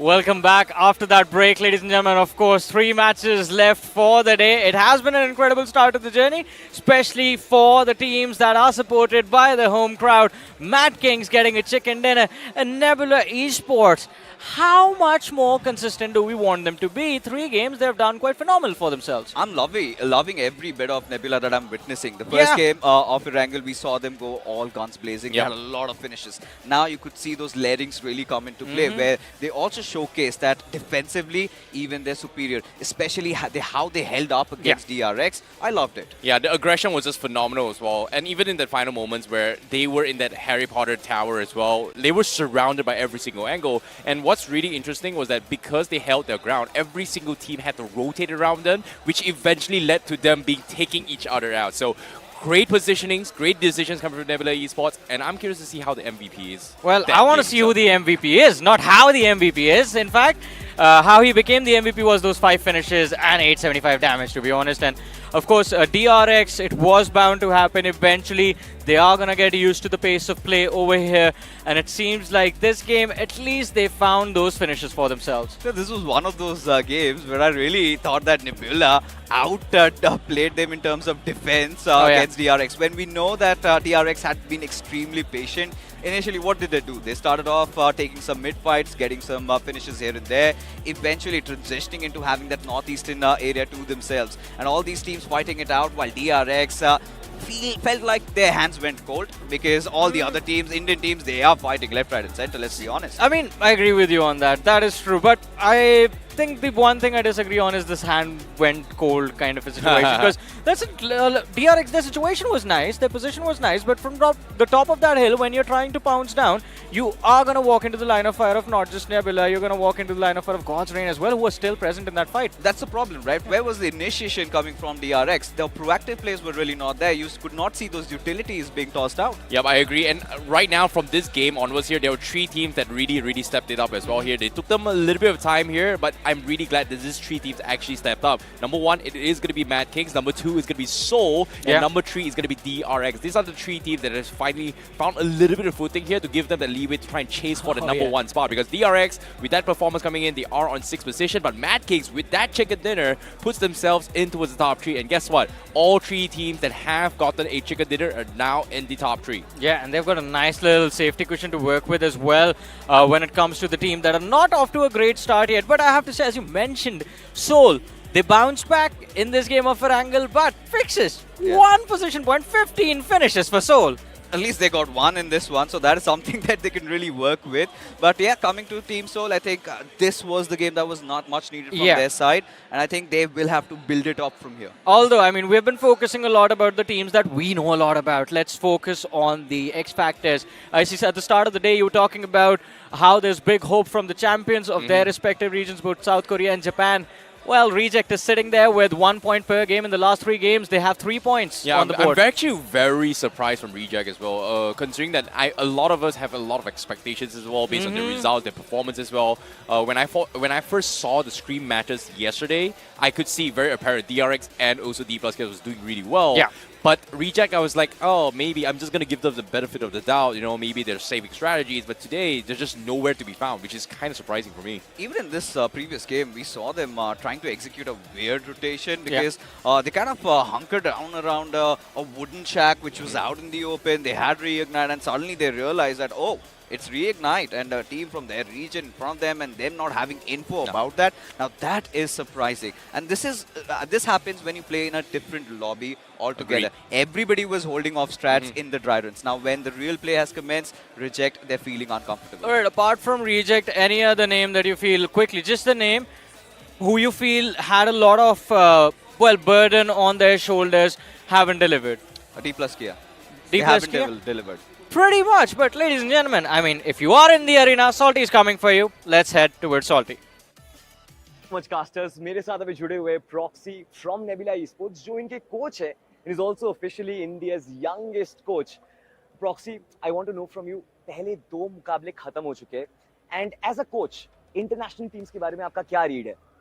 As a coach मेरा यही read है अभी कि starting के 2 matches में उन लोगों को भी समझने का टाइम चाहिए कि इंडियन लॉबी कैसे चलती है, क्योंकि 8 यहाँ पे इंडिया की टीम है और 4 अलग अलग रीजन की टीम. तो आई गेस वो अभी रीड करके ही खेल रहे हैं कि हाँ उनको पता चल जाए डे 2 और डे 3 के लिए प्रिपेयर्ड हो जाए. That is a very interesting read, by the way. So हम expect कर सकते हैं कुछ suspenses, but Nebula Esports का एक बहुत बड़ा chicken dinner आया है with 19 finishes. Is it the start of a big domination arc? देखो मेरे लिए तो ये है कि नेवर सेलिब्रेट टू अर्ली। पहली चीज ये, दूसरी चीज ये कि हाँ स्टार्ट अच्छा हुआ है। अब हम कोशिश करेंगे कि डे 1 पे ही लीड ले लें, ताकि डे 2 डे 3 पे जब वो रीड करके आए या फिर अपना जो मेन कार्ड प्ले करने आए उसको हम एनकाउंटर कर सके अपने साइड से। I think that is a lovely answer. Final question. Nebula Esports की जो लाइनअप है, हमने कुछ महीने पहले देखा था एक कैंपस टूर्नामेंट खेल रही थी। Now they are in international waters. इस परफॉर्मेंस का श्रेय आप किसको देना चाहोगे? एज अ कोच इसका जो क्रेडिट है वो मैं पूरी टीम को दूंगा, क्योंकि एक प्लेयर टीम को पूरा ऊपर नहीं ले जा सकता और डुबा नहीं सकता। तो यहाँ पे जो चारों बंदे हैं, पांचों बंदे या पूरी जो नेबुला है वो साथ में वर्क करती है, ऐसे कि हम इतनी जल्दी इस चीज के कैपेबल हो पाए कि हम इंटरनेशनल स्टेज पे खेल रहे हैं और अभी पीएमजीसी के लिए हम ट्राई कर रहे हैं। W mindset, W performance, and I think इसी तरह Nebula Esports बहुत आगे बढ़ती रहेगी। But over to you casters, because हमारे मैचेस चलते रहेंगे। So that was the coach of Nebula Esports. Kind of had a lot to say about how the competition is faring up, what's going on in their heads. And of course, Nebula Esports, I mean, everyone was placing this team as one of the dark horses going into this tournament. And not just from like our region, but like overall the 16 teams combined in general. Nebula Esports was supposed to be the dark horse, but win the first 3 games, they've had a phenomenal run. The question is, do we see them falling off? Because compared to everyone else, this team is still a little bit inexperienced. A little bit. Yeah. When we talk about firepower as well, especially in earlier 2025 and then earlier stages of the tournament from BMSD, from etc. as well, Nebula Esports does have the capabilities similar to K9 Esports. But, you know, when it comes to grand finals, people were like, oh no, K9 is going to choke, you know, they're going to not do well and etc. It kind of happened. But what's really surprising is that Nebula Esports has learned from their mistakes and experience, and they actually backed it up. Hey, but as we talk about teams, we need to have a look at the individuals playing for those teams as well. We have the MVP of the tournament, the leaderboard on our screens. Hero from Mysterious4 leading the charge, followed by Kratos from Nebula and Phoenix as well. Then on the 4th, we have Yunbin from DRX and Nagon from REIGNITE. REIGNITE and DRX both playing second fiddle to Dplus KIA and Reject, but these second fiddles are making sure that they're going to be the heroes of their stories, at least in the BMIC. They have the momentum, at least somewhat. Can they keep this going? But these are the individuals that are getting the finishes. Let's move forward, have a look at the best IGLs as well. And of course, it's going to be Adi, who has managed to secure the first position in the overall leaderboard, followed by Bunny from Mysterious4. Then we have Sporta from JP, Jelly from TrueRippers, and QXG from DRX. I think it wouldn't be wrong of me to say that Bunny is someone no one expected to be on the second. Mysterious4, I mean, they came unexpected. Let's be very honest, Johnny. Heading on into this tournament, if you had asked me or any other talent, they would have said from the Indian teams, either OG, TrueRippers, Soul, or GDR. But who are we seeing on top? Nobody was talking about Madkings. Nobody was talking about Nebula. Everybody had that thought that, yeah, Nebula could be the wild stick. They could just swing anywhere and anything could happen. But now they are showing promise. But Mysterious4, I had a quick word with Omega. He said, nobody's rooting for us. Nobody expected us to be here. We have no pressure at all. I have so much to prove. He took me down the lanes of Kochi, where him representing the colors of team forever, and they lifted the podium. He wants it all. He departed from his team, and Mysterious4, they are certainly a solid bunch. No, to be honest, this is where things get a little bit skewed as well. It's only been 3 matches. This data can skew very, very fast as well, because the total, we are going to be playing a total of 18 matches here. So unless we have the halfway point, which is pretty much passed so far, which is going to be tomorrow's games, things are not exactly set in stone yet. So one good game from any other teams, you are going to be bounced back. We saw how Madkings, they weren't really performing first 2 games. One chicken dinner, boom, they're now in top 3. So it's still too early to count. They are in top 3, but my only thing is that I love numbers, right? Yep. And I feel as long as in an 18-game finale, if you are doing better than 10 points per match, you're going to be good. You're going to be contending for the trophy. Right now, 2 teams have been able to maintain that average. Mysterious4 and Nebula Esports. Nebula Esports, I think they're doing like 13 points per game. Yeah, they are. I mean, that is very, very close as well. But at the same time, can they make it consistent is going to be the question as well. Because when we talk about day 1, day 2, day 3 progressions, day 1 is all about your prep work, your startup and stuff like that. Day 2 is all about adaptations and comebacks. And we've seen coaches from the international teams with 6 layers of analysts and pages of just information all the way through, you know they are going to be analyzing everything. On that note, because I 100% agree with you, I saw it happen backstage, massive discussions going on as to how they want to bounce back. But because of this, fixes, day number 2 is when we expect these teams from South Korea and Japan to actually come back hitting hard, especially teams like Dplus KIA, teams like Reject, for example. But does that also mean that today is very important for Mysterious4, for Nebula, for TrueRippers, for Madkings to actually get a very big lead, stay ahead of the competition so that if things go wrong tomorrow, you still do maintain a position from where on day 3 you can fight back? Not really, because honestly speaking, they have been playing months, they've been playing lands, they've got a lot of experience now, they've somehow soaked in all that pressure also. So for Nebula, it's high time we treat Nebula, even Mysterious4, with a little bit more respect, and they have earned it, right? They are the top 8 teams from India, they've made it so far, but still those lingering doubts always being thrown, those questions have always been thrown at them. Somewhere down the line, we need to accept that this team can also win championship, and we need to start treating them like that. I mean, right now they have made sure that there are going to be a few believers in the crowd cheering their name and hoping that at the end of game number 13 on Sunday evening, it is going to be an Indian banner lifting that trophy. But ladies and gentlemen, with that being said, we still have a long way to go, and coming right up is going to be game number 4 of the day, Wrangle. Here we go.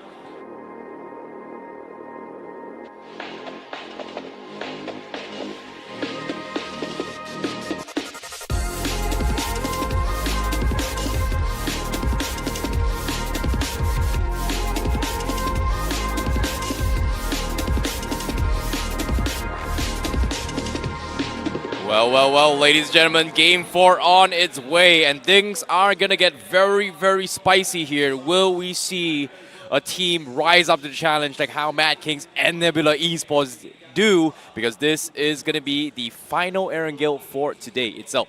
Yeah, at the final time we see the greener pastures turning left, after which we will have games with Miramar.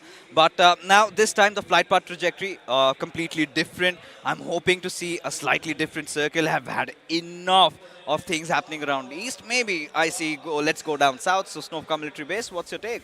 Well, I'm curious to see if God's Reign is going to be switching up their rotation, that's for sure. God's Reign does like to go to his military base a little bit more, regardless of whatever. But it seems like based on this flight path, they are taking an early rotation up towards the north side, so they are going to be dodging a couple of teams.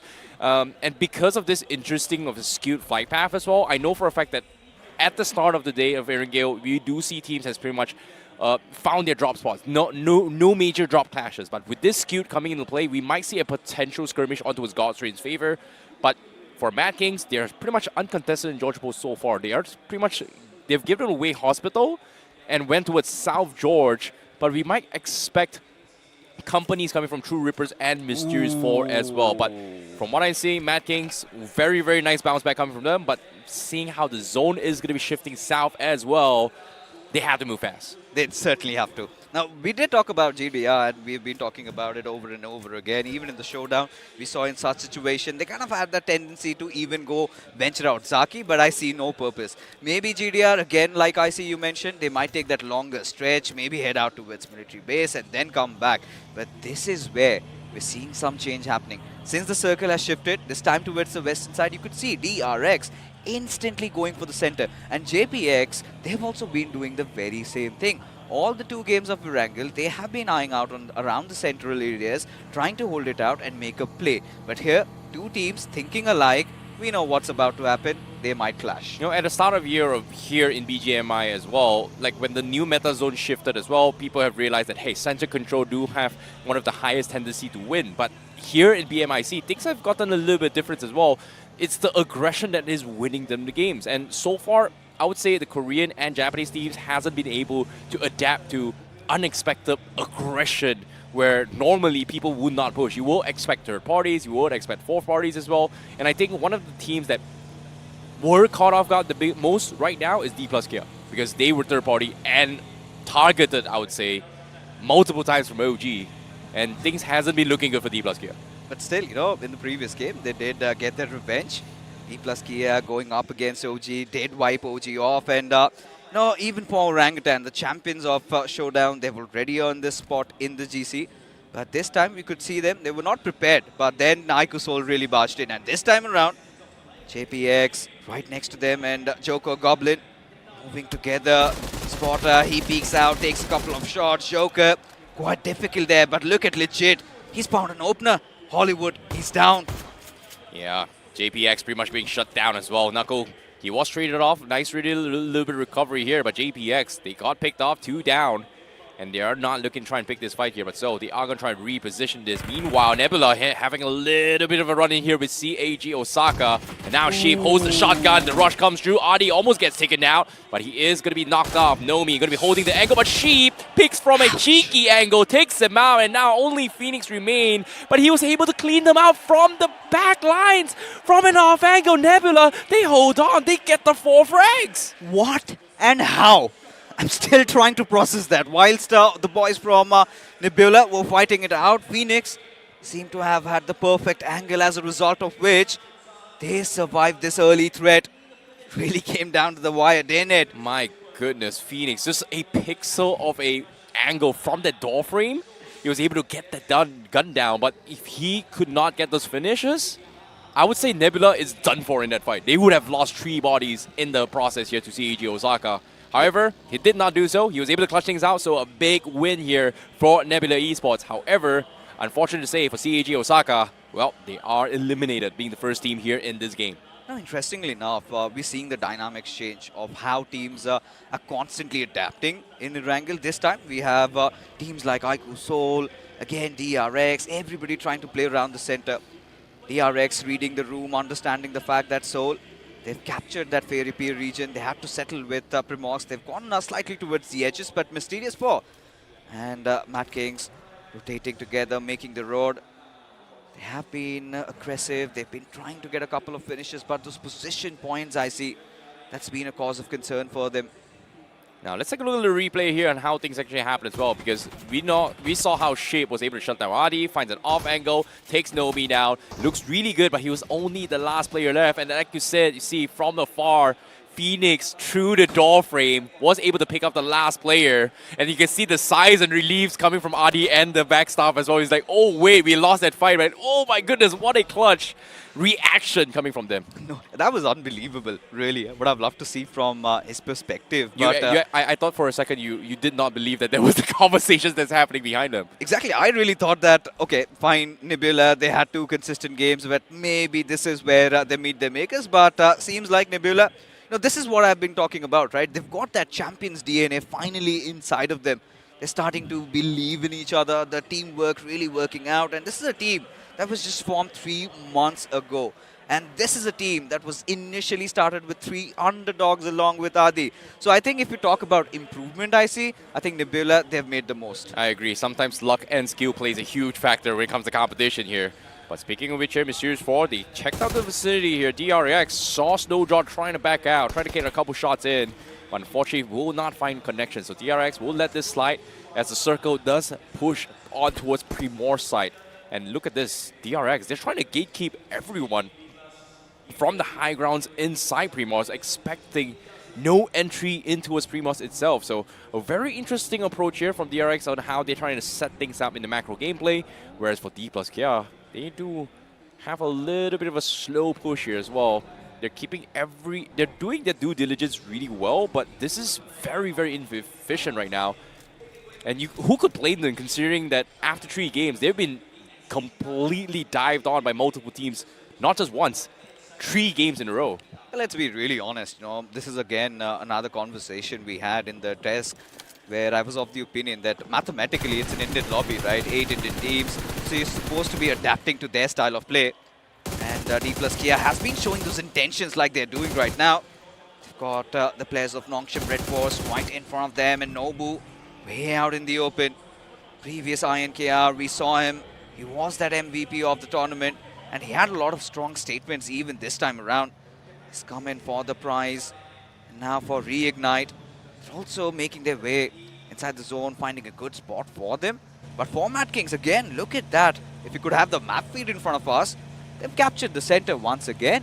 Yeah, we shall see whether or not if the circle actually shifts in towards Crore as well, considering the fact that the circle is going to be unpredictable. It might shift back towards the south of Gata. It might shift to Crore. It might shift into its very pure. It's still in the gray area. It's only stage 1, but it's about to completely close down in 10 seconds left. You can see teams are starting to prepare themselves to get out. So, however, on the move, trying to protect those hovercraft. And God's Reign, a very interesting switch up in terms of weaponries here. The DP in play, but seeing how the circle is shifting, it is going to be all the way in Primos. This is second circle shift, but we are going to be seeing a very, very early gun battle between all 16 teams, because this is circle 2, but everybody's going to have to play this like circle 4, circle 5 now. And look at this, iQOO trying to go on a chase right on the tails of the players of Reject.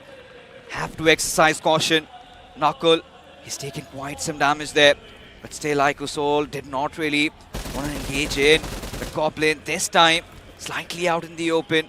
And now legit, he's got that hovercraft to play around. Reject, everybody is making a mad dash to find those perfect spots, and especially those hilly areas. The one spot that Reject they're targeting as JPX, they run right next to them. And even Orangutan, they're in the vicinity. It's a mad scramble. It feels like somebody has opened up the Pandora's box. It is going to be absolute pandemonium. Yeah, it is insane as well. You can see everyone is just going panic as well. God's Reign, they tried to take high ground. Reject was just right beside them. That's going to be a free point for them. And God's Reign, however, on the move, they were able to find a couple of stragglers, and that's going to be Atenki that gets taken out as well. Every single team is looking for some sort of safe space, some sort of safety net.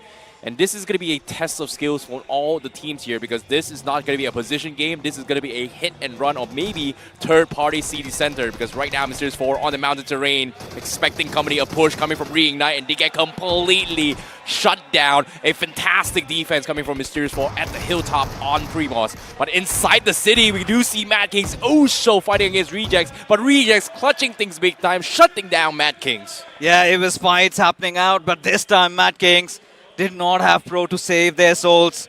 Clutch God eventually had to bow down, but this is where majority of these teams made that mistake, right? Everybody wanted to play for the center, and then there were teams like Dplus KIA, Nongshim RedForce, they avoided it. They let every other team fight it out, whilst they have so much space now for which they can contest. Even for GDR, constantly in between all those fights. This time against TrueRippers, trades from both their sides, Reignite, even after those losses. Still yet to find their finish, and not having that perfect footing. I see Reignite. They really need to bounce back in this one. Well, interesting enough, from this position, you can see Reignite, he is going to be expecting so much company on every single direction, where DRX, one of the first teams inside Primos, was able to call dibs, and they've got a wide spread onto the city center and onto the outskirts as well. They've got a very, very wide spread to play with, while everybody is playing on the outskirts of Primos. We are going to be expecting a little bit of an urban warfare, but for Mysterious4 on the minimap as well, you can see on the west side, they are playing Hilltop, so they have no reason to engage. All they need to do is just punish every single team inside the city who's trying to rotate in between the houses to try and find space inside the zone. But based on how the zone's shifting, it is going to shift on towards Mysterious4. Every single team inside Primos needs to get out, and Mysterious4 is going to be up for open duck hunting season. Meanwhile, we have a team that's think outside the box. MTR are going to be playing the ocean rotation from the south side. Absolutely. You know, this is what I was really concerned about. And that was really good of you to bring up DRX, having that 3-1 split, because Sakshay, he was playing a little aloof from his teammates. But now that the circle has formed, I think he's going to regroup. But for MTR, it's going to be quite concerning, right? With so many teams, maybe having a watch out onto the waters, and they will find some hostile enemy team trying to engage in. But for Mysterious4, loved how they picked that fight against Reject, knowing what their priorities were, fighting for it, and now they will reap those rewards, I see. I'm curious to see how MTR is going to play this as well. There's not a lot of space. They are coming from the ocean, but considering that there's still so many teams still alive, I don't think teams are going to be looking at the ocean. They are most likely going to be looking at each other in the urban, and they might be able to find some sort of space inside the shores. Meanwhile, Nebula Esports, they're still outside. They haven't actually made their way through. They're driving outside Fairy Pier, but Phoenix was picked off, and that's going to be Seoul that takes them out from the east side. They're still outside the zone, and Seoul making the safer play here, which is to pick off all the stragglers outside before making their way through. That pretty much lowers their percentage of surviving in their zone, but it does give them a little bit of time to actually plan and gather the information on how things are happening here. There is 14 teams. Stage 3 made its way. They have to drive past Primos. And fortunately for Seoul, there is a lot of space coming from the west side. Now, to be really honest, I feel like Seoul are making a very good call. Slight replay on how that fight it really erupted. Madkings trying to go, and it was reject, flushed it out. I mean, Divine being the last player alive. But coming back to conversation, you know, Team Seoul, they had to really pick their timings right. That's where they sort of messed up. You know, that mad frenzy we just got to witness. Everybody was fighting for position, for territory. And iQOO Seoul still having all 4 of their players up, still around the edges, but reject. They refuse to bow down. It's a battle for the hilltop. The king of the hill position has now been claimed by Reject, and now Mysterious4. They're in a real world of trouble. Yeah, Mysterious4 gave up control a little bit too soon. Reject was able to snatch it away. But at the same time, MTR, where was that shot coming from as well? It came in from the shorelines. Reject wasn't expecting this. And it seems like Mysterious4's call to try and shut down MTR made them give up control of this mountain terrain. And Reject now, they have to go in for the reset. This 3-way showdown inside the center of the zone is going to make a little bit of a space and time for the teams inside Primos to try and push out. But only if they push out now. But again, easier said than done. There's just too many teams inside Primos right now. I count like 6, 7, maybe 8 teams inside Primos right now. And joining them is going to be Nongshim, going to be coming in from the north side as well. Make that 9 teams inside Primos. Now, this is where I'm really loving what Reject are doing. Now, this was what was needed from the best team from Japan. As for OG, clearly haven't been playing like champions, especially after Rondo. Erangel has been a nightmare, which is supposed to be their strongest map. They've been quite struggling. But you know, the rule of thumb I see usually dictates that the circle is going to move away from Primos. So MTR, I'm really loving their position. But Omega, the last straggler, he was also found. And Mysterious4, finally, they also bow down. Great play coming from Reject here because they needed this opportunity. This hilltop is one of the god spots in this moment. And as soon as they realized that Mysterious4 gave it up, they took it, snatched it, and now they've got the god spot. Meanwhile, outside here, Dplus KIA, they've not exactly made their way inside the zone, but they know Nebula Esports is there. A fantastic nade from Noble will clean out Nebula as they will be eliminated this game. And there's going to be a potential new team that is going to be securing a new chicken dinner so far for this match, as 3 of the chicken dinner teams has been taken out in Game 4. But Dplus KIA, their journey is not over yet. They're still taking a lot of pressure from afar, and even Seoul is going to be trying to join this fight. And this switch up coming from Dplus KIA is somewhat gave them a little bit of opportunity to try and hold on for this zone itself. Previous game, we saw iQOO Seoul taking down Dplus KIA. This time, iQOO Seoul, they're going after JPX. Sixter, he opens it up. Knuckle, he's down on his knees as Joker. He needs to muster up courage. He needs to go pushing in, but Sixter, he was so prepared. And iQOO Seoul now in tatters, Goblin legit, having no other options but to hide inside that compound. As for Sixter, that was a play and a half. And iQOO Seoul, this is something that they would regret. But K9, they come hunting in. Reject again, having that higher ground advantage. Nades lobbed, and now Beast. That was really close. Divine somehow escaped by the skin of his teeth. Exactly, and now K9, they have to be very, very quickly as well. And DRX was able to find Reiji. K9 instantly goes in for the slam. They snatched the point, they cleaned them out, and now they've got the God Spot. But no, it doesn't matter because from afar, God Spot or not, everybody's going to be looking at you. And K9, they got completely shut down by DRX and also from MTR from the shorelines. Technically, that God Spot no longer looks like a God Spot now. Again, yes, that's what I was trying to say. The floodgates have opened once again, I see. And could have been the players of Nongshim RedForce. Actually, they were trying to show that intent. But Sixter, oh my god. The single taps with that shotgun. And Joker trying to outplay him. But Sixter, he was always a step ahead. And the moment he opened the door, Joker was clueless, had no idea what was going on. But for Nongshim RedForce, they've shown their intent, and now this is where even MTR, they push in, trying to make their own road. K9, they are in troubled waters. Ninja Boy, he's gotten back on his feet. But if anybody, any 2 players you can really put your money on, would be Ninja Boy and Slug. They are brilliant, they are special. Agreed, but MTR, they have pulled off one of the most insane rotations thus far from the shorelines, managed to sneak up, and they have put a lot of pressure onto this mountain. And because of this three-way angle, nobody on the God spot has able to be hold on because of MTR. Now it makes so much sense why Mysterious4 had no choice but to focus on MTR first and give up control. And because of that, they all got taken out.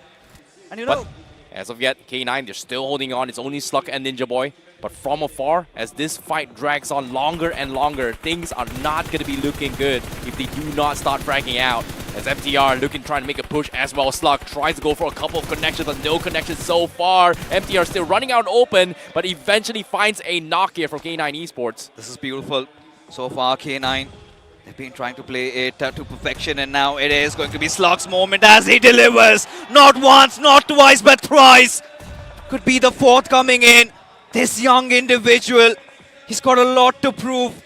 We've seen K9 always come close to the very end, and they choke. And this time, K9 Esports having that sublime ground advantage, and now they are actually making it count. MTR, a couple of moments ago, they were traversing through the waters. They tried to go for the climb, but seems like Slug has a different story to tell. And at the same time as well now, Nongshim, they're trying their best to try and take this out. Ninja Boy is holding down the angles, but Ninja Boy clutches it big time! Wow! With a pixel of health, MTR gets shut down, Nongshim gets shut down as well, but it's not over yet for K9. Ninja Boy, they hold on, he gets his health up, he's gonna try and pick himself up, his teammate up as well, as the teams from Primos is trying to get a couple of low blow jabs, but Dplus KIA, they've heard all those commotions, and this is going to be very, very important for them. Indeed. K9 right now at this very moment again. This time it was slightly a little too much as Reignite have K9's number, but valiant effort from the lads. This was much needed for that bounce back, as even for TrueRippers, that was amazing. Harsh, Hydro, two players playing together. Jelly, let's see, they have got themselves up together. Smokes laid out near, right in front of Harsh. GDR, they know this should be their game. Still playing around Remorse. Gonna be an interesting affair, because now these smokes have really slowed the pace down. But Destro, he's got a beautiful angle to work with. Has visuals, not just in Dplus KIA, but also on the players of DK. But it's gonna be DRX. Eventually you find that opener there. And now Osal on the lower grounds. It's going to be interesting. DK, they have been so opportunistic, I see. They took control when it was needed. And this was a team that was playing from the edges. While so many teams fought for that peak position, it was Dplus KIA who realized that this was their moment. They could have really gone in, and they capitalized on that one. But TrueRippers still around the center, and now DRX. Let's see what's going to happen next. My God, look at that shift of the circle fixes. I'm sorry, I had to step in for this one. You don't sound like Icy, sure, but would love to have you also as well. But now, since you came, the circle took another wild shift. Would absolutely love that, your mark. Now he's being pressed upon. The boys from DRX, slowly but surely trying to inch in ever so close. Your mark so far, he's accumulated 2 finishes to his name, but this is going to be an interesting fight as he delivers once again. So easy, he goes down. Yeah, the first knock secured by Amark, but 3 more players still stand in his way, and they have a hovercraft to work with. He steps out into the open looking for that frag, but still he falls. Valiant effort from Reignite, but look at this. TrueRippers on the other side taking on the players of God's Reign, and God's Reign lacking in numbers, can't really do much. TrueRippers, brilliant position to work with, but look at the radar fixes. This is what I want to talk about, and this is the reason why all of us want to pile on in this game. Dplus KIA taking on OG. They have the higher ground, they have the numbers, but can they win this fight? The scores are 1 each to both these sides. Now it is time to even the odds. AKOP already being bogged down. Osil, he's got that opener right now. As for now, Dplus KIA, they've got the numbers advantage.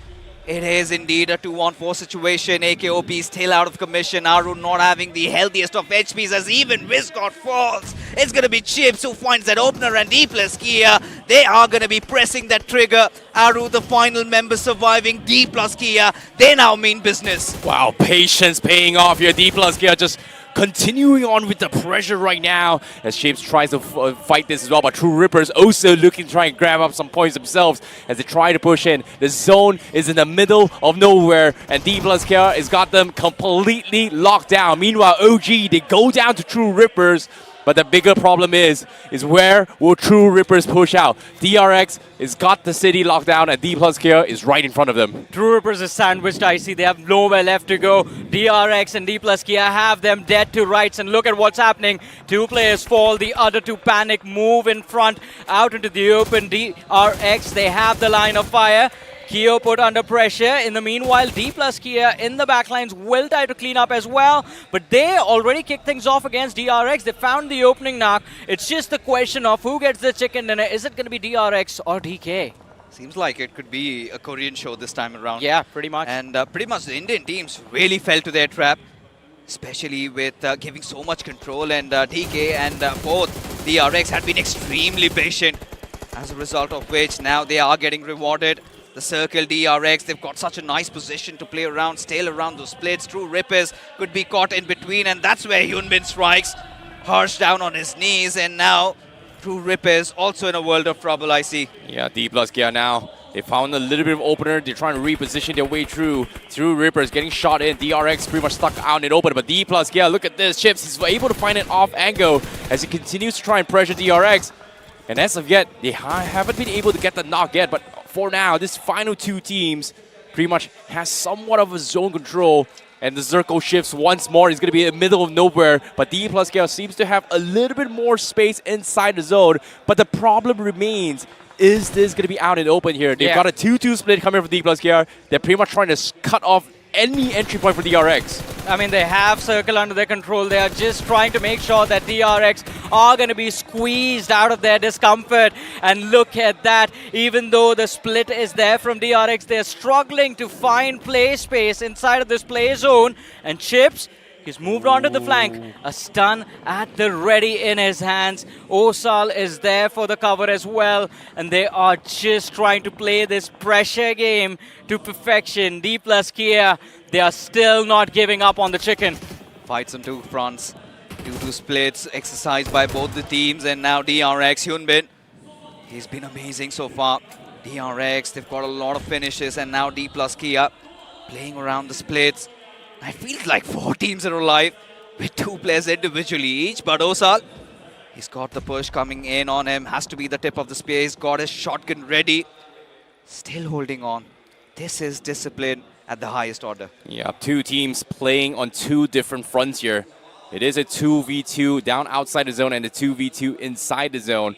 But the question here is, Dplus KIA, they're setting up for the ocean battle, and Osal and Chips cannot afford to be knocked here as DRX finally goes in for the push. They find the opener. Hyunbin finds Osal. 4v3 instant trades from afar. Nobu was able to get a trade onto his Hyunbin. Great support fire, but Chips, he needs to win his 1 versus 1, but he cannot do so. XQZ shuts him down. All of a sudden, the tables have been flipped on its head. Dplus KIA now stand at a massive disadvantage. Nolbu and Fabian from the distance. They're trying their level best to build pressure, but we all know when it is a 3 versus 2 situation, you have no cover to work with. It is extremely difficult to clutch out the fight. Utility of the utmost importance, and Dplus KIA, these 2 individuals have a lot of smokes available to make this play, but it's going to be the spray from Nolbu. The key fragger for Dplus KIA, still finding the openers. He's found a knock. QXZ trying to see, or trying his level best to make sure he can cut off this support. He can cut off the last 2 members from gaining any more map control than they already have. The MVP of the INKR23 right now back into his senses. Might have started slow, but surely has found his footing. But DRX are also forced not to be trifled with. Would not give up at anything at all to have that numbers advantage. QXC, Seche, still around that container. Manages to toss those bullets, but look at Nobu. He's found a FAMAS, and that is a game changer of a weapon at this point. Yeah, but at the same time as well, Nobu, he understands that that loot crate is some sort of cover and it's helped him a little bit more. But for XQZ, he's got a little bit of a surprise here. So easy with a very, very interesting machine gun ready to try and shred the way through, but it is going to be very, very tough. He cannot afford to be taken out. But as of yet, in terms of long range wise, Dplus KIA, they could still punish that. But in terms of suppressive fire, so easy. He's got it hands down.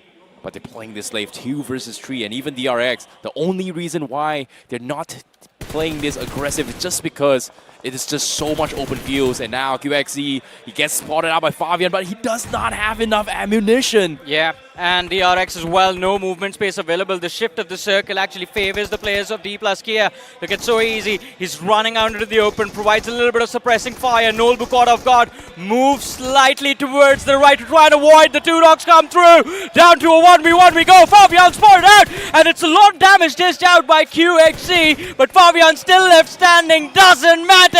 There is the cleanup. DRX, they know how to shut down Dplus KIA, and they close out the match with an impressive chicken dinner with 12 finishes on the board. That really got close. Quite intense towards the very end. DRX having the man advantage, and suddenly Dplus KIA. We saw that fight, I think, being prolonged. That was the longest fight in this tournament so far. Pretty much. Towards the end. That's what happens when you've got two Korean teams in the final circles. They outplay each other, not in terms of just gun skills, but also in terms of the time that they take. Yeah, it was a lot of mind games, a lot of very strategic movements that they have been playing in that final zone here as well to take each other down. Eventually, obviously, it came down to a situation where Dplus KIA, they had no choice to make the move just because Fabian did not have enough animation to actually drag out this fight. But still, a win is still a win for the Korean teams here. We thought it's going to be a complete Indian domination, but Game 4, with a very, very interesting circle like this, leaving the two Korean teams to stand out, it just shows you that experience play a huge factor when you are being thrown a curveball like this. Very true, and especially you can clearly see it from the perspective of DRX, because toward the end, as you mentioned, DRX, they had the upper hand, but they were outside the edge of the circle. Fabian did not have ammunition, and I think they realized that when he wasn't taking those shots, even though he got into the range where he could comfortably spray them down, he wanted to get closer. He wanted to be in the range of utility where he would secure the knocks with those nades. They found it, but a little too late, and towards the end, Fabian was just too exposed to cover for Nolbu getting knocked out over there. And when you look at the grand scheme of things of how all of this really happened, it was DRX dropping down, heading towards Primos, holding those good spots. But it was Dplus KIA who actually let all the other teams flood in. They were pretty much dandy around the edges, and once all these teams kept fighting each other, they got wiped out, and Dplus KIA suddenly realized, now this is our cue. But, you know, commends where credit is due. You also need to talk about K9. I mean, I loved how Slug and Ninja Boy together single-handedly manhandled two teams at the same time. Yeah, and the fight for that mountaintop onto his Primos was just phenomenal here. The thing that really made things extremely difficult was actually MTR that came in for short life, because nobody, and I mean, well, somebody just did it, but usually nobody travels from the ocean, comes in for shoreline, and picks them off from that angle this early in the circle. So it did not make sense, but because of the insanity play from MTR, every single team on the hill got completely shut down. I mean, it was an open position. You were taking a massive risk, and a lot of punishment was dished out by the opponents. But again, this was a wrangle. Now it is time where we start queuing the map that is loved by almost all these athletes that are sitting on the stage. Ladies and gentlemen, 4 games done and dusted. Last 2 matches remain for the day. Coming up next is going to be Miramar, but before that, a very short break. Don't go anywhere.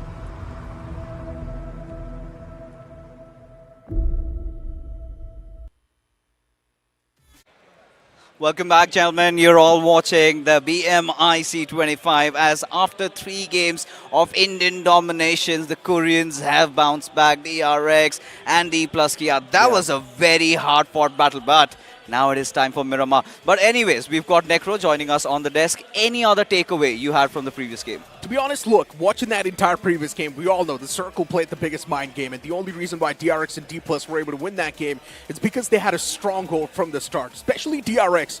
We all knew somewhere down line this is supposed to be DRX's game. They also had the most amount of men alive in the final few moments, and they took it. But here's my main concern. Now, since these guys have finally found that groove, it might just be bad news for the other teams. I think in terms of just curveball shifts, in terms of unexpected circles here, obviously the Korean team does have a lot more experience here. And you cannot deny that they were dominating a game here. I would say QXZZZ, he was the MVP for the match. He was able to find a lot of openers in that final angles, especially when they were the team that had the first dips onto his pre-moss. They chose their spots really, really well. They played a sounder approach here, and they realized that, oh, the moment Circle is about to shift out of the pre-moss, all they needed to do is try and go for a lot of poking onto the teams on top of the hilltop and just completely shut them down. So that was a very, very nice play coming from them. But joining them into the top 5 as well, we have to also talk about Dplus KIA, because they've realized one thing in 3 games in total. A majority of teams in this lobby has been prioritizing the center control, and they've made a little bit of switch up, which was playing edge to edge, and that actually gave them so much opportunities to find finishes and find openings to push through. Absolutely, and once those point standings come up, we can finally say that DRX, Dplus KIA, they might have taken their time to settle down, but it seems like they're now feeling at ease, especially DRX, 22 points accumulated. Dplus KIA, even TrueRippers really tried to find a footing, but Necro, they were kind of caught in a very sandwich situation. Yeah, I mean, look, you're looking at the point standing in general, even Mysterious4 and Nebula Esports now finally a bit of that full stop in the momentum they had. The overall standings popping up on the screen, and DRX, my oh my, on the second spot already with 43 points, not too far away from the first. Still, the South Koreans are in race big time. Yeah, when we talk about who will dominate this game here, at the start of the day, I would not expect Indian teams to be dominated this hard, but after one performance like this from DRX, well, here in day 1, sorry guys, it's not over until it's truly over. No one is dominating anything yet here. It's still anything up for grabs as of yet. Now it is time for Miramar, and we have been witnessing a slightly regional rivalry that has been going on. In fact, an international rivalry, if I might have to correct myself. OG and Dplus KIA. Yeah. It was the 3rd time they had an encounter, and this time again it was Dplus KIA getting the better out of OG. I would say in terms of head-to-head fights right now, OG has won 2. And now Dplus KIA has bounced back with 2. So it's 2-2 right now in terms of head-to-head fights right now. It was so funny. The moment they were done with the fight, it was Seoul just third-partying them instantly. Right. And the moment I saw that, I was like, oh my god, Seoul, they needed this sort of a performance. They finally do use that to bounce back, and that's going to help them so much in the future, right? Now, overall conversation should also shift around the Japanese teams, and in my opinion, Reject. This is one of the best teams the region has to offer, and still all the way in the bottom too. Guys, what's going on with them? Safety cushion, man. I'm going to Globals anyways. Just take it easy. Yeah, that's always there, right? Because even you can see that from Orangutan also, because this is not ideally how they tend to play. And, you know, they have been trying to settle their personal scores and whatever the case may be. Now, let's talk about Miramar. So, Erangel, if you have to break it down, it was still dominated by the Indians. But now in the 2 games of Miramar, IC, do you think this is where Korean supremacy can come in, or a little bit of that you know, Japanese zing to it? I think the international teams will have a little bit of a step up, just because this is going to be a long-range macro gameplay here. And so far, aggression doesn't really pay off that much in compared to Miramar, just because of the fact that the moment you get too aggressive and get caught out open or get stalled back because of all this rocky terrains, you are going to get completely shut down. So when it comes to patience, the Koreans and Japanese teams are a little bit more patient, whereas very apparent here in day number 1, Indian teams extremely, extremely aggressive. So when it comes to defensive and tactical standpoint, and when it comes to strategy as well, the Koreans are much better. Let's be honest. They're more patient, I would say. They've got a lot of experience in the past as well. They've faced off against so many teams, so they know how to adapt on the fly. That's the most important skill they've developed. And now if you move on towards Miramar, that's really going to allow these teams to play a little bit on the back end. They can enjoy the game so slowly and steadily, and if they do have that enough time to play it defensively well, then I do believe these teams can do extremely good. Now this is where the real question really comes in, right? Who plays according to who?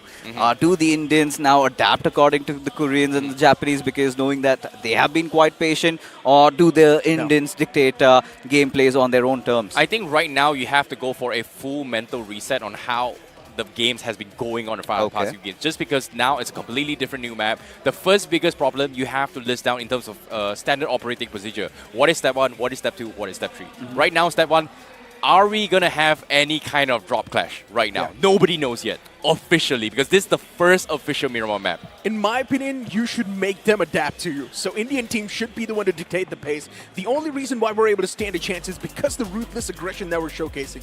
But now we've seen two young gentlemen who've really been firing on all cylinders. I think Hyunbin, I think he's still been a veteran into the scene, has been playing for quite some time, but legit, finally making his mark. 13 finishes to 11. I think it's pretty close.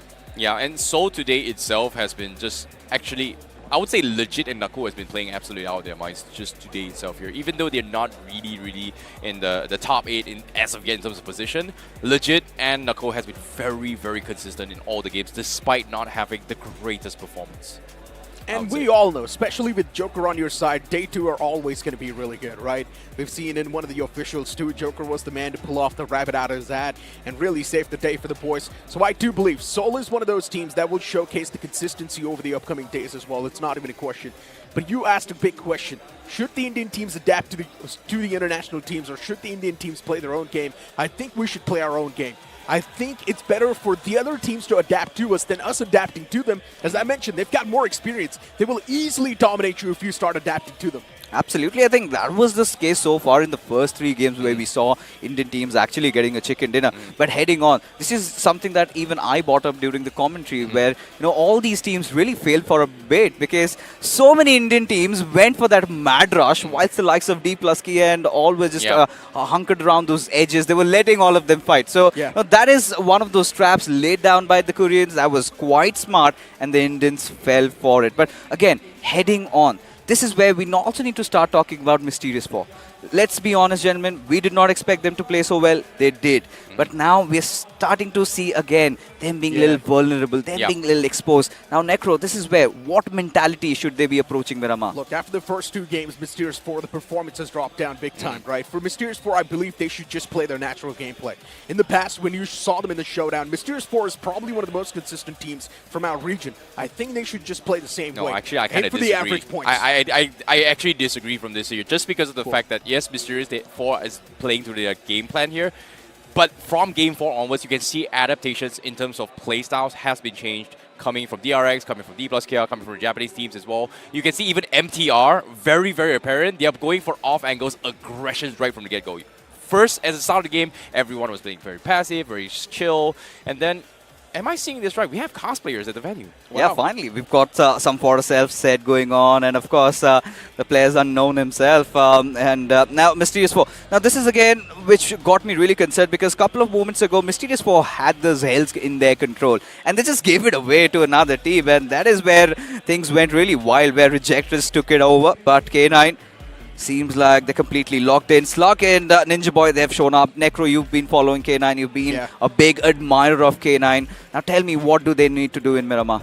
Look, man, K9 Esports, consistency is not really up their alley. We all know. For K9, all it takes is that one massive game, and you will instantly see them in the top 3, directly bouncing back. So I'm not really concerned for K9 Esports. But I want you to ask us a prediction. All right, prediction. Go ahead. I'm going to go with Reject. I think they're extremely good on the map of Miramar, and now this is finally the time where Reject will bounce back. I actually think Seoul will bounce back this game. Just because in terms of track record in BGMI history, Seoul always gets the most amount of finishes in a single game, and that's going to be Miramar. So I really think Seoul is going to be the team to watch out for this game. Now this is some really interesting predictions you got it, because you were talking about stats. Even the stats said that Reject are one of the most successful teams, especially in Rondo. That did not happen. That was a Japanese lobby. In an international lobby, I think they were exposed. But then again, iQOO Seoul, by the pure metrics of things, I think they have been quite solid in Miramar. I guess the only reason why Reject wasn't able to do that great on the map of Rondo is because the sheer unpredictability that our teams really brought in the game. The amount of aggression that we saw in Rondo, teams just taking random fights, and I'm pretty sure Reject was caught off guard. And that's why I'm saying the only way Indians can stand a chance to actually grab that crowd is by being unpredictable. And that means go extremely aggressive. Yeah, but at the same time as well, you can see in the moments as well, DRX's backstaff is just extremely excited that, hey, we have done something here. Because think about it, right? When we talk about strategy, it's not just about gameplay. It's not just about map rotations. It's not just about mental warfare and blah, blah, blah. There's a lot of things you have to take into consideration. You have to talk about the overall race.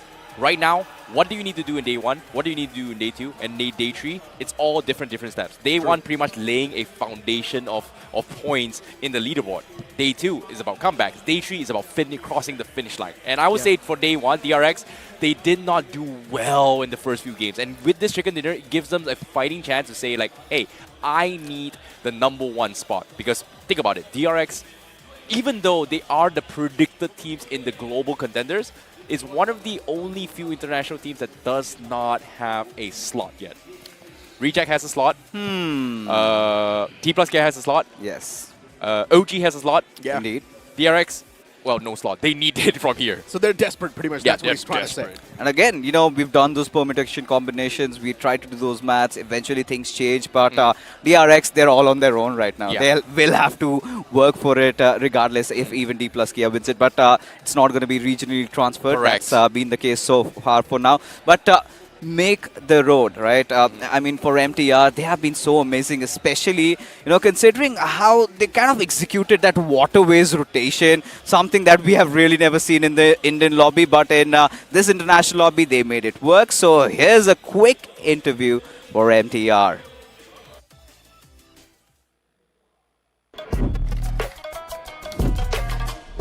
REIGNITE 山系です。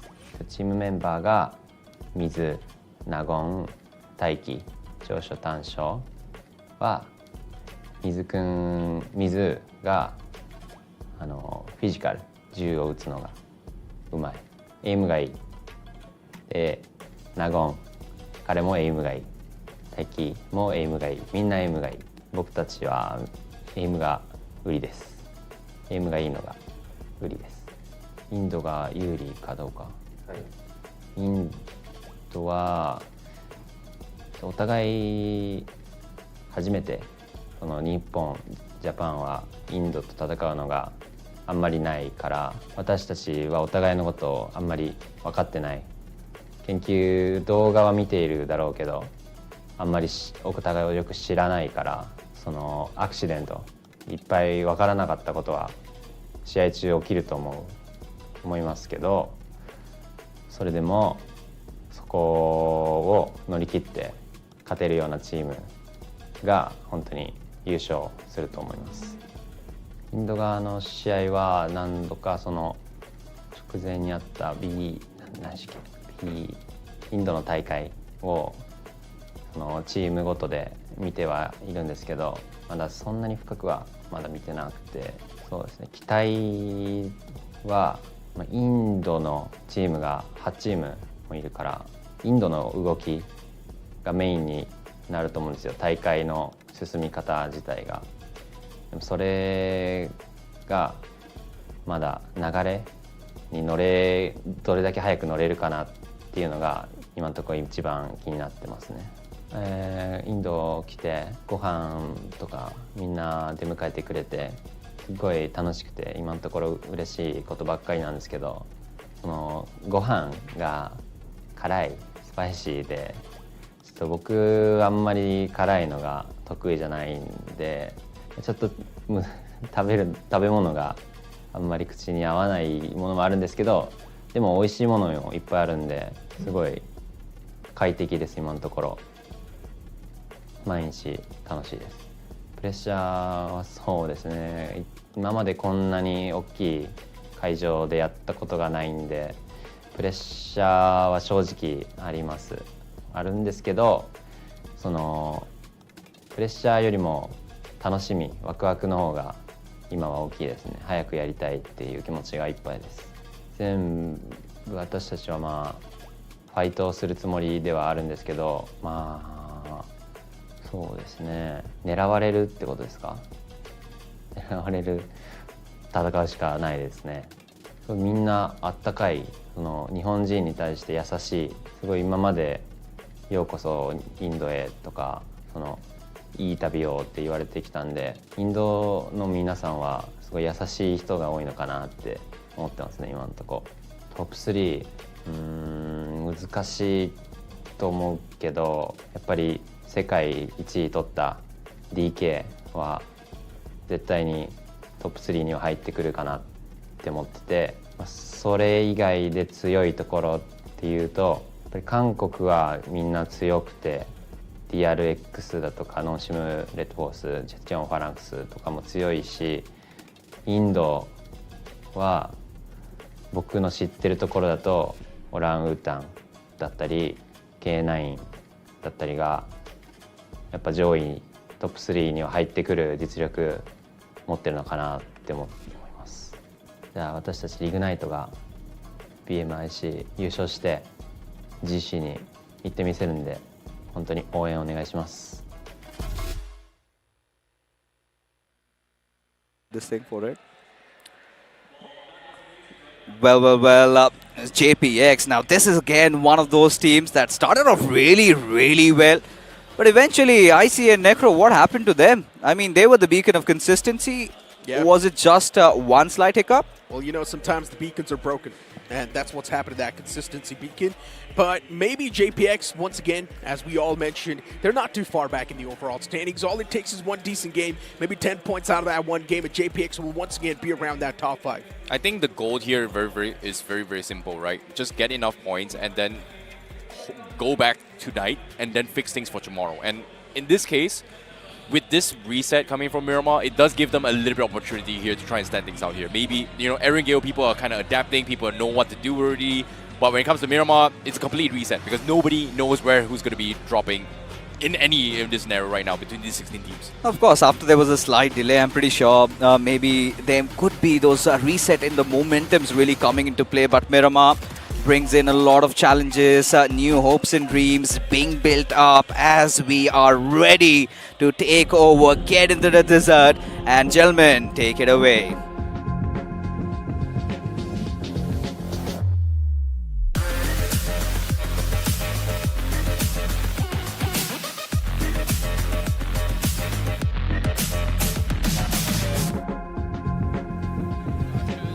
As the Miramar boots up on the screen, we forgot to talk about the potential drop clashes that will happen. MTR versus Nebula and Seoul versus JPX towards Picado. These two drop clashes will be the one to dictate the pace, especially for Nebula. They cannot afford to get eliminated off the rip.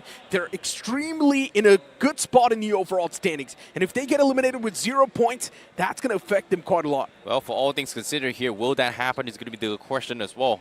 A lot of pundits, a lot of analysts, a lot of predictions onto his potential drop clashes has been made.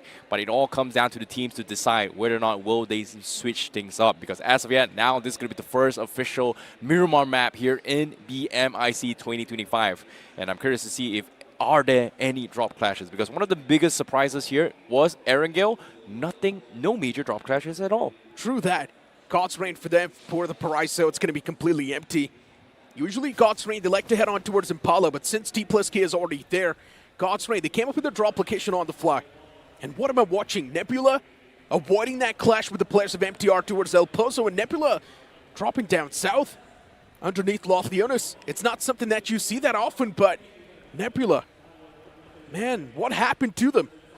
Hey, you know, this is the BMIC for a reason, right? This is global championship slot on the line, so don't mess around. Sometimes you got to play it safe. You got to back out. Just back out.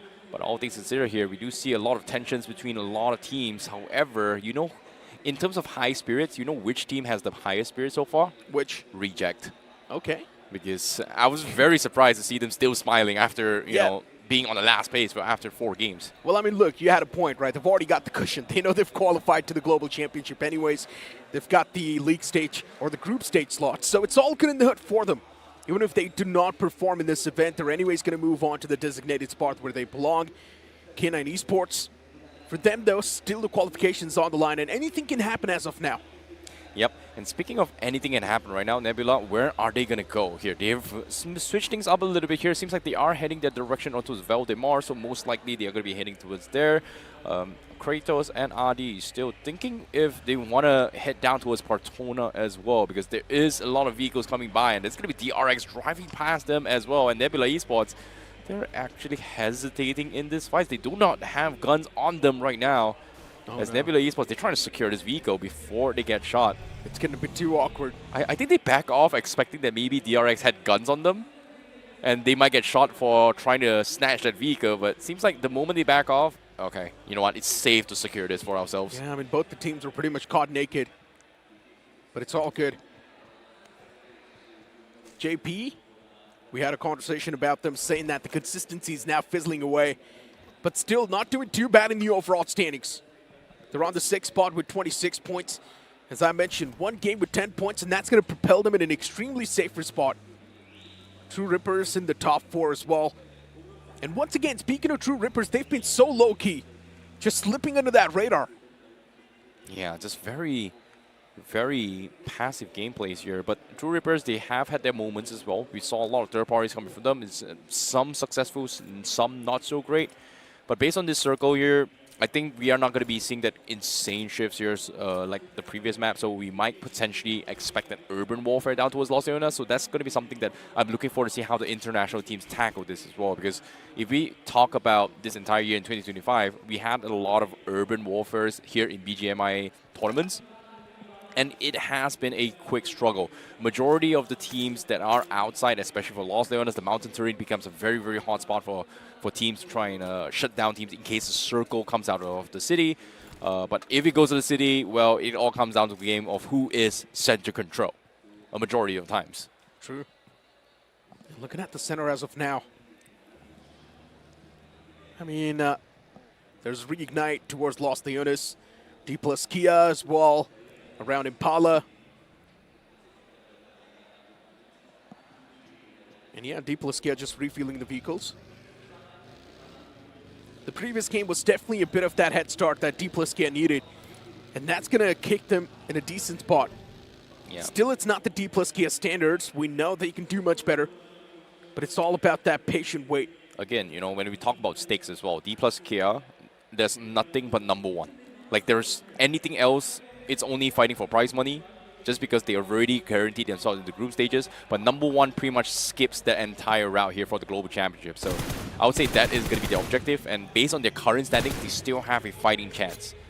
But I guess it's also about making a mark, right? For sure. Dplus KIA, they want to repeat history. For the crown, man. Like, how often do you get a crown as a trophy? Yeah, true. You've got a point. And at the same time, they would want to upgrade their slot towards the Global Championship, right? You they know would what's want to head on towards Gauntlet. You know what's a really interesting one? What? If there's only one crown, who wears the crown out of the 4? 4 players in the team. trophy. Yeah, the trophy, but who wears the crown? There's a crown, right? The IGL or the MVP? Well, that's a good question. Maybe the coach, I guess. Why the coach? Or maybe the organization the owner. other masterminds, Maybe the organization owner. Okay, fair enough. That actually makes more sense. Madkings, a few foes around the block for them. Mysterious4 in the front as well, but there's also a team in the back.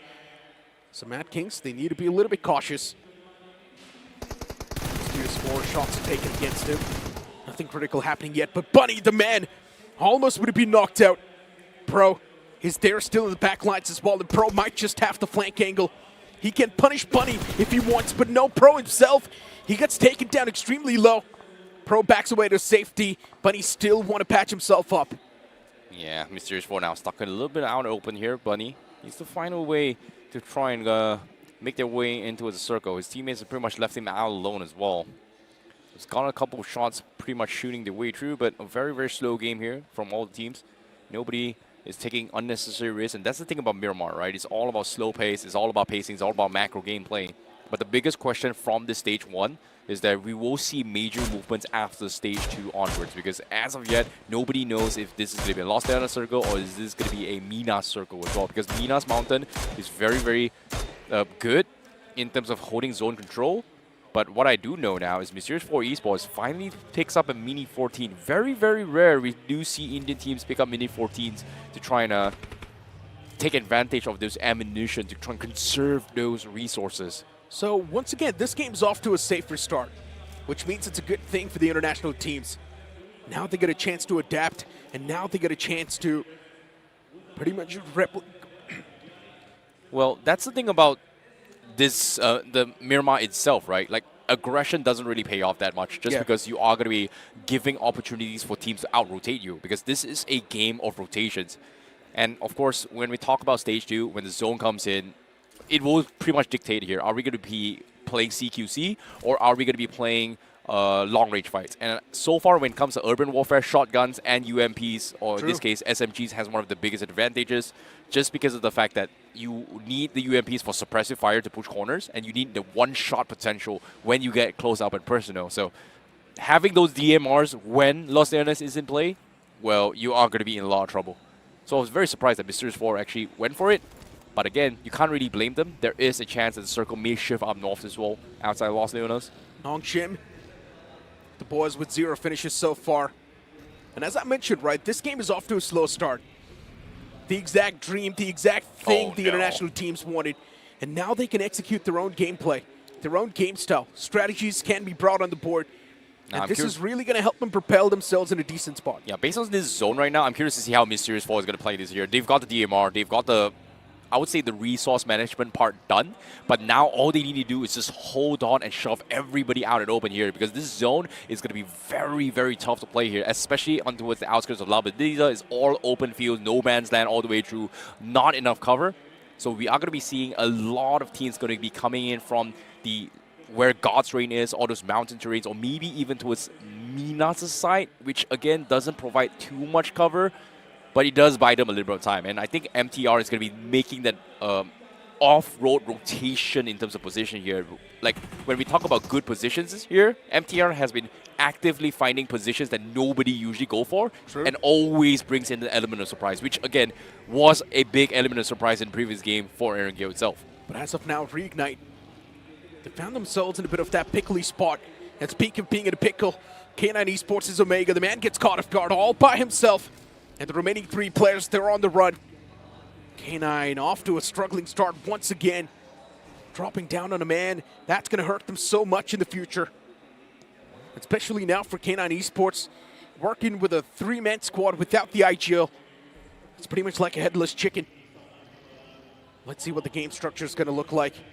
K9, they cannot really aggressively take the fights anymore. Yeah, OG going to be coming from the southeast corner as well. They're going to decide to try and push in towards Impala.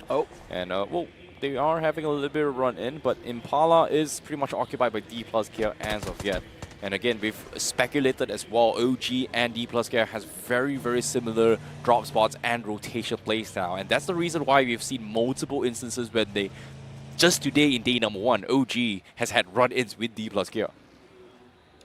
And so far, OG, they're about to make their way into Impala. And they will potentially run in towards Dplus KIA if they continue their journey. But it seems like the circle has something else installed. They have to push out in the open, and DRX, they are going to be playing from the south side. They are going to try and pick off the stragglers on the edges before pushing through. And interesting enough, DRX, they're not taking high ground advantage at all. They just don't want to give away information on how they want to sneak through. They want to try and sneak past a team engaged in battle to try and gatekeep them for a later fight, or maybe even a third party centro. Nebula, 0 finishes on the block so far. A team that's supposed to have the aggressive start. This time, yeah, off to a passive one. I really want to see, is this a shift in the playstyle from Nebula Esports, or it's just the lobby being passive? The next zone's going to be shifting up north in La Benedita. It will be in contention. JP, they found themselves in a decent spot as well, but that split from JP, I want to see how that's going to work out. Yeah, this circle shift is going to dictate a lot of fates of a lot of teams here. Mysterious4, they are going to be safe from these rotations for sure, just because they have a decent amount of cover.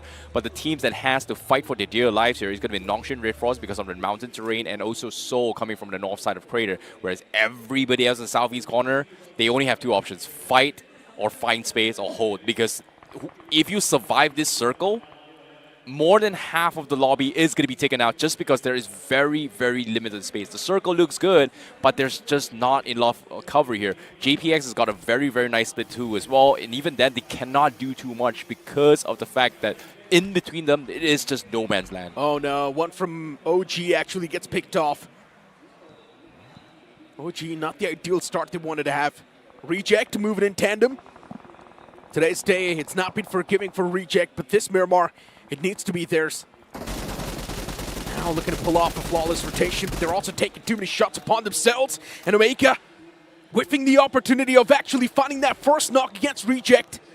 And Reject, they're going to go for a full stop. They stop right next to Mysterious4, and now Reject's going to be a living threat. How do they deal with them? Yeah, with the gunshots coming in as well, Reject have realized that they have to respect this compound. Mysterious4 has made a lot of noise, but the question here is, do they go for the tandem push? Yes, they do. Reject's going to be cornering from one corner. The rest of Mysterious4, they're pretty much spread out. And Hero, he's going to try and back out from this fight. He has the nades, but he's caught as well. Then he needs backup. He's trying to buy time for his team. Somebody's got to save him as well. But he goes for the first spray. He gets the first knock, and here comes Snowjaws trying to provide the backup. And Reject, they get completely shut down. As the suppressed fires come through, Mysterious4 slowly being picked apart, and bit by bit they all go down, and just like that, Reject actually cleans them out in a very, very awkward engagement here, but a great push from Reject. That was some clinical stuff from Reject.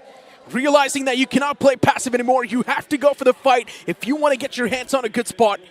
And Reject thwarting the players of Mysterious4 off the lobby, and now they conquer a solid ground. Nebula, they make the push against the players of CAG, but this time, Nebula, they walk into an unknown territory, and they would need to pay the price for that. Phoenix knocked out Kratos in the backlines, and even his teammate not really there up close. So Adi and his boy, they need to play it passive. CAG doing a perfect job in defending this spot down, really keeping the players of Team Nebula on the bay. Yeah, this unexpected cam coming from CAG OSAKA definitely caught Nebula off guard as well. Who on their right minds in this circle will still be in those corners? And guess what? It's paid off for CAG OSAKA. However, the circle is going to force them out in the open here. And right now, just now where we saw how Mysterious4 handles compounds, was pretty much overtaken by Reject. And now they are in prime position. However, Reject, based on the compounds itself, yes, they do have a solid compound, but it does not provide a lot of angles onto the north side. So teams like Seoul, teams like MTRs, teams like Nongshim RedForce will have a fantastic time with shutting down teams that is going to be coming from the south side. So all they need to do is just hold out. Whereas for the teams outside, well, they're in a lot of trouble because they've got two problems. Push to the west side, you are going to be fighting Nongshim. Push for the east side, you're going to be caught out and open. Push from the south, you are going to be pinned from JPX in two different angles. This 2-2 split from JPX is causing a lot of problems for teams coming from the south entry point. True. And as of now for REIGNITE, Jecheon PhalanX is just playing really well in this hold as well. Like, the only way JPX actually loses this fight is very simple. Somebody goes for a 4-man push into its either all the west side or the east side of JPX. Yeah. But if people respect them and expects that, hey, this is a 4-man squad in those compounds, then they're in trouble. For a moment, I thought Mysterious4 can actually stand a chance against Reject. The way the man was able to find the opening frag with that Scar Rail, but then later on, Reject was just constantly finding those positive traits. And Mysterious4 just losing that grip slowly and steadily in the fight. And speak of losing the grip, God's Reign as of now losing the grip in the fight against the players of Madkings. And already they've found those 2 knocks. It feels like God's Reign, they're falling apart. Proper game plan not executed, and Madkings really punishing God's Reign. Already 3 players are down and just 1 more man to go, but God's Reign, they spoiled the day. Pro was knocked out, caught off guard, and already the confirmation follows up, and Madkings, they're going to put that final nail in the coffin too. Big clutch here coming from Madkings here. But at the same time, the jury is not over as well. They're outside the zone. They have ample amount of time, but they are getting shot from afar. Dplus KIA has checked things out. And while Dplus KIA is looking, OG's inside the zone. We've got JPX also inside the zone trying to make things a little bit difficult. But DRX, look at this. They're coming from the south side. It's no man's lands all the way through. They are right at the edge of the zone. They do find a small little dip. They are going to go for the 2-2 split to try to take some sort of space. And JPX has not taken a shot yet. And interesting enough, JPX is doing a fantastic job making sure that everybody thinks that this is a 4-man squad in those 2-2 splits. And because of that, everybody is caught outside and open. Yeah. And nobody has made the mad dash yet.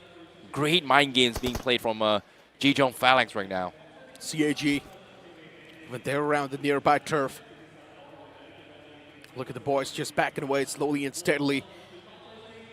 One of the players is spotted by Nebula, but since Adi's the only person standing, he can't even do anything about him. And now look at DRX making that push. JP, you talked about someone making a proper 4-man push against those split that JP's got.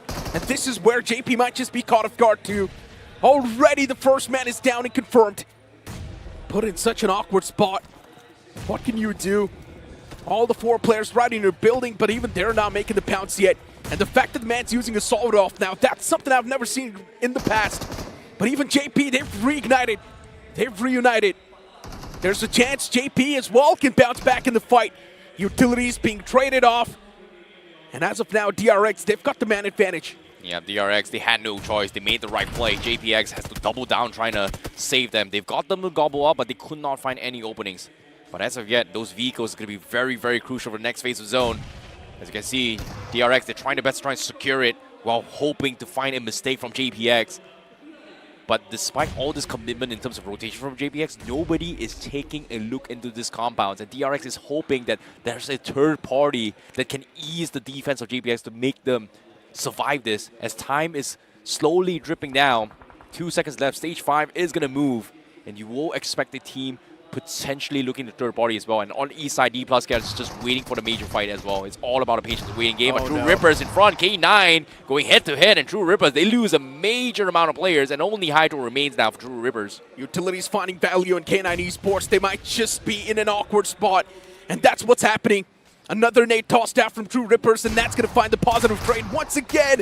One last man remains from K9, but he's got too much on the back. A lot of pressure that he's dealing with. But he also needs to go for the revival on his fallen comrade. And look at this bounce! Hydro shuts down the K9! And just like that, he's also got a lot of loot to loot. Well done to TrueRippers. Meanwhile, on the minimap here, the ones in yellow, Dplus KIA, they were stalking TrueRippers and also K9. They were stalking DRX and JPX. And the moment a major fight breaks down, you know what was the call? We are going to drive past the direction of the noise so that they are not focused enough. Because of that, TrueRippers now gave space for Dplus KIA to actually sneak inside the zone. And DRX and JPX is still stuck outside the zone. And on the top right of the corner, so you can even see chips from Dplus KIA is making sure that they are not exiting this compound. This is going to be a free points for Dplus KIA as they try to gobble up all these points. Indeed. For JP, though, still want to deal with the players of DRX, and they can't do it yet. No one's able to find that first initial opener. And even the main concern is none of them have utilities. No nades available. They burn through all of them all the way in the back. And now Crazy, the man's position's compromised, and already the man up close and personal is going to shut down Crazy. JP down to just a 2-man squad will make that one now. Sporta the only person standing in Sporta. The clutch machine this man is. The genes they need to activate. Is the machine really working this time, though? DRX, all the 4, still standing in Sporta, is all by himself from JP. He wants to at least get away with a few points before getting eliminated, but the Blue's on the move, and he's got no other option than to move out in the open. Yep, great win there coming from DRX, but that pretty much concludes the southeast corner in terms of engagement. Dplus KIA able to make it zone. DRX also kind of able to make it the zone, but they lost a couple of casualties. But big games coming from DRX. Meanwhile, let's talk about teams from the west side. Nongshim RedForce, they were the team that had biggest control in the mountain terrain in the west side, but not a lot of contact so far. And as of yet, the circle is going to shift out in the open, where Reject is able to get some sort of sense of control now in the open, while Soul and MTR are still hugging around the outskirts of the crater itself. And interesting enough, I was expecting Soul to play alongside the mountain terrain crater. They actually went inside the crater to seek shelter, which I'm very surprised by this. I was expecting Soul to just go head-to-head for MTR and wrap things up. Yeah, that's the question, right? Is Soul really confident, though? This can also dictate the confidence issues that Soul's facing, maybe. Trying to opt out for safer play. But I personally think that's just going to give MTR an edge over the players of Seoul. But let's see, it can really be the either way. Dplus KIA now straight up just banking it towards that centric part, and they've already found the openers against DRX. Dplus KIA once again putting this banner in the works for DRX. They were looking so good. They were looking so smooth in this game, but DRX, once again, they had to meet against Dplus KIA, but Reject from top, even they started raining down death and destruction. This is the Reject we all wanted to see, and now finally, it's time for Reject to bounce back up from the overall standings. Yeah, this is a great reset here for the international teams here, especially competing in the home ground of India. This is just a massive performance coming in from all the international teams in terms of macro rotations and decision makings.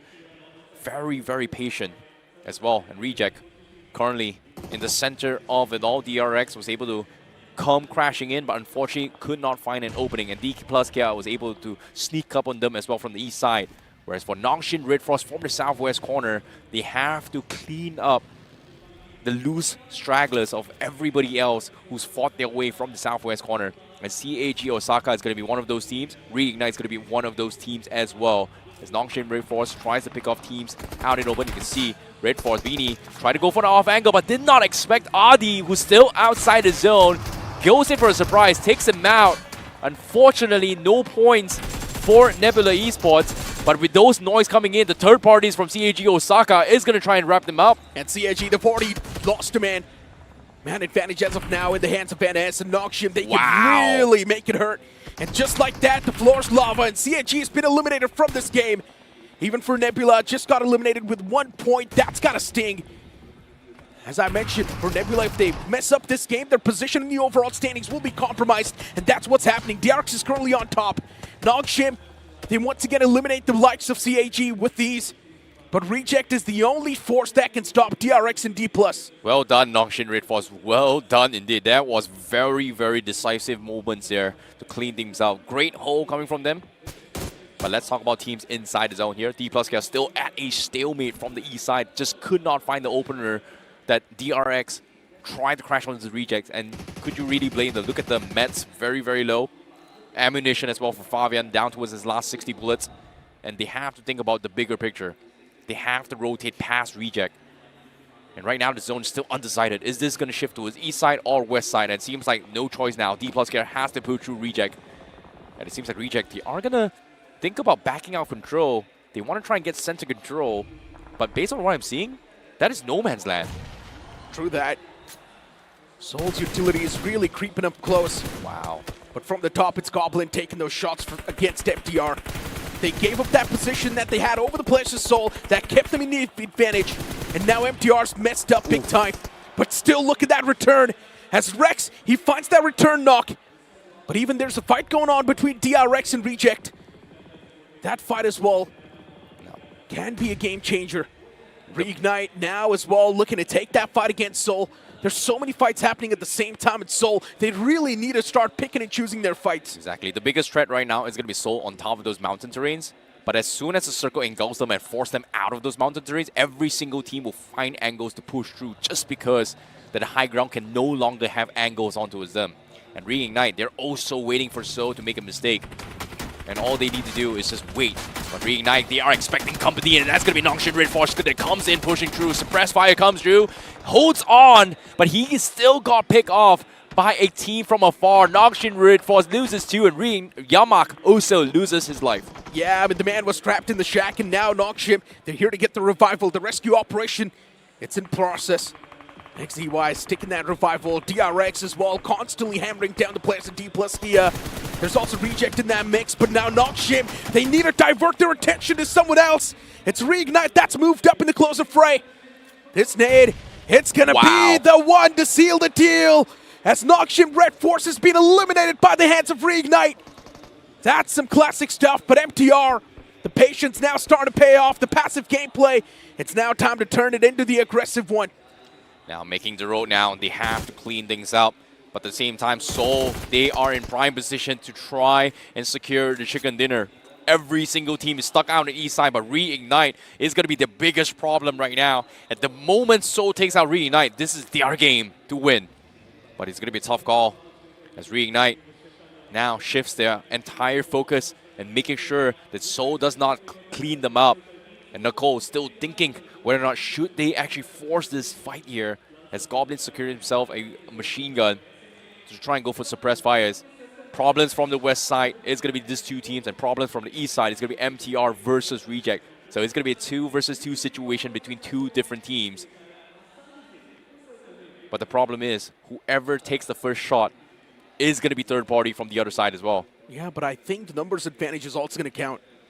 Seoul's got all the 4 players standing. MTR's got all the 4 players standing.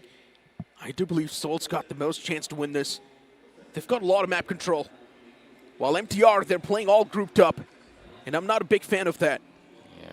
Reject as well, if they want, they can really spread themselves out, but they just do not really want to take that risk. Yeah. Reignite from the sidelines can prove out to be an absolute nightmare.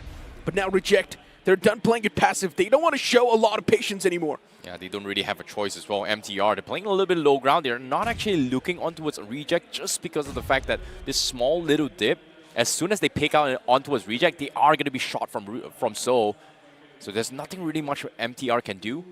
And for Reject, they have no choice but to push towards MTR. And the moment they dodge MTR, MTR has perfect line of sights and free shots down towards the south. So Reject, they have to make the play here. Seems like the play is to push down towards south here to try and buy a little bit more time, but they're not exactly inside zone yet, as MTR will slowly try and set things up to try and shoot them. But Sarah is able to find a little bit of corner down to the southeast corner, and Reignite and So is not make their shot yet. The more the lobby gets lower, the more the international teams will perform. And as of now for Reject, out of guard and eliminated all the way back in the blue. He could not do anything. No chance for life this time, but Reignite! Oh, the man was in the open. Try to use the buggy as the cover, but that's not going to be enough. His body was too big. And Reject, just like that, within a blink of an eye, they wipe out Reignite. But look at Apollo. The man's not done yet. He continues his wrath as he sprays down one of the players from Seoul. But even MTR, they're going to be on the hit list. Apollo single-handedly dominating the final few moments. As even Sarah, he finds the second knock. MTR in the world of trouble. Well done here coming from Reject. They've done their due diligence really, really well, but the zone is still forcing them out in the open. They have to choose their poison here. Fight against MTR or fight against Seoul. They may have found the opener, but Seoul have realized that, hey, shut down right there and then. Apollo was stuck in such an awkward spot, and now Sarah as well. The man's exposed. The blue's on the move. Sarah needs to keep on moving, but MTR, they overwhelmed the guy. And unfortunately for MTR, one of the players moves all the way out in the blue as he tried to run him over. And this is where Seoul, they will have the cake. Seoul destined to win this game, and it was a picture-perfect 1-2. We all doubted that one decision of Seoul actually giving away the high ground, but it all worked out in the end. The crowd goes absolutely crazy as Seoul was able to snatch the chicken dinner from the international teams here. Odds were against them, but they were the ones to snatch it away. And again, this is a point, this is a match that Seoul needs to lay the foundation for the race. Absolutely, I cannot deny that. When the world gave up their hopes, you did not. You came up with that wild guess that iQOO Seoul might walk away with a chicken dinner in Miramar, and that did happen. But again, you know, we cannot take anything away from the birthday boy himself. He also did talk about Reject bouncing back, and that also did happen. So we are actually fortune tellers, if you ask me. But now, you know, the final game, this is where you're finally seeing Necro and IC that Indian teams are slowly starting to gas out. Again, heroics plays from iQOO Seoul. But again, Koreans and Japanese, South Koreans and Japanese, they're playing really well. Yeah, of course, stepping a big time, right? Even MTR, the fact that they were able to stay alive in the final few moments. And I guess one thing we all need to point out, Nebula changing their drop location. This is not what I saw coming. Nebula was supposed to take that drop clash against MTR because that's what they've been doing throughout the entirety of the practice matches. But this time they switched up that drop location. Yeah, but at the same time, you can see Seoul, they're very happy with this performance, and even MTR as well started making a little bit bounce back. I talked about this as well. Map change means a little bit of a new reset here, and I feel like whoever did their prep work a little bit better is great. But this game, it wasn't really prep work. It was all about small, little, tiny informations on how they want to rotate these games. And Reject, Dplus KIA played really well in towards the east side. And even Nongshim RedForce played really well in this scenario when how they want to approach fights. But what's really surprising for me was that Seoul, they weren't playing very, very aggressive. They played very patiently, and what happened was for them to secure the chicken dinner was pretty much let your enemies take each other out, and then we just reap the rewards. It was all about the audience also getting elated towards the very end. But yes, iQOO Seoul, finally that resurgence from their side has been there. We did witness those little sparks here and there, but it was again them finding some footing in the game of Miramar. So much so far has happened because right now even team iQOO Seoul has bounced back. The competition is once again out for a toss. Anything could happen. We're going to talk a lot more. But gentlemen, after this short little break.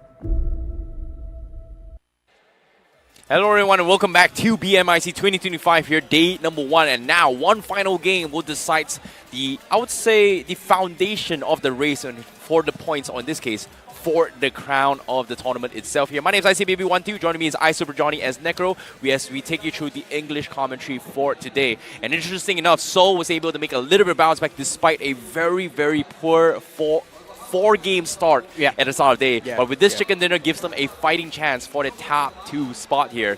And what do you guys think about this performance here? Johnny, what is your take in the map of Miramar? See, I mean, I'm happy with the performance, I'm happy with the chicken dinner, but we got to be fair to everyone. Yes. It is Seoul we are talking about. Are we happy with them winning the game with a grand total of just 15 points? Yeah, of course. I mean, knowing the fact that Seoul's forte is about taking those fights and being aggressive, it's not exactly the Seoul standards game, right? But at least they have started things off in a decent note, so maybe you can't say in the upcoming game Seoul can just bring in the consistency with the elimination points too. It's too early to celebrate, basically. You do not celebrate now. This could be the start, but if they end up doing well in the last Miramar of the day as well, hey, then it's a different story. You're going to hear us screaming. True.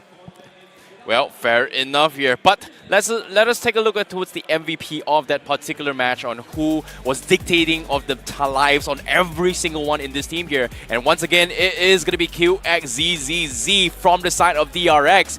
And I'm not really surprised as well because DRX, they had made one of the biggest comebacks despite a very, very rough start at the start of the day itself. And now DRX should technically be at the #1 spot right now, overtaking Nebula after that game. Hey, some things never change, right? South Korean team once again on top. And to be honest, something needs to be done at this point. Yeah, I agree. You've also got REIGNITE right there. To be honest, REIGNITE has been surprising for me personally. I did not really expect a lot coming in from REIGNITE, but man, oh man, today's day at REIGNITE has been extremely consistent, and they're looking pretty good in the overall standings too. And before the game even started, I mentioned Reject's going to do good, and there we go. The comeback is already initiated. Yeah, you were waiting for their Miramar performances because either it's Rondo or Miramar for Reject, and considering the start of the day wasn't the best, they had to recover. But I agree with you, REIGNITE, I think kind of someone we did not expect to play the way they are playing right now. They had an unfortunate start to the day, but they've kind of managed to keep themselves in a fighting position.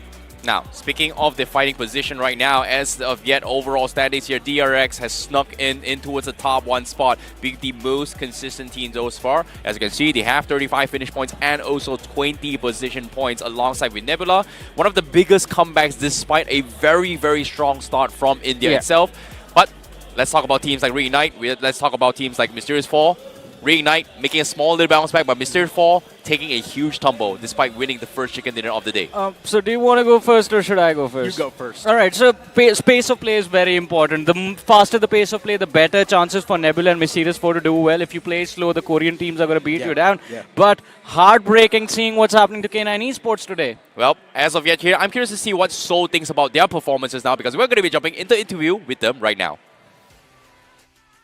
देर आए दुरुस्त आए लेकिन इस chicken dinner के साथ team soul छाए and 4 games का इंतजार करना पड़ा फिर जाकर 5th गेम में जाकर उनको चिकन डिनर मिला तो ये क्या हो गया था ये 4 गेम्स का इंतजार ऐसा इतना टाइम क्यों लग गया नकुल लाइक स्टार्टिंग के मैचेस में 1-2 मैचेस में हमारी मिस्टेक्स हुई एच पे फाइट में कोऑर्डिनेशन में थोड़े स्ट्रोक हुए बट वही था ये मैच हमने अच्छे से कैपिटलाइज किया एग्जीक्यूट अच्छे से किया तो चिकन आया एंड टुवर्ड्स द एंड ऐसा सिचुएशन हो गया था कि 8 टीमें बची थी एंड इंडिया से सिर्फ टीम सोल बची हुई थी सो गॉब्लिन उस टाइम बहुत सारी कॉन्वर्सेशंस आपके बीच में चल रही होंगी कॉम्स पे उसके बारे में बताइए कि क्या चल रहा होता है ऐसे क्रूशल मोमेंट्स में आपस में टीम में बातचीत क्या होती है तो लाइक हम लोग को स्टार्टिंग में कुछ फिनिशेस मिले नहीं हम लोग डैमेज दिए जा रहे थे बट कोई फिनिश नहीं मिल रहा था या तो स्टील हो जा रहा था तो हम लोग थोड़ा डेस्परेट हो रहे थे कि फिनिशेस चाहिए और हमें नहीं पता था कि लाइक बाकी सारे इंटरनेशनल टीम्स बचे अब हम अपना नेचुरल खेले लास्ट में थोड़ी पिंग इशू हो गई थी वरना और ज़्यादा फिनिशेस मिलते हैं डेफिनेटली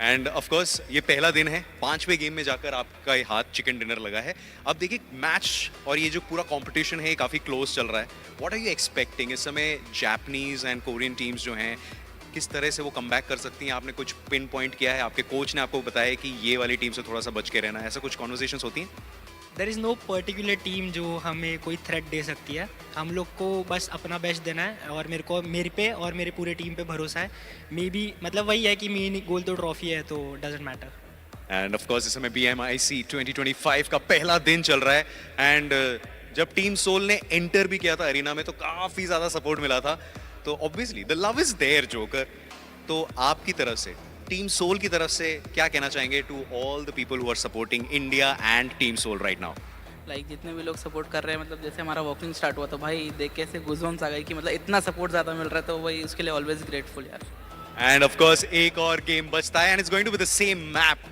सो इस समय क्या ये टीम वापस हिस्ट्री रिपीट करती है जस्ट लाइक गेम 5 ये सब आपको अच्छी तरह समझाएंगे हमारे casters so let's head back to the casting desk Well, a very, very interesting approach here of the interview coming from Seoul in particular. They're not exactly out of it yet, but with small little victories, you know, they're still in the running. They kind of managed to keep themselves in a fighting position. In the overall leaderboard as well, a decent spot. I think if they can convert this last game and convert it in a way which me and Necro kind of know that they can pull off, it is going to be phenomenal seeing Seoul become a part of top 2 at the end of the day. Yeah, we're talking about Seoul taking fights left, right, center, and that's the conversion we want to see in the end. Imagine a chicken dinner with 19 or 20 points on the block, and now that's going to propel Seoul directly on top. But I guess the main concern over here has to be that DRX has climbed up all the way on the first spot, and we need to talk about it a little bit more because Indian teams are now slowly and steadily fading away. Fix has mentioned this. Indian teams are gassing out. I want to add one thing to that because as you mentioned, Indian teams are messing up when they're slowing those fights down, allowing DRX time to breathe and adapt inside of the game. But again, we also have to talk about the little bit of a slowdown that has impacted Nebula Esports. At the end of game number 3, they were doing about 14 points per game.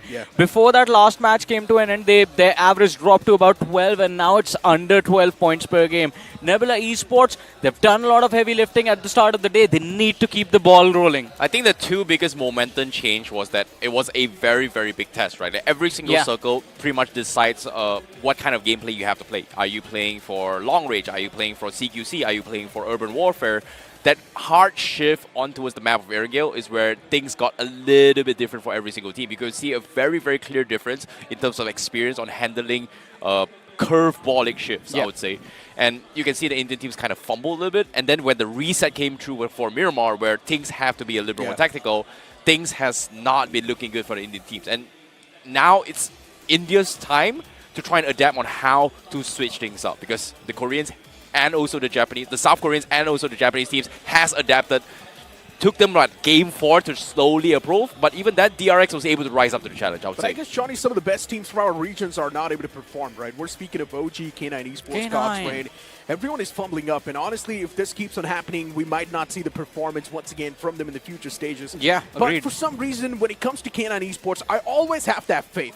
It takes one game where K9 Esports gets 19 or 20 finishes, and you will instantly see them propelling themselves back in the top 8. Exactly. This is a team that works like an engine. If it starts off on a good note, they're going to make sure that you have the momentum. But if there's a little bit of a misfire at the very start, it can all blow up in our face, which is what is happening right now. But considering it's day 1 almost coming to an end, at least they can set themselves up for tomorrow, and tomorrow if things go right, K9 can bounce back. But I also have a feeling right now they are overcomplicating things a little bit, overthinking those team fights. K9 is a team that's known to just charge in and just wipe out teams or pick off individual players and capitalize on those points. They got to go back to their roots. Now, as of yet here, I'm curious to see what DRX, I would say the masterminds on what DRX's plan for today is going to be having to say, because we're going to be jumping into an interview with DRX coach Salty. Take it away. Finally, I could catch hold of the coach of the team who has been performing brilliantly. I'm talking about Big Fafa from DRX. First of all, welcome, and how has India been treating you so far? 첫 번째는 인도에 환영합니다. 인도는 어떻습니까? 너무 좋고 일단 이 e스포츠 분위기가 너무 좀 터프하고 좀 매력적인 것 같습니다. 이 팬들이 너무 좀 열광이 너무 뛰어난 것 같습니다. He thinks India is great. Also, the esports scene in India is really great. It has surprised him, and he thinks that there will be much competition going forward. I love that. DRX has been performing brilliantly, especially when it comes to these lobbies. They are top 2 currently.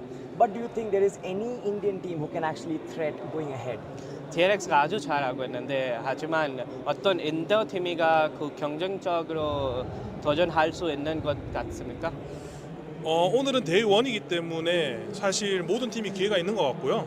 그리고 제가 봤을 때는 모든 팀들이 다 특색이 있기 때문에 어떤 특정한 팀을 지금 뽑기는 힘들 것 같아요. 모든 팀이 다 기회가 있다. 네, 그리고 다 실력이 다 뭐 한쪽으로 치우쳐져 있는 것 같진 않아요.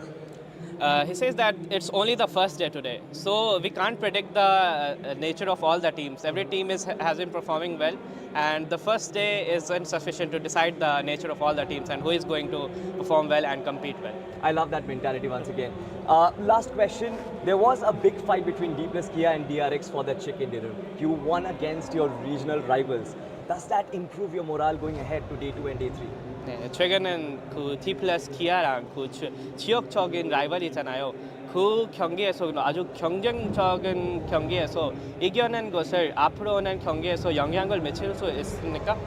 네, 당연히 미친다고 보고 또 DK가 뭐 상당히 교전이 강한 전 세계에서 가장 강한 팀 중에 하나이기 때문에 그것으로 인해서 저희가 좀 많이 용기를 얻은 것 같아요.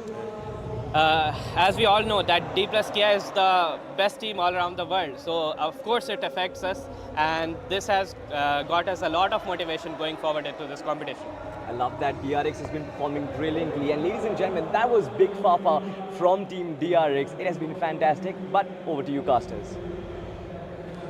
Well, expect the unexpected. It's only day 1, it's hard to predict here, but DRX, so far, their performance has been really decent so far. True. They are now in Tumble 1, and one more game remains for DRX though. So do you think they are going to be able to continue this momentum, or have they figured out the secret sauce of this lobby? Hey man, I think if it's anyone who is who will be able to keep this going, it has to be DRX or Dplus KIA.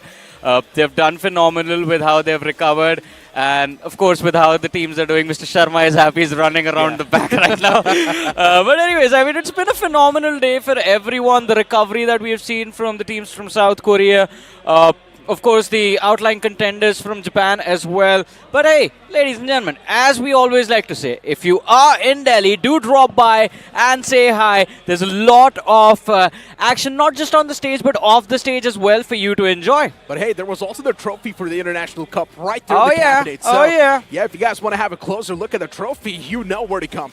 Exactly, it is 3 nations, 1 crown. There can only be 1 champion. But of course, if you guys are looking to, check up some BGMI action, also maybe play a couple games with your friends, there is the Challenger Zone here at Yashabumi itself here. So be sure to come down here in Delhi.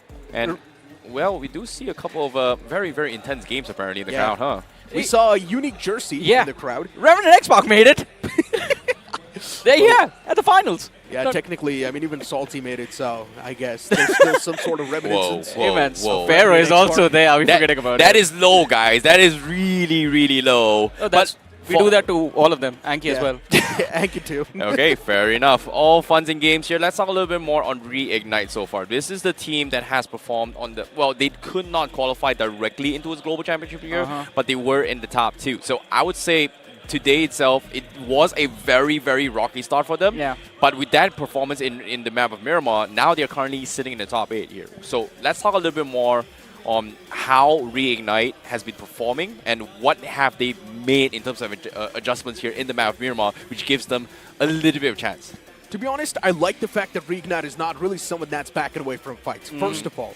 And if you look at every single game REIGNITE's played, they're constantly getting a good balance of elimination points and even a few placement points. Even if they're not able to survive in the final few moments, you will see REIGNITE constantly getting those elimination points, and that's really keeping them consistent. All they need to do is just play the same way, and I don't think REIGNITE is breaking any sort of sweat. They're just playing their natural gameplay, and it's working Exactly. out. I agree with what Nectar said 100%. I mean, this team, they're not doing anything flashy. They're just sticking to the fundamentals of how they know how to play the maps, how they want to compete against the teams in their region, and they're just keeping their heads down, getting whatever points they can consistently in every single match.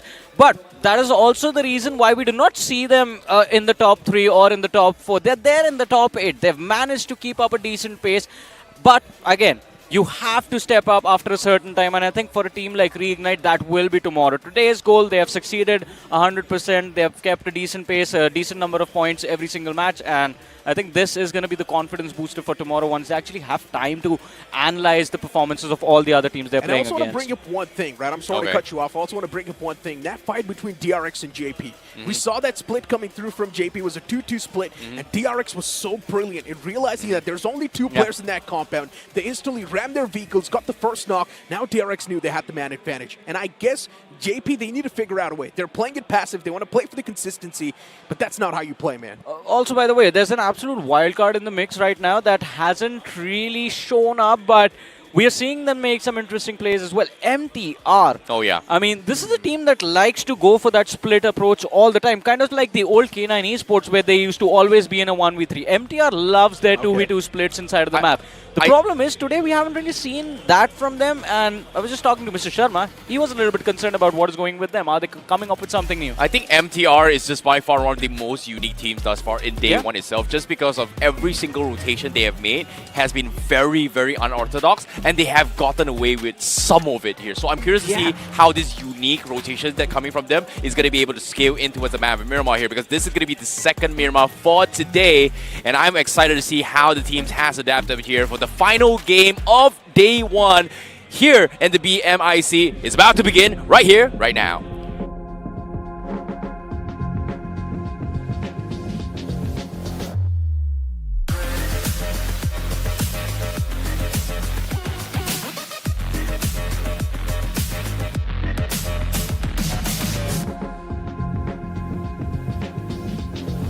One last game of the day, and as the plane's gonna hit the skies once again, even with that, the question marks still do linger in our minds. Will we see a major bounce back from the latter half of the board, or will we see the first half once again dominate the same way? Indian team slowly and steadily gassing out, but Seoul, even they're on the rise, and we cannot ignore that. You've got the players on the screen, and everyone is locked in and loaded, but you still start to wonder, what exactly is going wrong with K9 Esports and God's Reign, including OG? I mean, as you mentioned, there's a lot going on in the heads of people, a lot of expectation, a lot of anticipation, leading to a lot of agitation amongst the entire crowd, man. This day has been the most unpredictable day we could have thought of.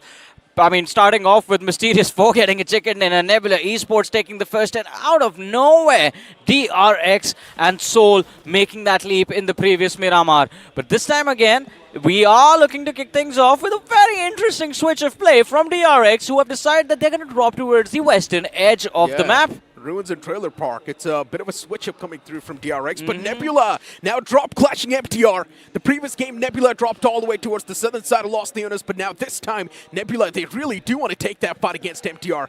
Nebula is done playing it passive. They're done bringing in the experiments. Now Nebula wants that blood, and I love it. This is the Nebula Esports that is supposed to thrive in chaos, and if they do indulge themselves amongst the chaos, they will thrive. But Necro, looking at the circle, we have seen Seoul do well when the circle in Miramar favors them, and this one is going to be towards the northern side. Seoul dropping towards the east of Craterfield Hills, and of course there's a little bit of a 1-3 split. Legit is the only player up north, the other three towards the south, western edge of the circle.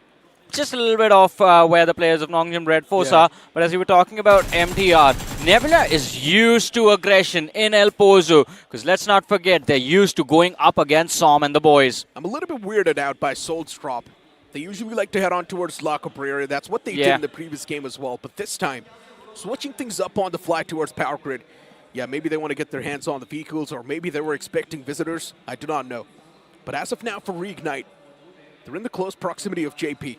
And JP is actually just going to make a run away from this compound, which makes a lot of sense. Yeah. JP is struggling in the overall standings, and REIGNITE, they're doing pretty good.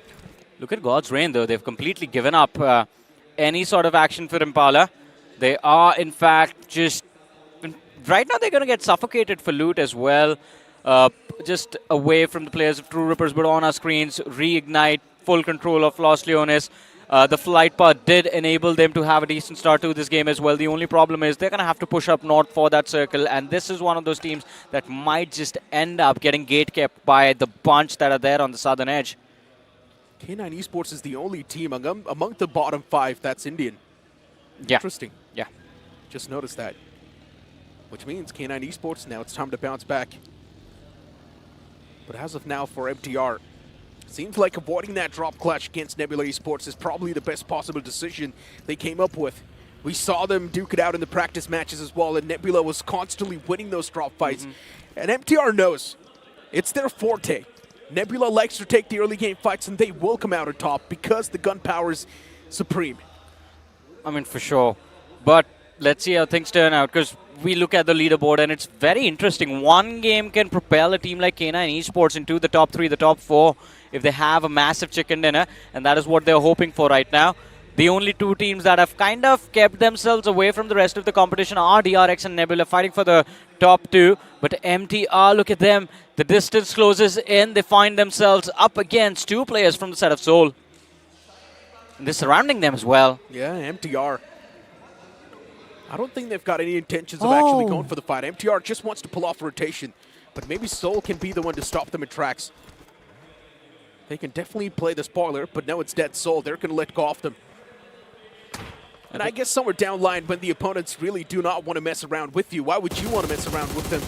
Maybe just move your own merry way. Unless they're in your way, then that's a different thing. But as of now, MTR, they just want to move their own way. I mean, I don't think it's going to be a problem. I agree with you, Necro. But I mean, Seoul should have kind of backed off because they saw 4 vehicles over there. The new 4 players from the side of MTR are going to be the squad to deal with. And Seoul is playing a split. Let's not forget, their firepower is divided right now. It can be a big deterrent to what they want at the end of this game. And I think they also realize that the regroup call has been made, as Goblin and Knuckle are looking to join Joker on top of this hill. Interesting. I'm not exactly sure what MTR's game plan is. Even they're split apart. It's a 2-2 split MTR's working with. And if Seoul directly makes a 4-man pounce on top of that compound, the 2 isolated players from MTR will stand no chance. Nongshim taking those shots against K9 Esports. Nothing critical happening yet. Just able to chip away a lot of damage. And the man still barely survives by the skin of his teeth. Well, at least he's still alive and kicking. He can heal up as well. So lucky for Slug to just not get knocked out there in the open. It would have been so unfortunate. But K9 Esports, they've completely pushed for the center. We just saw Nongshim RedForce build up pressure on their heads. They're not going to be the only ones. Mysterious4 and Madkings are moving for the same spot as K9. But here we have on our screens DRX. An off-drop start on the map of Miramar. But they're making sure, as we said, Necro, as we were talking about it on the desk, they like to play slow. They like to take a breath every single time they have to make a call. And in this game, they have so much space towards the northern side to work with that this can easily be a DRX chicken dinner again. Mysterious4. Since the boys have got a a little bit cold. I'm pretty sure they would want to go back to the ways they like to play, even in a normal lobby. I mean, they're up close and personal against Madkings, so I'm not sure if that's going to be shaking up their decision-making. Nebula all the way towards El Pozo still, and I guess Nebula just trying to search for the foes. They think maybe MTR still around the block. I'm not exactly sure what's going on with Nebula, but it's not the idealistic Nebula that we've seen in the past. Nebula is supposed to be a quick rotator, but they're still taking their sweet little time. Maybe all of that momentum from the first half of the day slipping out of their hands has them on their toes. They're on the fence about what needs to be done. But I think, let's see how the rest of the game go. I want to see when Nebula are going to head towards how they're planning to breach the next stage of the circle. OG as well, still sticking around Chumacera, where you have Dplus KIA just exiting Impala right now. But on our screens, we have JP and Mysterious4. JP, are they about to run into a trap? Omega and Snowjord, they try to make an escape. Are they going to succeed in this? JP, yeah, the shots were taken, but once again, Mysterious4 too slippery. Just slip away from their hands. And look at Bunny, he's lining up that aim. Waiting for the man to actually stand still, and then Bunny's going to go for the shots. Now these shots are taken, but once again, it's all good in the hood. JP's safe. JP's placed out simple. As you brought up a while ago, Meta Ninja, literally copy and paste that. Yeah, pretty much. JP, I would say you would see a little bit more of that intention from them as they do sort of take some of the fights. But Meta Ninja was completely passive. Yeah, I mean, JP, at least at the start of the day, were very consistent. From then, they have fallen off just because of the same thing. So a lot of people aren't going to be aware about Meta Ninja. Meta Ninja is a team from our region that has done quite well for themselves in the last year, and we had a lot of hope from them this year as well. Yeah. But because of their passive nature, because they could not get finishes consistently, they were surviving. They would not have enough points to qualify for a lot of finales of the officials that have taken place. And JP, again, positional play, phenomenal. Team fights, sometimes they just walk away in an easy situation where they will come out on top. True. And as of now for JP, in my opinion, they just need to amp up the aggression. A little bit, yeah. Or maybe just be a little bit more proactive, simple. I mean, as of now, they've got the smack center. As of now, they are rotating towards a better spot. But once again, for JP, if they really do want to have that good spot, they need to go for the fight. But if they do try to avoid that fight, then it's not going to work out that well. Shots taken against JP, and just look at the awkward spot JP is being forced into. Madkings just ramming their vehicles, and I cannot believe there's no casualty. Oh man, but Madkings, they could have walked into a trap over there. Well, at least they do manage to pull the players of JP into the line of fire of their teammates. So Madkings do manage to deter the aggression from JP, and K9 Esports from top of that hill can also take a few pot shots on this unsuspecting team. Oh, but pressure from the flank. Shadow OG is going to be forced back into cover. But look at that finish feed. God's Reign taking on Mysterious4, and they're coming out on top. Omega is still standing, but for how long is the question? God's Reign finally on the aggressive front. They realize if they want to get their hands on a good spot, they need to go for that fight against Mysterious4. And God's Reign's actually coming out on top as well. Utilities finding those proper trades, but Omega, he still finds that full stop. But it's not going to be enough as God's Reign. They've got more men alive. Yeah, and they find that Lost Man completely unguarded. He was in the middle of that first aid animation, gets finished off, but Reignite getting ignited at the hands of OG as Aru is going to find Yamak. That's going to be the first casualty from the side of Reignite. Second man now gone, spotted out. One more spray committed, but not enough damage for the knock. OG just constantly spraying away. Yeah. The next zone shift is going to be important. And what if we see a bit of that piece of Oasis? That's going to be fun. Oh, for sure. I might just be too ahead of myself. I don't think that's going to happen. If that happens, Necro, then I think DRX will take away this game. Look at the amount of map control they will have towards the north. DRX is so good at making those quick rotations. And Nebula will also do well if there's an Oasis shift. If you remember, they dropped all the way towards Ruins. Yeah. Which is on the left side of the map, extremely towards the corner. And now look at DRX. In this max center, they've got a commanding spot. And every single time someone will try to charge towards DRX, they're going to be forced into an open terrain. And you see that cluster that was there, that will become the death circle that everyone will be forced to conquer or get out of. And it's not going to be easy, but Reignite from one fight running into the next one. They're going to try and avoid JP for as long as possible. TRX, boys next to each other. RC as well in the close fray. CAG on the southern side and K9 Esports as well playing around that same block. NS right next to Seoul. Even Rejects now finding themselves in a good spot. Reject knows they finally cracked the code. They know what they need to do to find themselves in a good spot on the map. Dplus KIA getting a bit of those loose stragglers. And these scrappy elimination points can definitely be the confidence booster and the mood setter. OG, today's performance, it's been a little bit lackluster, but you can't even blame the boys of OG since they've already qualified for the Global Championship and they've got the best possible seat. I mean, yeah, OG has the luxury of taking things lightly, but I think this is a lesson that OG needs to learn from DRX, from Dplus KIA, that you still have to make sure that you showcase to everyone else as to why you are considered one of the best. So, once again, to put it out there for the audience, Dplus KIA, they've already qualified for the Global Championship, but to the group stage. OG, they've qualified for the Gauntlet, which is a better slot towards the group stage. But as of now, OG, this pounce on K9 Esports, it could have been devastating. And there we go. OG, they already kickstart things against K9. Slug gets knocked out, but Beast, the man's not done yet. It's time to make a monstrous play, Beast. He was able to thread the needle, find that one quick frag, and that knockout is going to be more than enough to suppress the intentions of OG. OG really do want to aggress on and shut down the reminiscence of K9 Esports, but K9, they just want to go for a quick recovery. This nade from Slug is going to find a return knock. What a beastly nade that was, Beast. Slug is back up on his feet, and OG, now once again it seems like they are in a big wall of trouble. Athanki, the only person standing inside of the fight, and K9 Esports, they're the one to dictate the fight. K9 started things off with a major disadvantage inside of the fight, but now OG, they are in a problematic shoes as Athanki is the only person standing. But there's two men of K9 Esports still alive, and just like that, within the blink of an eye, I think he gets eliminated too. Well, somehow K9 Esports do manage to come out on top on that one.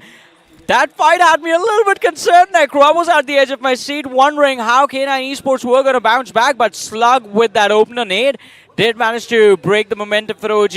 And then towards the end, not a lot that could be done by the last man playing the rooftop, but TrueRippers now up against Dplus KIA.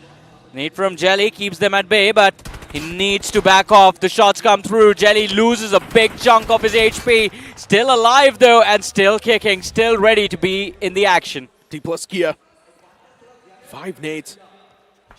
And that's TrueRippers right there. This nade was close, but still overshoots. It's going to be tough to find precision out in the open like that, especially when you do not even know exactly where the man's position. But once again, back towards that conversation, right? As I mentioned, OG's got the slot of Gauntlet, which is the best possible slot.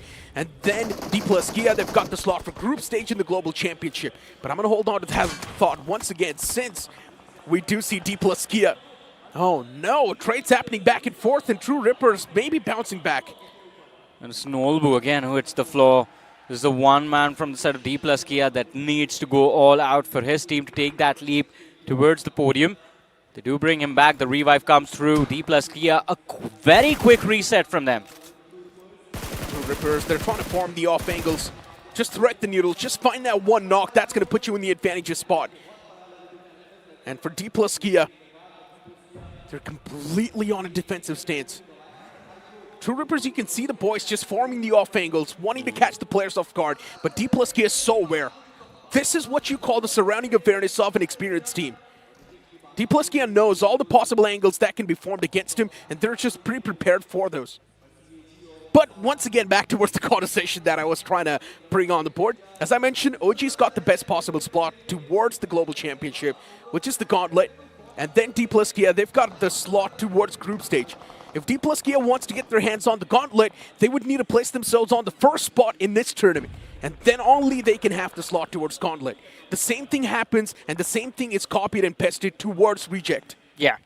And right now, both these teams are just like struggling, at least on day one itself. But Reignite, we spoke about them. We spoke about DRX. We spoke about Nongshim RedForce as well.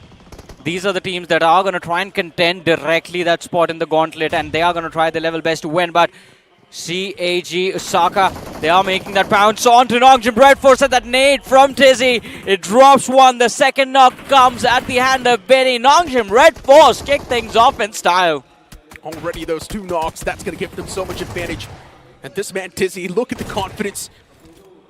It's like confidence is just coursing through his veins. He knows he's so confident that he can easily eliminate the boys. Utilities misplaced from the side of CAG, and you cannot really afford that, especially when you know that you were on the verge of being eliminated from this game. Instead, Mattoon just backing away. Respects the opponents, and Mattoon does not want anything to do with the opponents. K9 Esports, even they're making the move from the back lines. And for K9 Esports, this has got to be a bounce-back game. I mean, but they need to be careful as to where they position themselves, because if they go in an off position in the next few moments, NSR will have the upper hand. Well, CAG, they are losing bodies. Noto knocked out. Matun there on the low ground, but he gets finished off. And CAG OSAKA eliminated from this game. 3 finishes claimed by Nongshim RedForce, and 1 going to the players of K9. But as I was saying, Necro off position, and K9 Esports getting punished for a small little mistake. Oh, that's got to sting. That's really got to sting. K9 Esports, a big separation. And the boys not really having that surrounding awareness, lacking that. That's costing K9 Esports this game. Ninja Boy's got no other option than to move out in the open, because the blue was shipping out a lot of damage, and Ninja Boy will be eliminated soon. The amount of shots that are being taken against Ninja Boy, it's not going to stand a single chance. Entirety of Nongshim RedForce. We're like a firing squad taking shots against him. Yeah, a little bit of a helping hand by MTR as well.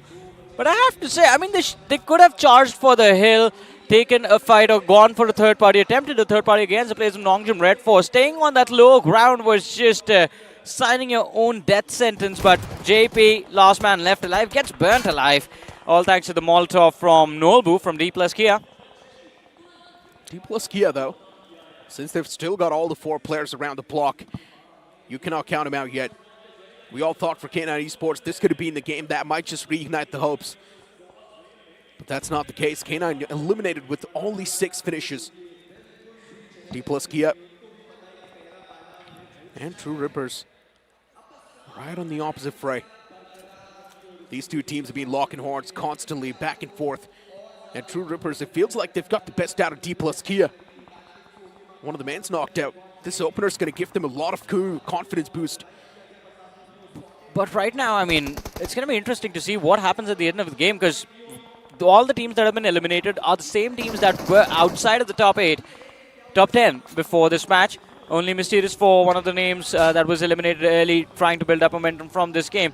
And in what is happening, the end result becomes that the fight for the top is just going to get more and more intense, because this is the match where DRX and Nebula can settle their differences. Either Nebula takes over, sets themselves up for tomorrow, or DRX just gets a massive lead to play safe tomorrow. Dplus KIA as of now, though, they might just turn the tides easily. TrueRippers, they need to be careful. The more they hold back, the more they play passive. Dplus KIA, they will start gaining confidence. And look at the utilities finding those proper connections. TrueRippers, they've already messed up. They were too passive in the fight, and Dplus KIA knew exactly what they needed to do. Utilities finding the mark, and now Hirsch, the only person standing. Actually, it's Hydro. TrueRippers, they've been truly ripped.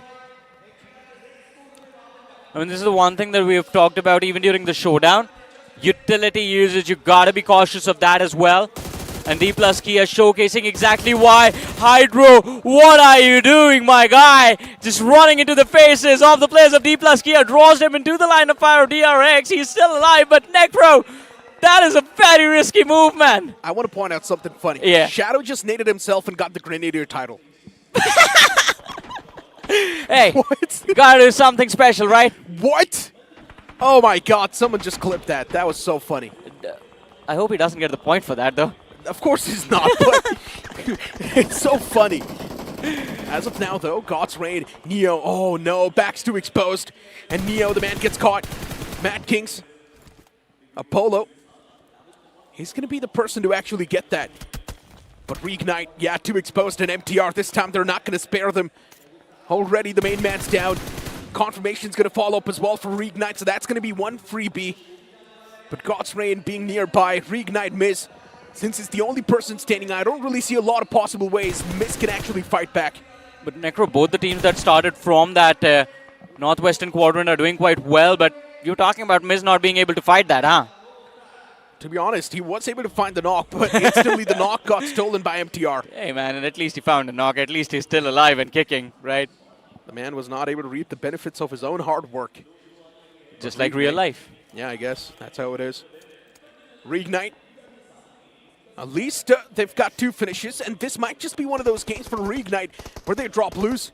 And if that does happen for Reignite, the positioning in the overall standings might just be hampered. But I want to talk about the top again once. DRX, 3 finishes.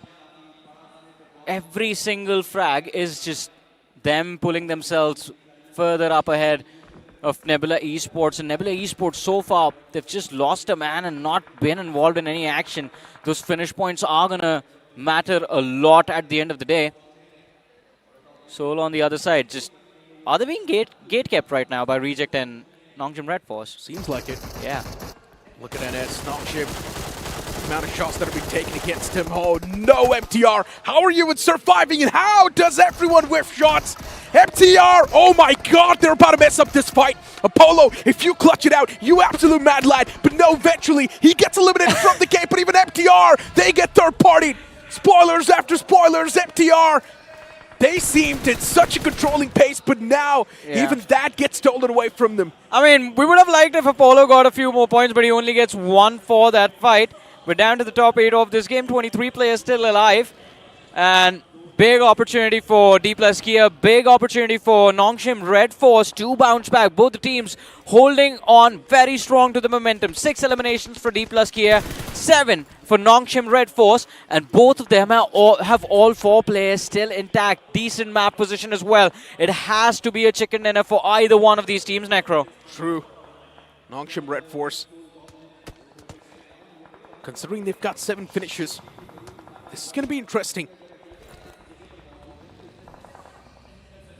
The fact that Nongshim RedForce is actually bouncing back in the last game itself, Johnny, it might just say a lot of things.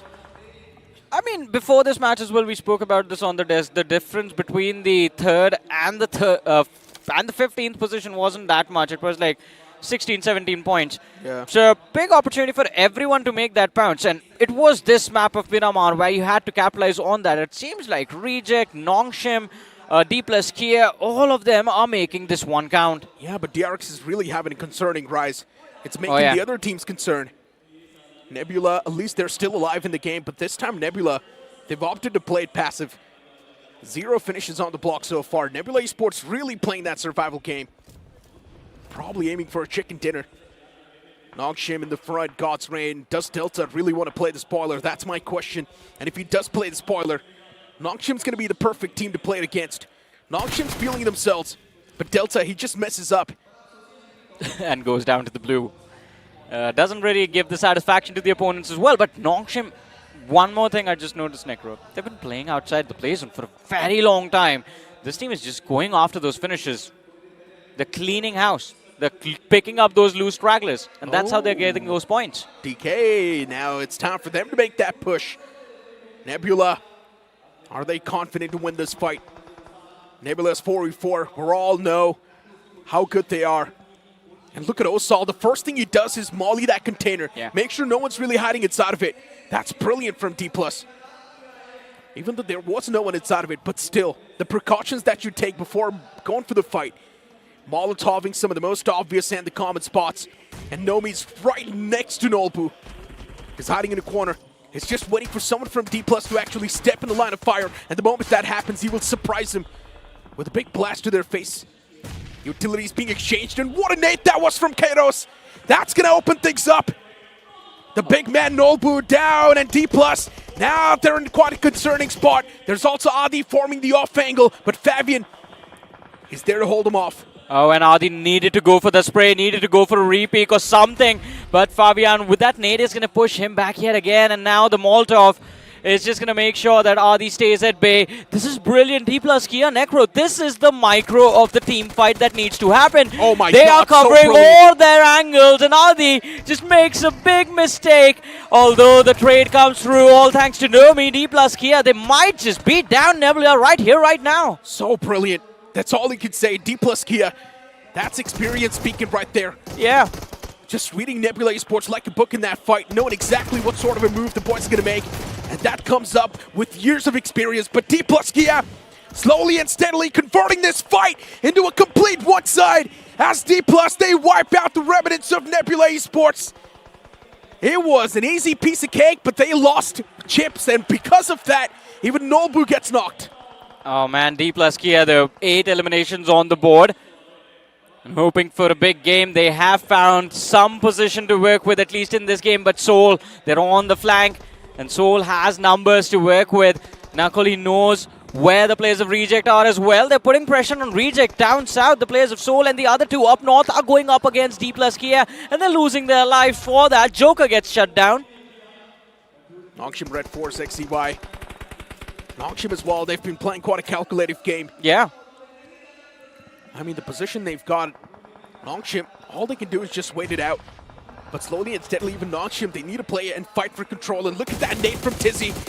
Oh, he's able to find the second one as well. DRX, they're getting dismantled. Nongshim RedForce's Tizzy. This man is single-handedly shutting them down one after one. But does he have another nade? If he did, I'm pretty sure that nade would have been tossed out. But Tizzy, still waiting for that man from DRX to make some sort of a mistake. So easy, the man's back upon his feet, but Tizzy, he gives away the opportunity, and now DRX, they go for the reset once again. Yeah, and if DRX resets, then it's going to be trouble in paradise for the players of Nongshim. But look at that, Soul still getting punished one after the other. Another knock secured. Knuckle, in fact, I believe has been finished off as well, and Reject, they're not giving up easy in that fight. It's not looking good for any of these teams, but Nongshim is the only team that's currently dominating. 9 finishes already on the block in Nongshim. They're hungry for a few more. And since the Blues are out in the back as well, Nongshim, they need to be adaptive. Let's see what they can do. And what a nade that was! What was that? Dplus KIA eliminated with that one well-placed nade. And it was TrueRippers who did it. Yeah, then down to the last man, it was Hydro who lobbed that nade for those points, opening up the gate for anyone playing from that northern half. But Soul, they know where Paulo is. They're putting up more pressure. The Molotov misses its mark. And they have to be cautious as well, because for on the flank, there's a lot of chaos. DRX taking on the players of Nongshim. And Nongshim getting beaten down over there. Oh, nice nade. Gets the finish, gets the point. RC. Not a lot to gather from this game. Just one finish point and maybe a few placement points, but at least it's better than all the past performances they've had so far. Soul, 5 finishes once again on the block. Soul's been playing quite a calculated game. Yeah. Not really going too aggressive, relying on their tactical instincts. And it's been working out so far.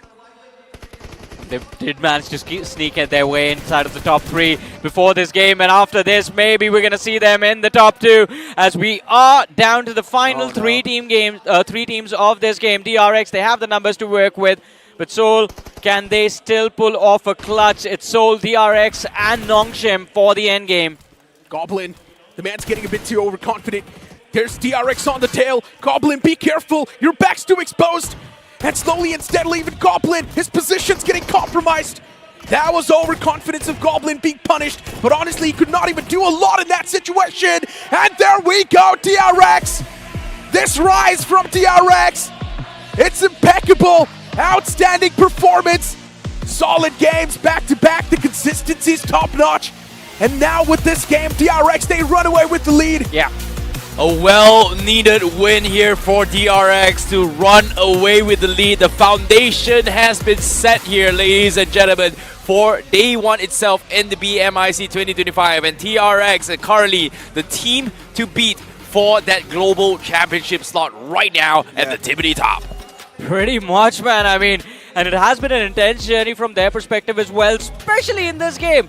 Necro dropping in Ruins. Ruins is a location so ignored in Miramar that sometimes when we show the flight path, we cut it off. They started off low-key, but ended the game with a big ping. And that is the sort of DRX that we've all seen. If you guys remember my prediction is DRX, and this is one of the main reasons why I went with them. This team is always explosive, and the fact that they're able to adapt to this lobby so quick, that's even remarkable. Also, by the way, they aren't the only ones we got to talk about in this game. A big bounce back coming from Nongshim RedForce and Dplus KIA. Both the teams performing phenomenally in the same match. I guess it's not a good news for the Indians, right? South Korea is once again starting to rise up from the overall standings. See, you can see a very, very big difference in terms of momentum and mindset shifts here coming from the veterans of the globals themselves here. We're talking about Nongshim RedForce, we're talking about DRX, we're talking about Dplus KIA as well. Surprising enough, as the games were going on throughout the day here, after the first 3 games, not a great start here for South Korea, not a great start for the Japan team. And you can see moments of brilliance like Reject, Dplus KIA, Nongshim RedForce. They're starting to be very consistent in terms of racking up points. And all these small little things that they're doing and adaptations that has been made, I feel like is the biggest difference between them and the Indian teams. Exactly. I mean, you just mentioned the most important thing, adaptation. That's what makes or separates good players from the best. That's what separates the okay teams from the great teams, the goated teams of all time. And that's what DRX has put on display. That's what Nongshim RedForce have always showcased. Doesn't matter if the first 3 games of the day do not really go your way. You just focus on the game plan that you have. You just focus on what you do best and just stick to that, and eventually things will work out. You can see a big difference in terms of timings of in-between breaks, right? Let's talk about the in-between breaks that is happening between matches here. Approximately, what, 10 to 15 minutes max here? Yeah. What can you do within 10 to 15 minutes in terms of discussion, and how well are you going to be making those adaptations as well? And you can see the international teams is very quick. Like, you can see a completely different play styles coming from the teams in particular, match by match. I'm pretty sure it's all about that quick shift in the mindset, right? As you brought up as well. It's also about clearing the past instantly. I'm pretty sure a lot of these international experienced teams, they don't even talk about what happened in the previous game. They pretty much talk about what they need to do in the upcoming game. Exactly. And maybe that's one of the main reasons why that's really giving them the edge. I mean, see, these are small differences that are being made. Let's take Nongshim, for example, because that is one that was clearly visible. First few matches of the day, what was going wrong? They were playing for the center, they were trying to take those fights, they were getting picked off. What do? They stay outside the play zone entirely. Things start to work out in the last 3 games of the day. DRX, same thing. They were trying to play their natural play style. They were trying to play a little bit far away. They were trying to see if they could control the map a little bit more. They were losing individuals. They start sticking together. They start playing within like 50 to 100 meters for each other, and that's very close in terms of BGMI.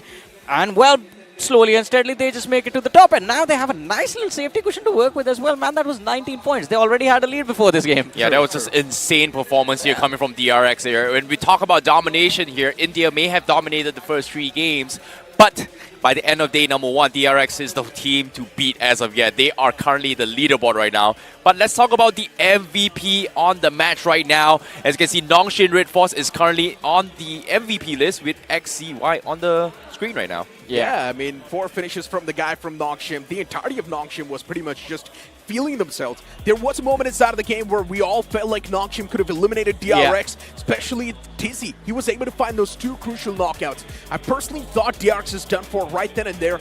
But the lucky part for DRX is that the man ran out of utility. Yeah. And that's why DRX was not eliminated in that circumstance. That is very true, man. Had he had like a couple of need or Molotovs, it would have been over then and there. But it was an interesting game. Nongshim RedForce, we do see XCY walking over with the MVP. DRX, they have 2 players there, QXG and Yunbin. Nolbu, I was waiting for this man to show up the whole day, and then the last Miramar, he finally displays what he's made of. By the way, he's one of the best players on that stage right now. Exactly, in the world, I would say. But let us talk a little bit more on towards their points that they have earned in the match. Obviously, we have to talk about DRX. They've got 19 points, followed by Nongshim with 16 points, Dplus KIA with 11 points, 3 South Korean teams in the tabletop here with the map of Miramar. And so far, 2 games of Miramar has been played here at BMIC, and it's been a complete domination by the international teams here. Guys, we've been talking so much about the other Indian teams or the international teams as well, but we completely forgot to talk about TrueRippers. This team is slipping under the radar, guys. Still in the top 4, TrueRippers is consistently getting those points. And I'm pretty sure TrueRippers, if they keep on moving with the same pace, they will be in the top 2 tomorrow. I mean, they can be, but you have to agree with me on this, Necro. TrueRippers, for some reason, are being a little bit more aggressive than they usually are. Because TrueRippers, as I said this at the start of the day, TrueRippers, DRX have similar playstyle, but DRX, they convert more fights. TrueRippers, they don't, but they play for survival as well. And look at what the result of DRX being consistent has been throughout the day. The most amount of placement points, most amount of finishes. The next in line, Nebula has only 17 placement points in 6 games. That's not enough. Now, as of yet here, let's talk about the MVP of the tournament thus far. The contenders on screen here. Hyunbin coming from DRX here is on number 1 here with 18 finishes, followed by XQXZZZ with 10 points. And then 19 finishes from Hyunbin, XQZZ with 15 finishes, Hydro with 12, 11 for Legit, and then Nagon from REIGNITE with 11 finishes. These are currently your top MVP tournaments here. At the start of the day, we had a couple discussions about, you know, maybe it's going to be Nebula, maybe it's going to be Kratos here, but now after 6 matches, this is pretty strong start here coming from DRX. And I guess the funny part is that from Japan, we all thought that Reject will be the one to dominate, but instead REIGNITE's the one to do extremely good, right? That's been a major surprise for all of us. I'm happy seeing REIGNITE do well, man. I mean, we got a chance to talk to the players as well, amazing human beings. And of course, I mean, with how they are playing, nothing too flashy, sticking to the fundamentals, that is what I would want from a team that is playing in a fresh region for the first time. You gotta get a better understanding of what you're up against, but again, REIGNITE have done that perfectly. Now, when we talk about adaptations and, of course, the element of surprise of first game scenarios on how the teams are going to be acting as well here, we're pretty much way past that. 6 matches has pretty much done for as well. Korean teams and Japanese teams do have a little bit of understanding on how the Indian lobbies are going to be looking like as well. And you can see match 4, match 5 onwards, there was major adaptations coming from international teams. And I'm curious to see whether or not Day 2 itself tomorrow, are we going to see the adaptation coming from Indian teams? I mean, hopefully we are. I mean, I would want them to just keep the foot on the pedal, man. There's no two ways about it.